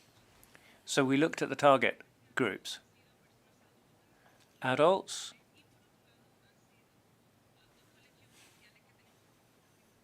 and the official colleges of pharmacists of our region. The reason for that is that when we were defining the pilot activity and looking at possible target groups, what we discovered was that the connection between adults in rural areas was basically the pharmacy. They're seen as friendly, they're seen as places where you can ask questions, and it's also a place that everyone has access to in your family group and your friend group. Not everybody has access to a hospital, but everybody has access to a pharmacy. Not everybody has access to a health centre, but everyone has access to a pharmacist. So, because it's a key connection point, we wanted to bring things closer to people. We wanted them to feel safe and comfortable. So that's a reason for that. Now, who's involved? Different organisations.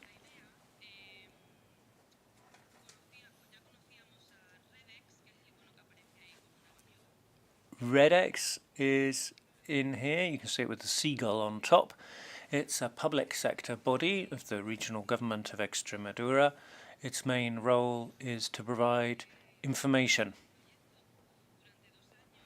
They had a 2-year project to inform 15,000 people on digital skills. That's a very broad range of skills, but within that you have all the needs of the population. You have to cover that range, and we're talking about people aged 0 to 100 plus, so no particular figure put on that either. We spoke to people who were involved in that project and said, can we work together? We can help you achieve your aims, and you can help us get quality information, specific information to the right people. So we worked with them, and as we were doing that, when we had meetings and conversations, we worked with the official college of pharmacists as well.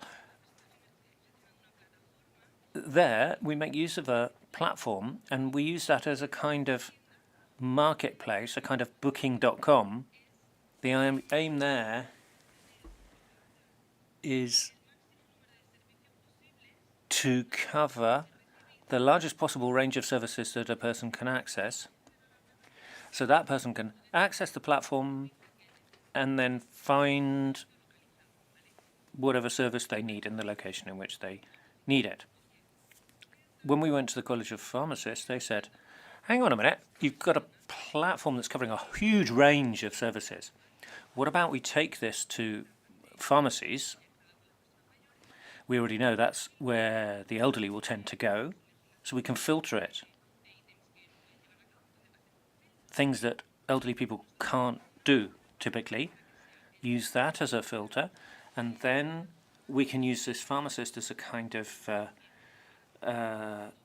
trial for the broader range of services. So we work with the pharmacist to use the filter in the platform, and we have a little card with a QR code on it.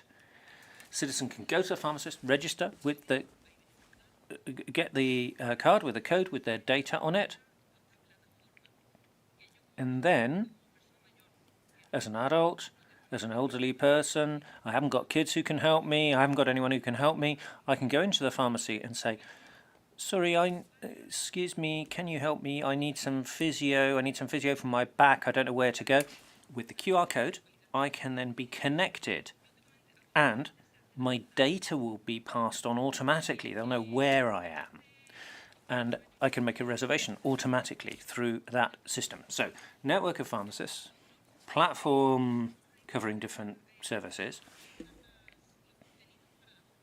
We then started fleshing out the content for the information. A lot of people said, I don't want to have to use a computer. I don't have an email address for using an app, which is quite a problem if you need to send on medical records or whatever it might be. There's lots of information which is passed on via email. So we had to look at the specifics. We had 4 information sessions, 5 hours long each. Each group got specific information.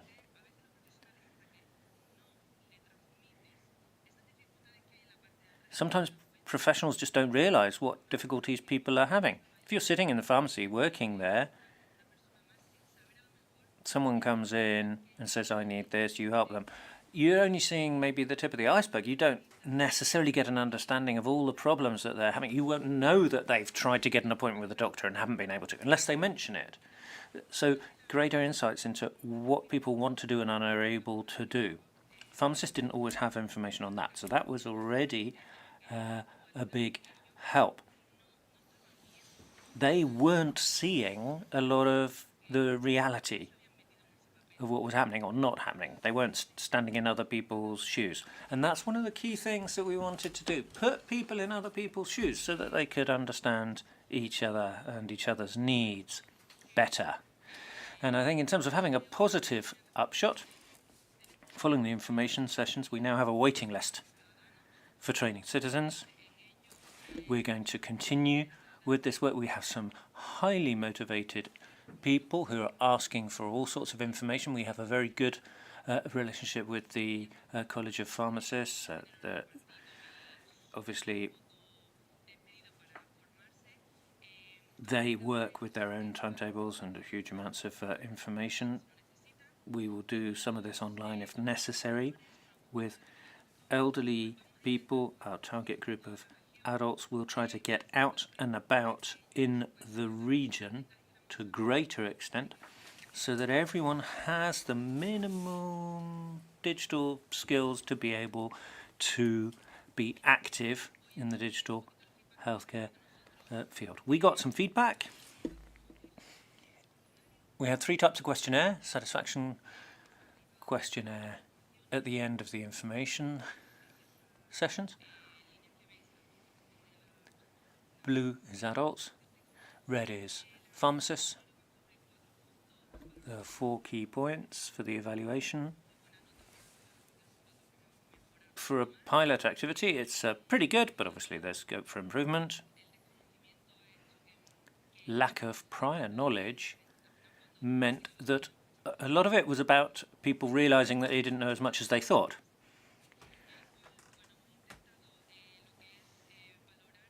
What we wanted to assess was how elderly people were using information.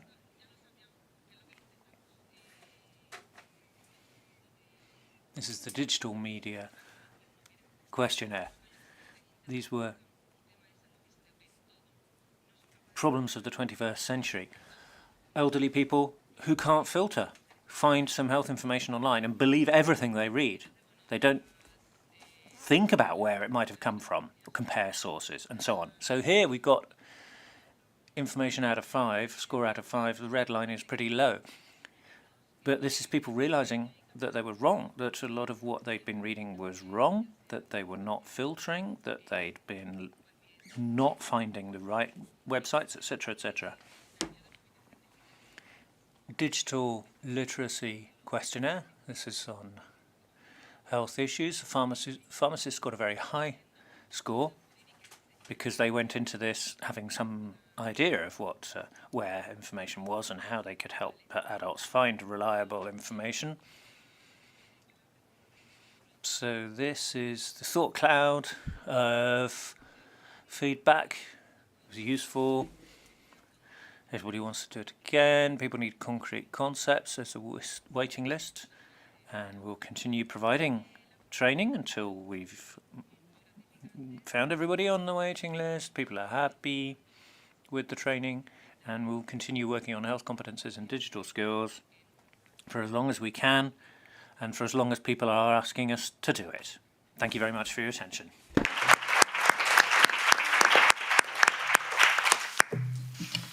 Thank you very much, Lourdes, for this presentation of the very innovative approach IDEAHL took.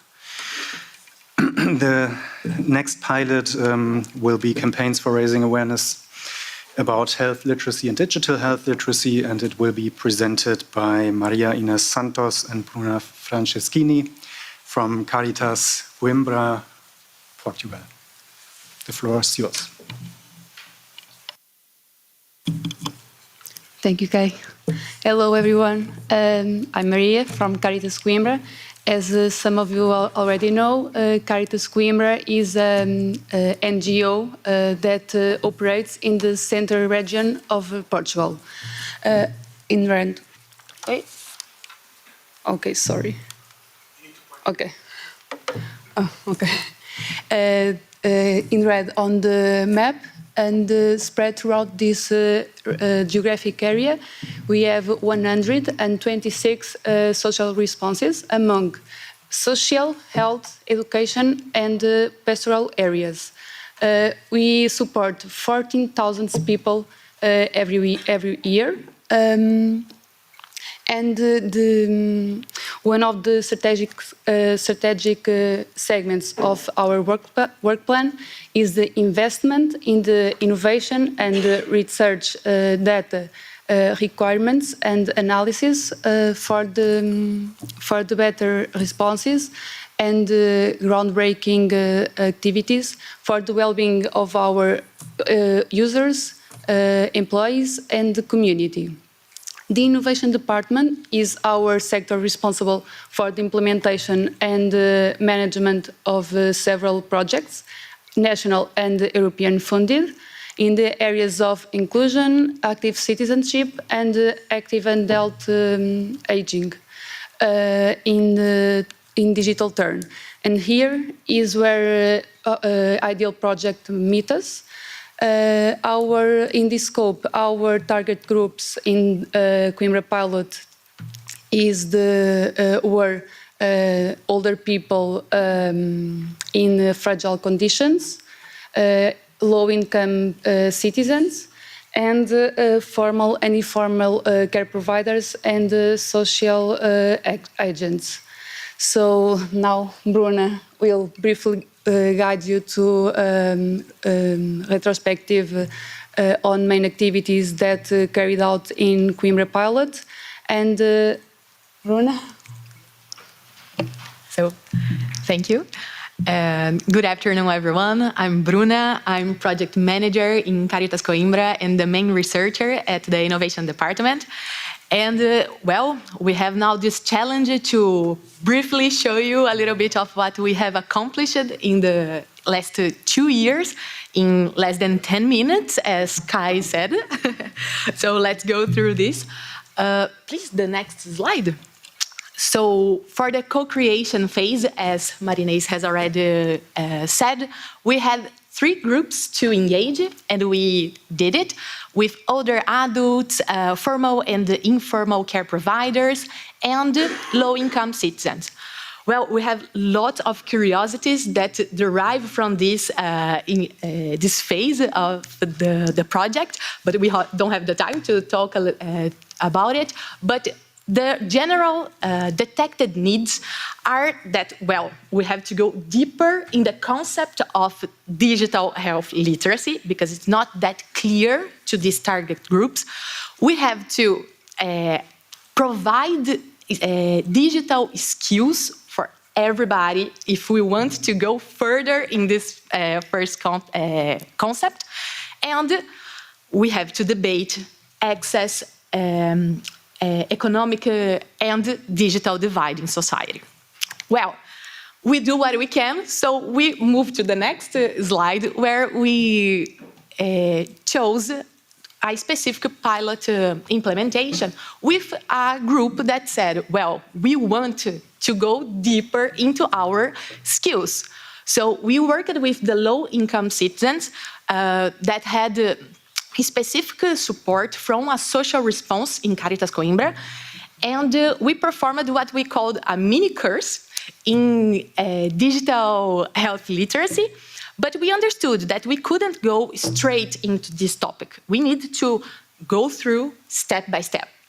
And then we performed 3 sessions. The first one about the digital skills in general, the second one about the digital health literacy, and the third one a hands-on workshop where they could attend and do their own researches. Of course, without a lot of suspense about the results, we deployed some tools that we understood that were interesting after the WP1 research. And it was a success, the implementation, yes. IDEAHL scored higher for the end line. The satisfaction questionnaire, we got 31 out of 32. And for the change of attitude, well, we don't have a change of attitude because we couldn't do the baseline. We just implemented the questionnaire for the end line, but we have an attitude. And this attitude is very positive or positive for the majority of the participants. So it's very interesting, and it shows that, well, we could also keep on working and using these tools for future pilot studies. Here in this slide, there are some this one, yes. It separated each of the sessions that we performed. Just to briefly say that we provided every participant with a tablet because it's very difficult to have a starting point when we talk about digital skills. So we provided everybody with a tablet. We had some time to get to them to get familiar with it, to know how to use it, to scroll down, to go to Google, to learn how to send an email, to download app. And so then we could move forward to the health-related topics. Okay, but if you have, if you would like to know more details, we can talk later on. And then, to the next one, please. We said, well, we don't have a lot of work. Let's do 2 pilots implementation. How does it feel like? And then we thought, well, we are going to do a very extensive research on materials. Because when we talk about internet and people in vulnerable context, our main concern is how to use the internet on a safe way. Yeah, so we need to provide these sources where they could go after the sessions. So we did an extensive research. Every session, they had a lot of materials. And we said, well, if we need, one of the things that we detected is to go deeper in the concept of digital health literacy, let's make it open access in the digital platforms that Caritas already has. So we performed this online campaign on Facebook with 13 weeks of postings, thematic posts, with the same structure, with the same program from these in-person sessions, but online. Facebook was our main metrics, but the idea was to have something prepared to be reposted in all other social medias and institutional channels, and even for other people that would like, other institutions that would also like to share it. And then, once again, maybe it was a success because maybe we were a little bit modest when we established the goals. We thought, well, maybe 250 to achieve in terms of reach would be enough. But we overcame this goal, and we had a mean of 800 per post. And in this campaign, that the name is IDEAHL está on in Portuguese, but in English, IDEAHL is on. We also did a specific thing that was a partnership with healthcare professionals. The name was IDEAHL Talks. And then when we invited healthcare professionals to do some posts, and it was a success because these posts, they performed very well.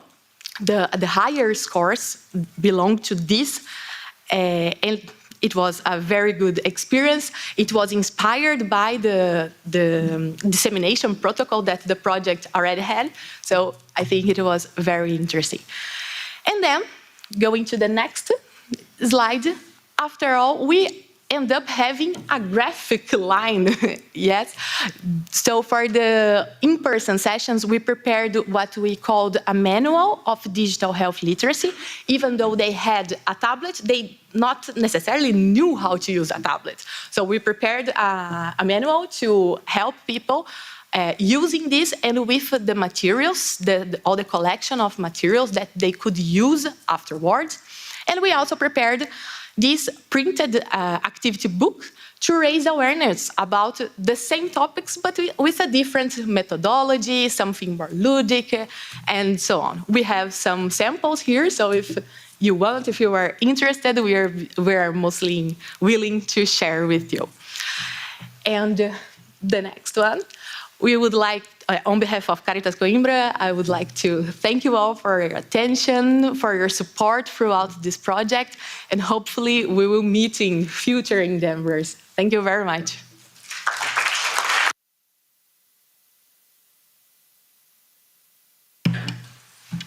Thank you very much, Bruna and Maria, for your very lively presentation.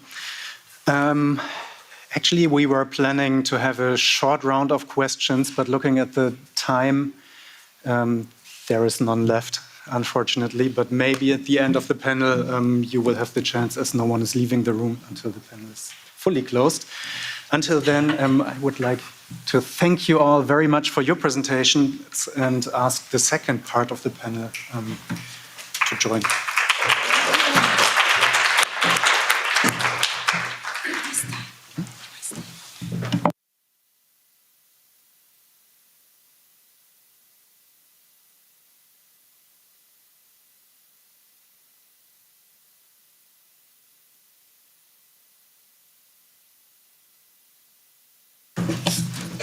Bueno, pues somos los últimos de este. Right, well, the last panel session.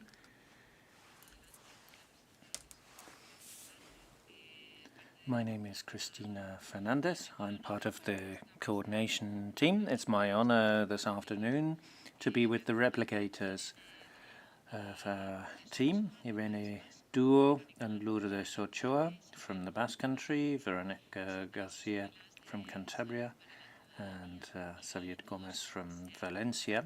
They're knowledge exchange replicators working with citizens on the basis of what we've done in Asturias. By way of background, I would say that we worked on the basis of workshops for more equity and self-care, with people having more knowledge, more able to engage in self-care and take their own decisions about their health, with an aging population and an increase of non-transmissible diseases. My presentation didn't come up there. I think I have it. I can move. Yeah, maybe if I know how to do. That's it. En las actividades de co-creación que se enmarcaron dentro del proyecto de IDEAHL. In terms of the co-creation activities in IDEAHL, we were working with caregivers, healthcare professionals, and people with low income. We looked at the needs expressed, which included creating mutual support networks, finding time for oneself and taking care of emotional well-being, preventing caregiver or professional overload, care for chronic pathologies, and facilitating access to health literacy for the active and remote population. Being remote, being in far-flung locations, was definitely part of the profile of our region. So these were the different factors. We tried to take account of those four aspects. We had been working in the self-management of chronic diseases project from Stanford University, Self-Research Management Center. There, they have done a lot of work on self-management for health for individuals. From 2017 to 2020, Asturias was at the forefront of the EFI-Chronic project, the self-management for chronic diseases project, which I've just referred to, did show its worth with a vulnerable population through this project. We then had the COVID pandemic, which made it clear that we needed to find new channels for communication, getting healthcare and disease-related information to target groups in the population. And we also had to work with the specific needs which people were defining and telling us about. So, as we made proposals for workshops about bringing digital health literacy closer to people, these were the factors that we bore in mind. In our project, we went for the slogan, "Get active for your health." The idea here is that those with chronic pathologies and their carers, as well as other professionals, should be promoting healthy lifestyle habits and self-care and have access to this in a multi-platform way. So we did this through several sessions, which helped participants to gain ideas and techniques for managing their own health, creating a sense of self-efficacy, also working through the use of trained facilitators to help promote self-care and changes of habit to promote healthy lifestyle habits.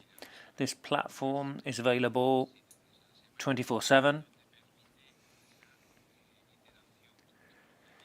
You have an interaction here between knowledge and the basis, which is database, which is actually maintained by participants. You have two screens within the platform. Persons with chronic diseases and carers, their caregivers, participate in drafting action plans, support defined by participants.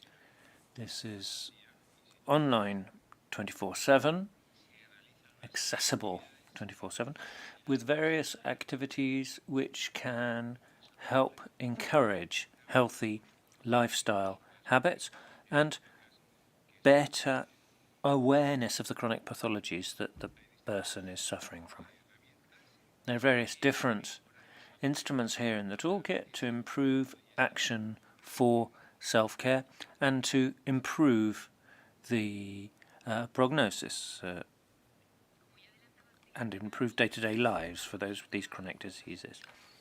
As Christina said, we work in 4 health centres, schools across the country in different regions here. From the Spanish Ministry of Health, almost all the autonomous communities have a specific centre, either a self-management resource centre or a school where these facilities are available. We have a shared philosophy. The idea was that getting active for your own health would be an underlying theme for peer learning, which came from Stanford. That had been established as being very effective for self-care, self-efficacy. in terms of health management for individuals. I'm sure you know all this already. Having a replicator has huge advantages. You learn and leverage previous experience. That saves time and resources. If others have encountered similar problems, you can make a head start on those problems or avoid them entirely. It's also creating a sort of breeding ground, an incubator, which can help bring in more partners for such projects in future. Replicating research projects increases your sample size, which means that you have more reliable data, you have better evidence, more chance of finding more experts to learn from, so that you get more benefits from your collaboration. So the scalability increases hugely, even to international level. There's a long-term impact too, because you're giving people training with digital tools that can transform people's health.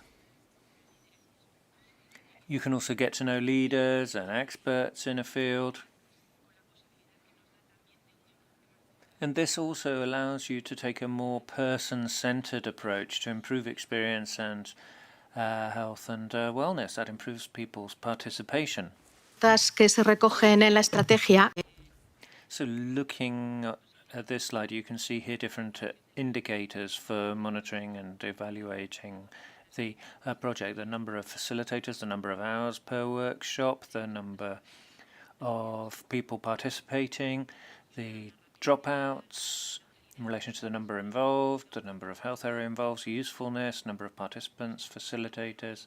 We don't have all the results yet, but they will all be in the final report together with the analysis of the replicators. Some of the data from replicators relating to participants cover these questions. We've heard the before and after, the pre and post questions. Socio-demographic data, health-related attitudes and lifestyle habits, and self-efficacy in health management, quality of life, and satisfaction, user satisfaction with web-based health interventions. The post analysis also covers satisfaction and change in attitude related to addressing health problems with the help of digital tools. At the final workshop, participants had the opportunity to tell us more about what they felt in free text, about what they'd achieved, what had been useful.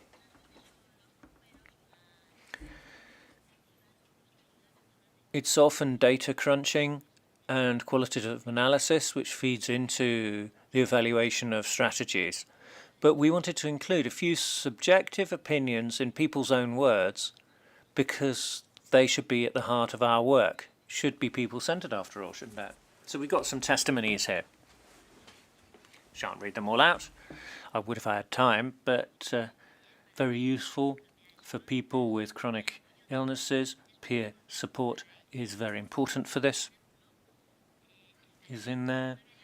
The workshop promotes awareness and knowledge of one's own situation, as well as encouraging and supporting changes and improvements. And last but not least, the course has helped me to express my fears and how I feel about different situations. Expressing your emotions, your fears, your achievements with other people helps you feel better. So that's a kind of empowerment too in terms of health management. These instruments which are now, these skills which they now have is good for emotional well-being and the importance of peer support, which is one of the main pillars underpinning our programme, was stressed by their subjective feedback. So there you have it in a nutshell. I know it's late in the day, so we tried to keep it brief. A pilot action on replicators, brief overview. You've got our emails there though. We don't have time for questions, but you can always come up to us in the corridor to ask questions. Thank you for this opportunity here today, and thank you for the pilot projects. It's been great working with them. Thank you all.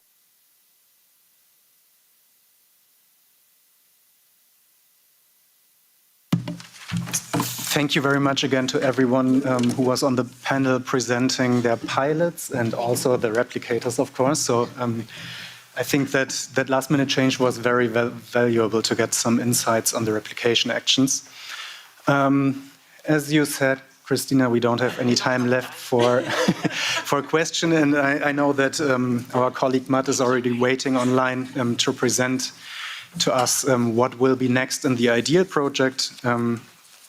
So yeah, once again, thank you very much to the presenters. Thank you very much to all partners who contributed to the work package 3 of the IDEAHL project. And good evening.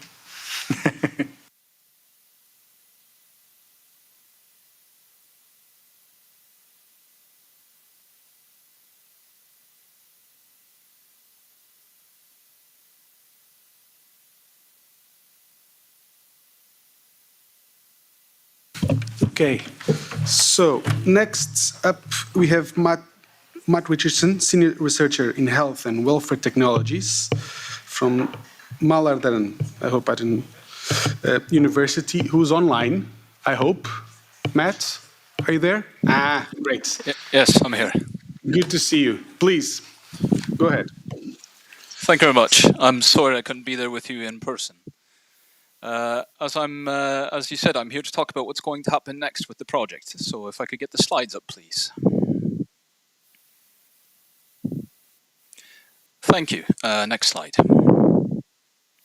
So, as all projects hope for, they want to become something more permanent, and that's what we're trying to do with the next steps, is turn this project into something that's more like a process. Next slide, please. Now, what we said we wanted to do in the next steps after the project is complete are 4 things. We wanted to disseminate the strategy that we've been talking about.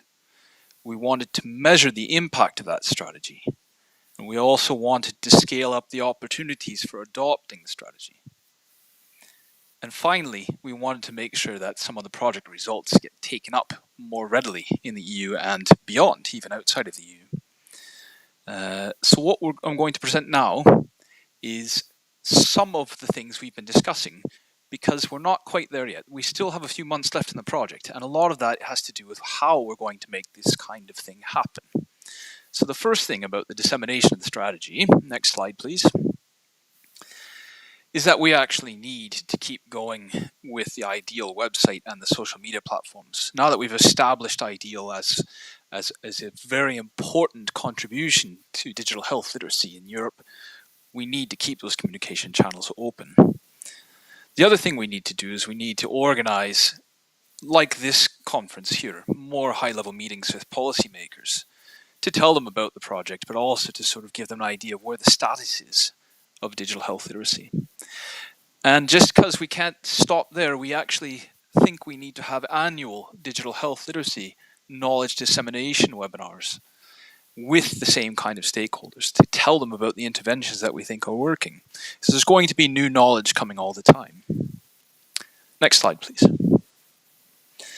The measurement thing, and we've discussed this today as well, is probably one of the most important things we need to continue with. What we have now is a picture of where we are. We need to make that picture into something that is continually updated.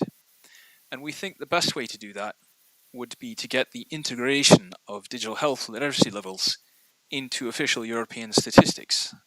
Now that's not an easy task, but we'd like to get there within a few years. And obviously one of the tools that we have to do that is the the global atlas of health literacy, which we call the atlas. That can be the feed-in to the Eurostat statistics.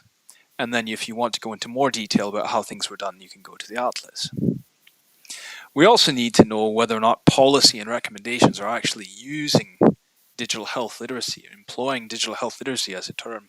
So we need to track that somehow. And then we also need to track the interventions that we've been talking about, the replicators, the champions, how they're being used in different places in Europe, and even new interventions that start getting developed. Next slide, please. If we're going to scale up the opportunities for adopting the strategy, next slide, we need to keep our network available. And it's really important for us to actually use the network that we currently have in a more constructive manner. We need to continue with the webinars that I was speaking about. And we also need to continue planning and executing interventions at a larger scale. Now, the larger scale is a question that we haven't really quite gotten a hold of yet. Sorry. But we do need to take one of them that we think is really important and try and implement that on a larger scale. Next slide, please. Finally, if we're going to favor the uptake of project results in the EU and beyond, next slide, we need to have really nice dialogue with the WHO. They have a digital health strategy, and this is obviously part of that. It should be part of it anyway. We already have some good contacts there, but we need to make sure that there's a nice integration. Developing a course for health and social care professionals is also something that we've discussed. It's something that's already been piloting a little bit. We need to make this more readily available to other countries as well. And of course, the replicators that we've been doing, we need to make sure they get promoted as best practices if they end up being assessed as well. Next slide, please. So what we have left to do within the project is decide who will do what of the things that I just mentioned, or if there are some other things that come up, and what resources we're going to need to actually make those things happen. Next slide, please. And that's what's next for our project. So I will field any questions if there are any, otherwise.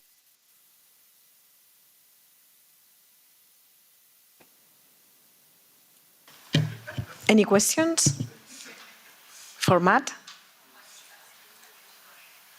No, so thank you very much.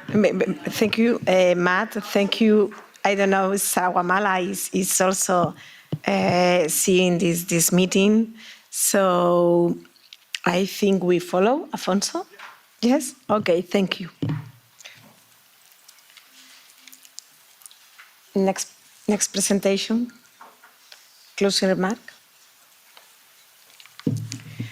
Bueno, pues estamos llegando. Right. Well, the end of the final conference is drawing ever closer. We had the kickoff in Oviedo, 2 years of work. It looked like mission impossible when we first put it down in writing, but here we are. It's not over yet. We've still got a couple of months of work and probably another couple of months of drawing up final reports, but at any rate, I think having made it this far is an achievement. I've been getting stuck with the remote control here. Just to go over what we've been saying, creating a digital health literacy strategy for Europe and beyond. We've done that in IDEAHL. The second aim was to conduct a comprehensive mapping of health literacy and digital health literacy research in the EU and beyond by reviewing policies, academic and non-academic works. We did that in part 1. We talked about it in panel 1 today. Third objective, identifying and bringing together a network of champions and survivors from the identified DHL practices. We did that too. We identified who the champions were and involved them in online meetings too, to ensure that they could continue making contributions to our strategy. Another specific objective of the project was to shape, facilitate and coordinate the co-creation and development of a European strategy. We involved citizens in an innovative way in terms of strategy formation. Another specific objective was to have several pilot initiatives and actions in different member states with different strategies operating at different levels. We've heard about this from Kai in the last package. This also seemed a hard task. It seemed an insuperable challenge when we started, but a lot was achieved, and that will be put in the final projects. Monitoring and evaluating HL and DHL levels in order to feed in to the strategy.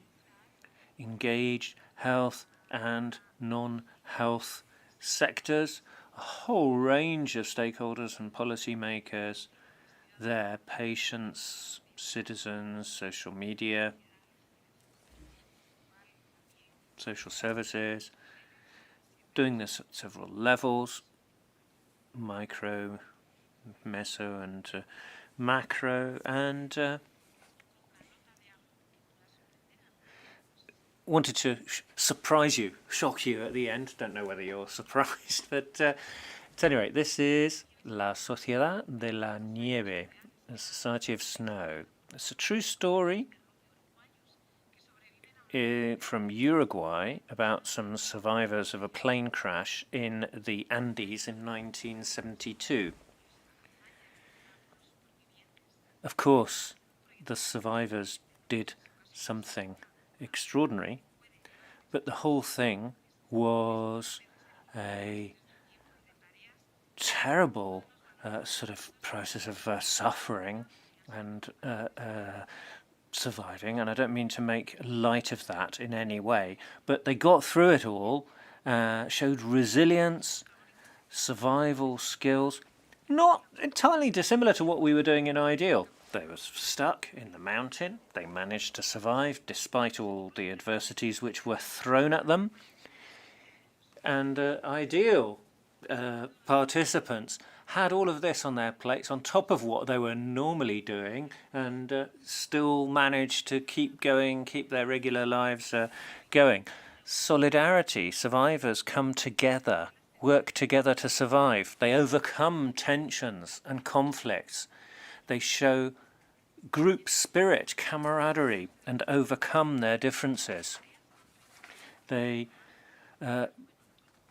work as a team in a coordinated fashion in order to achieve tasks. That was absolutely vital in terms of achieving our final results. Ethics and morality. In the film, there are ethical dilemmas that the survivors are whether you do certain things in order to survive or not. People are pushed to their limits and sometimes cross those limits in order to survive. We didn't quite get to that extreme, I'm pleased to say, in IDEAL, but we should not lose sight of the fact that in this project, as in many others, before you can intervene, there are so many steps you have to go through, and sometimes have to take parallel steps in order to meet time scales, to meet deadlines, and do what you need to do. Bravery in tackling terrifying, challenging situations, being determined and never giving up, fighting for survival right till the end, when you seem to have everything against you. It all is overwhelming, it's all too much, but you find a solution somehow and keep going. You keep hope going. In the film, some become very desperate, lose hope, but the hope that one day they would be rescued kept them going, and kept them going through the darkest times. In IDEAL, we always put our faith in our strategy for the future, and knew that that would be a way out. We couldn't have wished for better company along the way on this journey. Thank you all very much.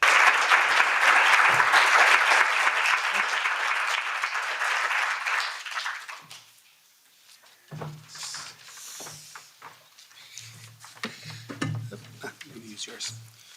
Well, that's a wrap. Thank you all for coming. Thank you for being part of this day. Thank you, MEP Elena Lisi and their staff. You were great. Thank you to the interpreters also. It was a long day. What else? This was great. I hope you enjoyed it as much as we enjoyed preparing it. See you around. If you have any questions, ask us. Thank you.